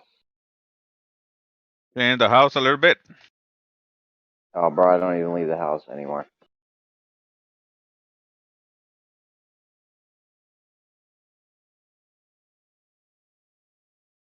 I cashed out of my crypto every Friday. I cash out. Last Friday was $500. That was with me lowballing everything. Like if I make $18 on something, I'll just count it as 15. Or if I do like $14 on something, I'll just count it as 10.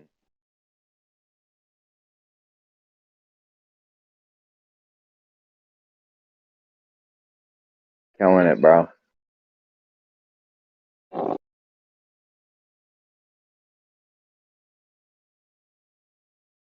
Every day I put some shit in to make another dollar. Like today, I put $100 in this thing that pays 1% a day interest. So it's another dollar a day. Every day I try to get another dollar a day ticking in. What's up, bro? You just gotta get these dollars ticking in, homie.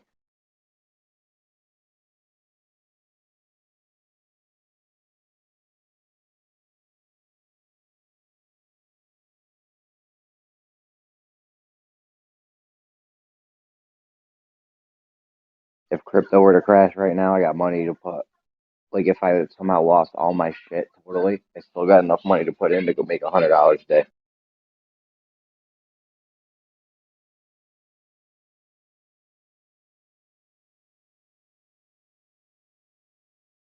I don't even think I'm doing 100 right now. I'm probably at like 75-ish.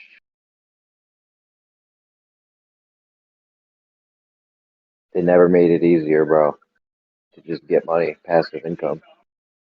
It was impossible with stocks and dividends and shit. Not impossible. You just needed like a fucking $500,000 or something. Holy shit, Jeremy. Are you the one who's gonna take us to the fucking other side of the wall? Are you gonna be the rich No, guy who's gonna buy the boats and shit? nah, bro. I barely get my bills paid. If you had ton shit of money, would you do that? I would fund it. I wouldn't go myself. Me too. I got family and shit, bro. That's for them young boys. Witsit will send Witsit or something. You know what I'm saying? You know what? You send a bunch of the fucking Glovers, right? See how many of them they would want to go, right? I'll pay everything. You guys A lot of go. them are like us. A lot of them are like us, though. They got family. You know, I've already posed this to them, and they said no, they wouldn't go because they're like us. They got families and shit. They don't want to risk. It's risky. No, but I think that I don't think. Okay, they say that there's no danger with the governments and shit like that. I think there is. Yeah, but they'll say there's no danger with the governments, but then they'll say there's inherent danger of just making that trip, so they won't go for that reason. That is true too. But I think they know there is. I think they know there is danger with it, not only with with the government. Yeah, they're not gonna let you just go willy nilly down there.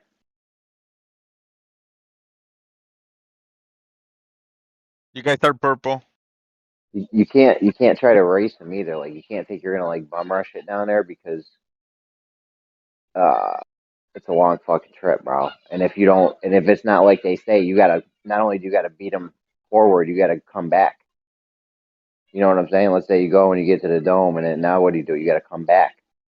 And what are you gonna bring back? A video picture? No one's gonna believe that shit. Have to be some pretty compelling fucking video. No, but you pay for for some flatties and some Glovers to go together and record the whole thing. Yeah, I don't know, man. I'm willing to fund it. I mean, I'll chip in. I can't fund the whole thing, but I'll just throw a few No, bucks. that will take millions of dollars, Jeremy. No, dude, some little girl did it on skis. A 16-year-old girl did it on skis, bro. With what she could carry in a sled for her supplies, bro. Like, there's no way that's millions of dollars. Oh, You can't fit more than $30,000 on a sled full of supplies. Oh, you're talking about a flight? No. I'm talking about going rogue, like not asking the governments and go on an expedition. On a Bro, you huge can't. fucking, huh? You can't, bro. Listen, you've got to come back. Unless it's like they saying you can go straight across, you got to come back. So You're missing my point, bro. I'm telling you that you put some of the Glovers so that they realize that they cannot actually do it. That will be the point. Not to you know what I'm saying, right? Yeah, no.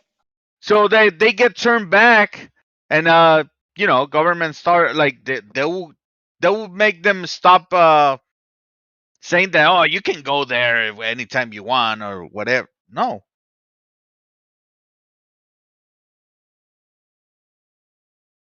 Bro, Jeremy's gonna pay the way, dog. He's gonna get those Skrillas. He's gonna get those coins, man. He's gonna pay the way. Watch. That's what I'm saying, Rix. That's what I'm saying.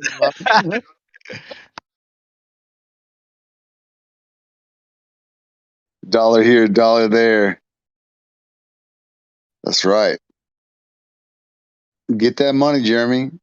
We're waiting.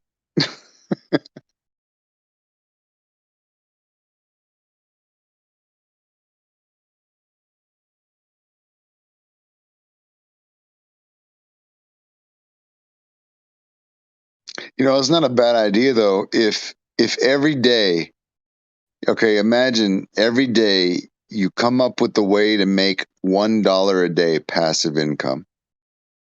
Every single day you come up with a new way to make another dollar. That's what I do, bro. Bro, like I do that. That's what I'm saying. Like if you just came up with every day, just another dollar. By the end of the year, you'd have 365 passive dollars a day. That's huge, bro. Yeah, that's my goal. Yeah, that's money. Well, my goal is to get $200 a day by the end of 2022. Well, so it gets a little expensive buying $1 a day. You're gonna need at least $100 for that. We're waiting. At the least. Yeah, but the thing is, man, I can make $100 a day. Yeah. And if that's I make and then put that straight into my passive income, you know what I'm saying? Yeah. And if I do that for a year, I'm making over $300 a day. Yeah. Maybe. I mean, the shit changes. That's retirement, right? Bro, people retired ain't even making that much money. Well, that's retire. You could retire in I don't know, like a year. Yeah. Yeah. I wouldn't even bother waiting a whole year. A half a year, you're at $150, $175 or something. That's good. Well, I'd only I don't know. I guess you know what I'd do, man? I'd take that passive income and I would just roll it right back into the investment. I wouldn't keep any of it, dude. That's what I've been doing. That's why I'm up so much. But pretty soon I'm gonna have to start taking it out. End of this year, I'm gonna need to start. Christmas is coming up. Probably got taxes or something. Yeah. Yeah, man. I just roll that motherfucker right back in. Well, that's what I do right now. But I mean, pretty soon. That's what I mean. Eventually, I'll run out of $100 a day to put into it. So. Well, just a heads up. Right before Black Friday, a lot of people sell off their crypto. It's going to be a big loss, but then it shoots right back up again after. like at the end of December or so. I don't know. Yeah, The I'm not trends even might be worried different this about. year, though. It might be more sensitive. So I'm not even worried about it though, because like I said, my shit's not really based too much on how the market does. Like it yeah. is a little bit, but I'm gonna make money regardless. Like if the Well, I market know goes as soon as down, it drops, people are going to buy that motherfucker back up anyway. yeah. So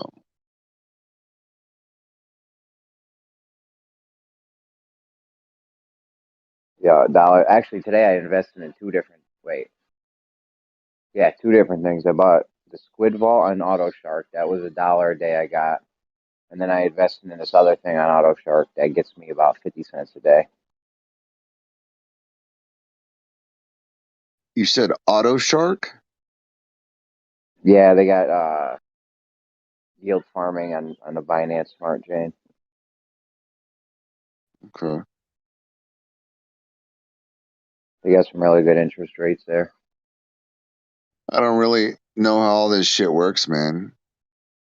Hey, let me ask you: if I just let's say I dropped like $5,000 on one of these things you're talking about, what could I get? 1%? Well, I mean, I would. My friend actually just gave me 5Gs to invest for him. What I did was I spent 3 of it on investments, but then I left 2 just in case something happens. Plus, new shit pops up all the time. Yeah. I wouldn't advise dumping 5Gs, especially right now. We could be at the close to the peak right here. What you do Yeah. is you do what you said. You make $100 a day, and just put $100 a day into it. Yeah. That's the best way to do it. But if you did have 5Gs and you wanted to put it in, you could probably get $1 for every $100 you put in. That's cutting it close. I would count $1 for every $2, or $1 for every $200. So Okay. That's would not very good. $50. You get $25 a day for 5Gs. $25 a day for 5Gs. Easy, yeah, easy 25 a day. Probably closer to 30, 35. I like to lowball everything though. But then you might get lucky and something might shoot up, and one of those $1 a day things might turn into $10 a day. So that's what happened to me a couple times. Yeah, but this kind of shit you got to keep an eye on it. You can't just keep your stuff in one place, right? You got to move it around. Oh, I'm in like 20, 30 different spots. The list, it takes me hours to I cash out every Friday. It takes me hours. You don't have to keep an eye on it. You just have to cash out once a week or something, once every 2 weeks. I'm thinking of switching it to once every 2 weeks because the gas prices are really killing me for pulling shit out. Like if I make $5 a week on something and then the gas price, the transaction fee is 75 cents, better to do that Well, 2 weeks. how far is your fucking bank? What's up? Where okay, man? You cash out like in person somewhere? No. It's not gas. It's transaction. Oh, okay. You said gas fees. They like call it gas. gas. Yeah. Oh, okay. Got it. It's usually it depends on what network you're on. Like the Ethereum network's not even worth doing business on at this point, but the Binance, Phantom, Avalanche, other networks, they're about 50 cents to $1 for a transaction, give or take. Yeah. That'll eat it up. Yeah, so if you only make 5, no. like I'm in like 50 things, yeah. Uh-huh. There's days Well, on Friday. that's why I kind of got out of it, man. Just between fees and volatility and security, like I just felt like it was a lot of risk. It's like you could fuck up, and it could really fuck things up. I mean, the shit's fucking easy peasy. Once you get everything set up and going, you really don't even need to fuck with it. You make a list and just rip through the list once a week or once every 2 weeks. Cash out. It's fucking so easy. I don't really have to do anything other than cash out every Friday. So, like, how does 3 hours? I mean, you make it sound like it's like legitimately passive, though. Like how? Like, is that because the format you're using is a passive, like solution, or what is? Well, it's called farming, yield farming, staking, shit like that. You don't. There's literally nothing you have to do. You have your money in an account, and and however based on how much you have in it, just ticks in slowly. Okay. I don't have to like do anything or anything. What if I drop 10 grand? I mean, you can extrapolate out from the 5Gs. 10 grand will get you about Okay. So it's just like $50 a day or something. in between. 10 Gs will get you in between like 50 and 75. It'll probably be closer to 75 for 10 Gs. I mean, I wish I could start fresh. Like my friend that just gave me 5 Gs, Mm-hmm. I made him some nice income coming in every day. Whereas me, I have my stuff in old shit where I didn't know about all the good stuff. So I don't make it. I probably have like 20 Gs in it, and I'm not even making 100 a day. But I'm slowly like organizing everything, getting in the right spots. Yeah, I imagine that's got to be like taxing to kind of have to move everything and take fees out along the way. It's not bad. It's not bad. And like I said, so a lot of the shit that I'm in is making me money anyway, so there's like no rush. So I just wait slowly for things to come along. Like I'll find I got on the Phantom chain and the Avalanche chain like a week ago. So I dumped, I don't know, $400 or $500 onto both of those chains just to get started, get my feet wet in them. But I pulled this shit out from some of my other stuff. Well, if you're pulling this out all the time, man, like you got to be paying taxes on it, yeah. Yeah, capital gains, yeah. Yeah, dude, like you're gonna have to just save like half or some shit. Nah, it's like 15-20%. It's not bad. It's not like I'm making $1 million or anything, so they don't hammer you that much. Not yet. Well, I mean, I'm never gonna make $1 million. I mean, I hope I do. I hope they do hammer me in taxes. I'd love to pay fucking $100,000 in taxes or something crazy. That'd be awesome.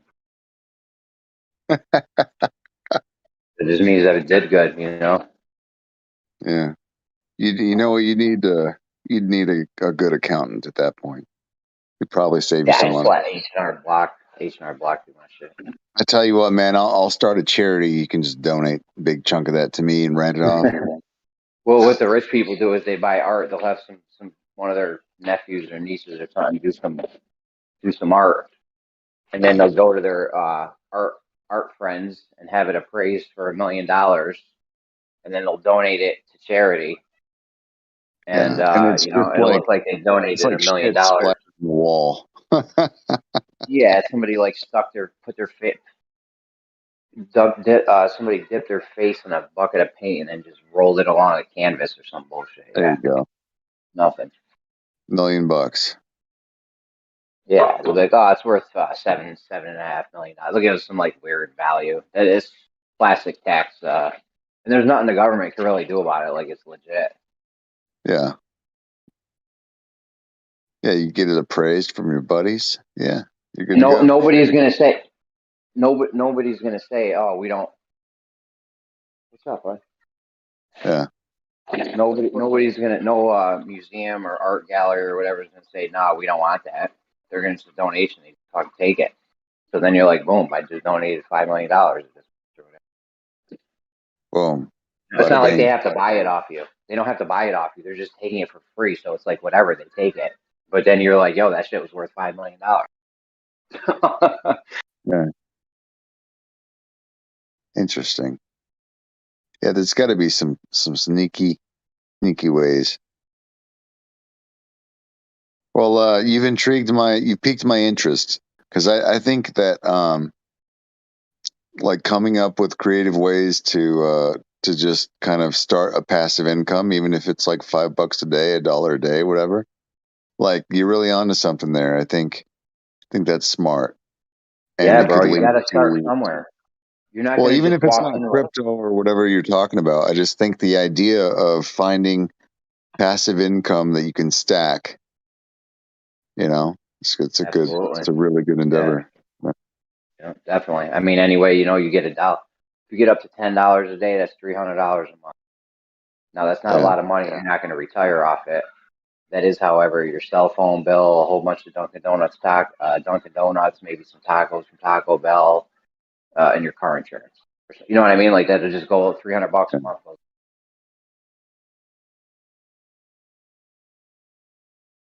Yeah, that's smart, man. I'm gonna think about it. See.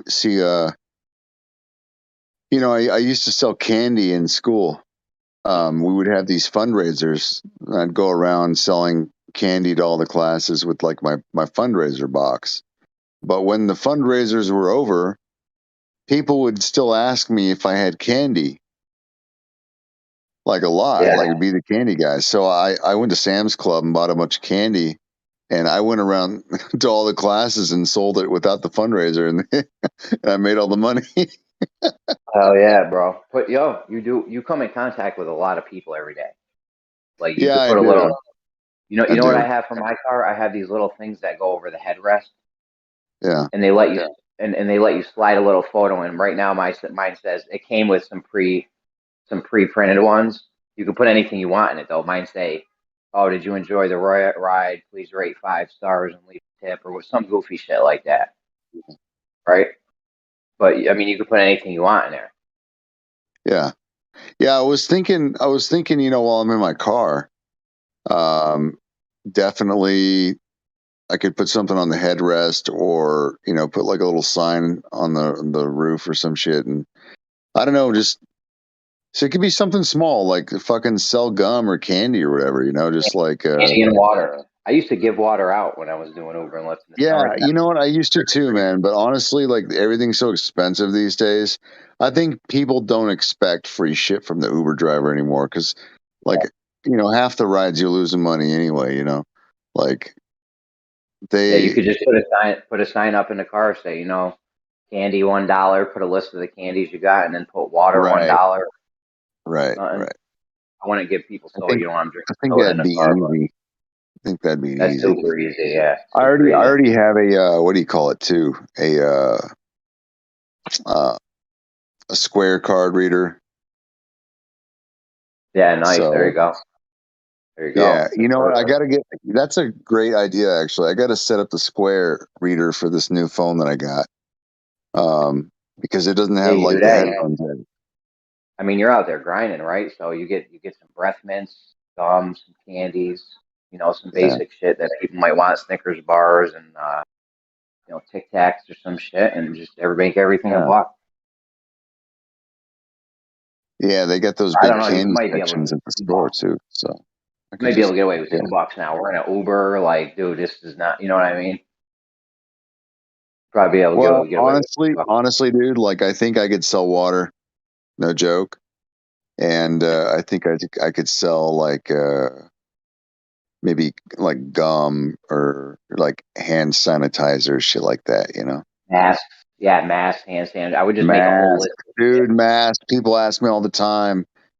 Oh my God, dude, yeah. But like, even if all I'd have to do is put it in my car, bro. If I just put it in my You know what I car, mean? I swear to God, I'd be selling at least $10 a day, like minimum. Oh yeah, bro. The waters alone, you'll Yeah. get probably 10. I mean, you're doing what, 20, 30 rides a day? Uh, yeah, anywhere from 15 to 30. Yeah. Yeah. So I mean, you get make an extra $5, $10 a day. It's not a lot if it's just all one day. What's $5 or $10? But if you do that shit every day, you know, it adds up. Yeah. Like You gotta most get a people gas. won't want anything, but you know, there's like these little convenience store kind of things that people fucking want, you know? Some people buy like 10 things out. Some people like, oh Yeah. shit, yeah, I was gonna stop at the store, but I'll just fucking grab a couple waters and a blunt wrap and a condom, mask, you know, whatever you got. Hey, can you believe it, bro? Like, I could buy some knockoff fucking earpods or some shit, you know, for $30 and sell them for 50. I don't know. Like, there's Yeah, all kinds of shit that I could do. another good thing I'll tell you right now. Another good thing that would sell is those little battery bank things you could buy at Walmart for like $5 or $10 and sell them for 20. People Oh don't yeah, always yeah, get yeah. Like if they're going to a concert, this shit happens all the time. They're like, "Oh, my battery's dying." how many times you get asked to plug someone's phone in. That happens to me at least, you know, once a week. All the time, bro. All the Yeah. time. I'll just be like, "Hey, yeah, I got this battery pack. It's $20." bitch. Yeah, if you put a list of shit out there, dude, all you gotta do is put it out there and people will just buy it. Yeah. Especially if it's like useful shit, like you're picking up some dude he's on his way to meet a girl at a restaurant or on her way to do Netflix and chill or whatever the kids do these days, and you're selling Tic Tacs or mints or something. You know what I mean? He's gonna buy a pack of mints off you. Bro, I got a great idea, man. Yeah, I'm gonna make like a, that there's this thing right above the like right next to the head. Well, it's on the headliner, but it's next to the front window. It's the where the the lights and the microphone is for the Bluetooth. Yeah.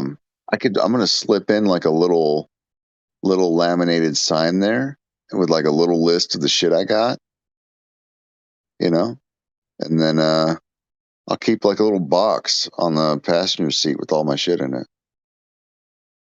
Yeah, I could totally do that.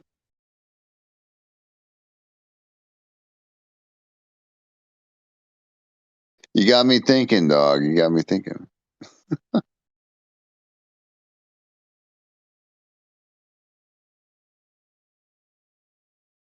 All right, Jeremy. Appreciate it, man. I'm gonna get back to my show. I'll be back. I'll talk to you. Yeah, bro. The goal is to try to get it passively, though. Yeah, just like a little side hustle. I need to get a little side hustle for sure. Yeah, for you to sell shit in your car, I mean, that is kind of passive because you're doing it already. But the idea is to just get it from home while you're sleeping, while you're taking a shit. Well, it's not gonna be like anything, like it's just something I can do while I'm doing other stuff already. So that's perfect. Yeah. I mean, selling shit in the car is money. All you need is Just put a little tossing it in a box to my car ain't no big deal. Easy. You can do it in the front seat. Nobody's sitting in the front now, right? Yeah, exactly. That's why I was thinking about it, because shit is like seems like it's gonna stick for a while. Yeah, bro. I would put a box in the front and just get like all the candies, Tic Tacs, maybe some chips. I don't know. Now you got people eating in your car and shit. But I don't know. I hate when people eat in the car. That's what I was thinking. Like, I don't really want to keep food in the car because that shit goes bad and stuff. But like a little bit of candy, not too bad, especially if it's not going to get everywhere. Yeah, you have a backpack taking in and out with you. A cooler with some waters in it and ice. Yeah. I was thinking bottled water, a little bit of candy, breath mint, gum, whatever. Hand sanitizer, mask. Like these are, mask for sure, dude. Like $1 a mask, you buy the whole box for like $4. Yeah. Oh yeah. I get the cool black ones too off Amazon. You charge $2 for those. Yeah. Yeah, not a bad idea. I would charge $3 for them. Because be like, people come in there like, oh shit, I don't have a mask. Like, well, you need a mask to take this Uber ride. So you want to buy one, or I can just cancel the ride. They're gonna buy a mask every fucking time. Yeah. I just give them out personally. Dude, half the rides say, half the rides don't have a mask, dude. Yeah. Not a bad idea. Okay, I really do got to go. I'll be back though. All right, I'll talk to you.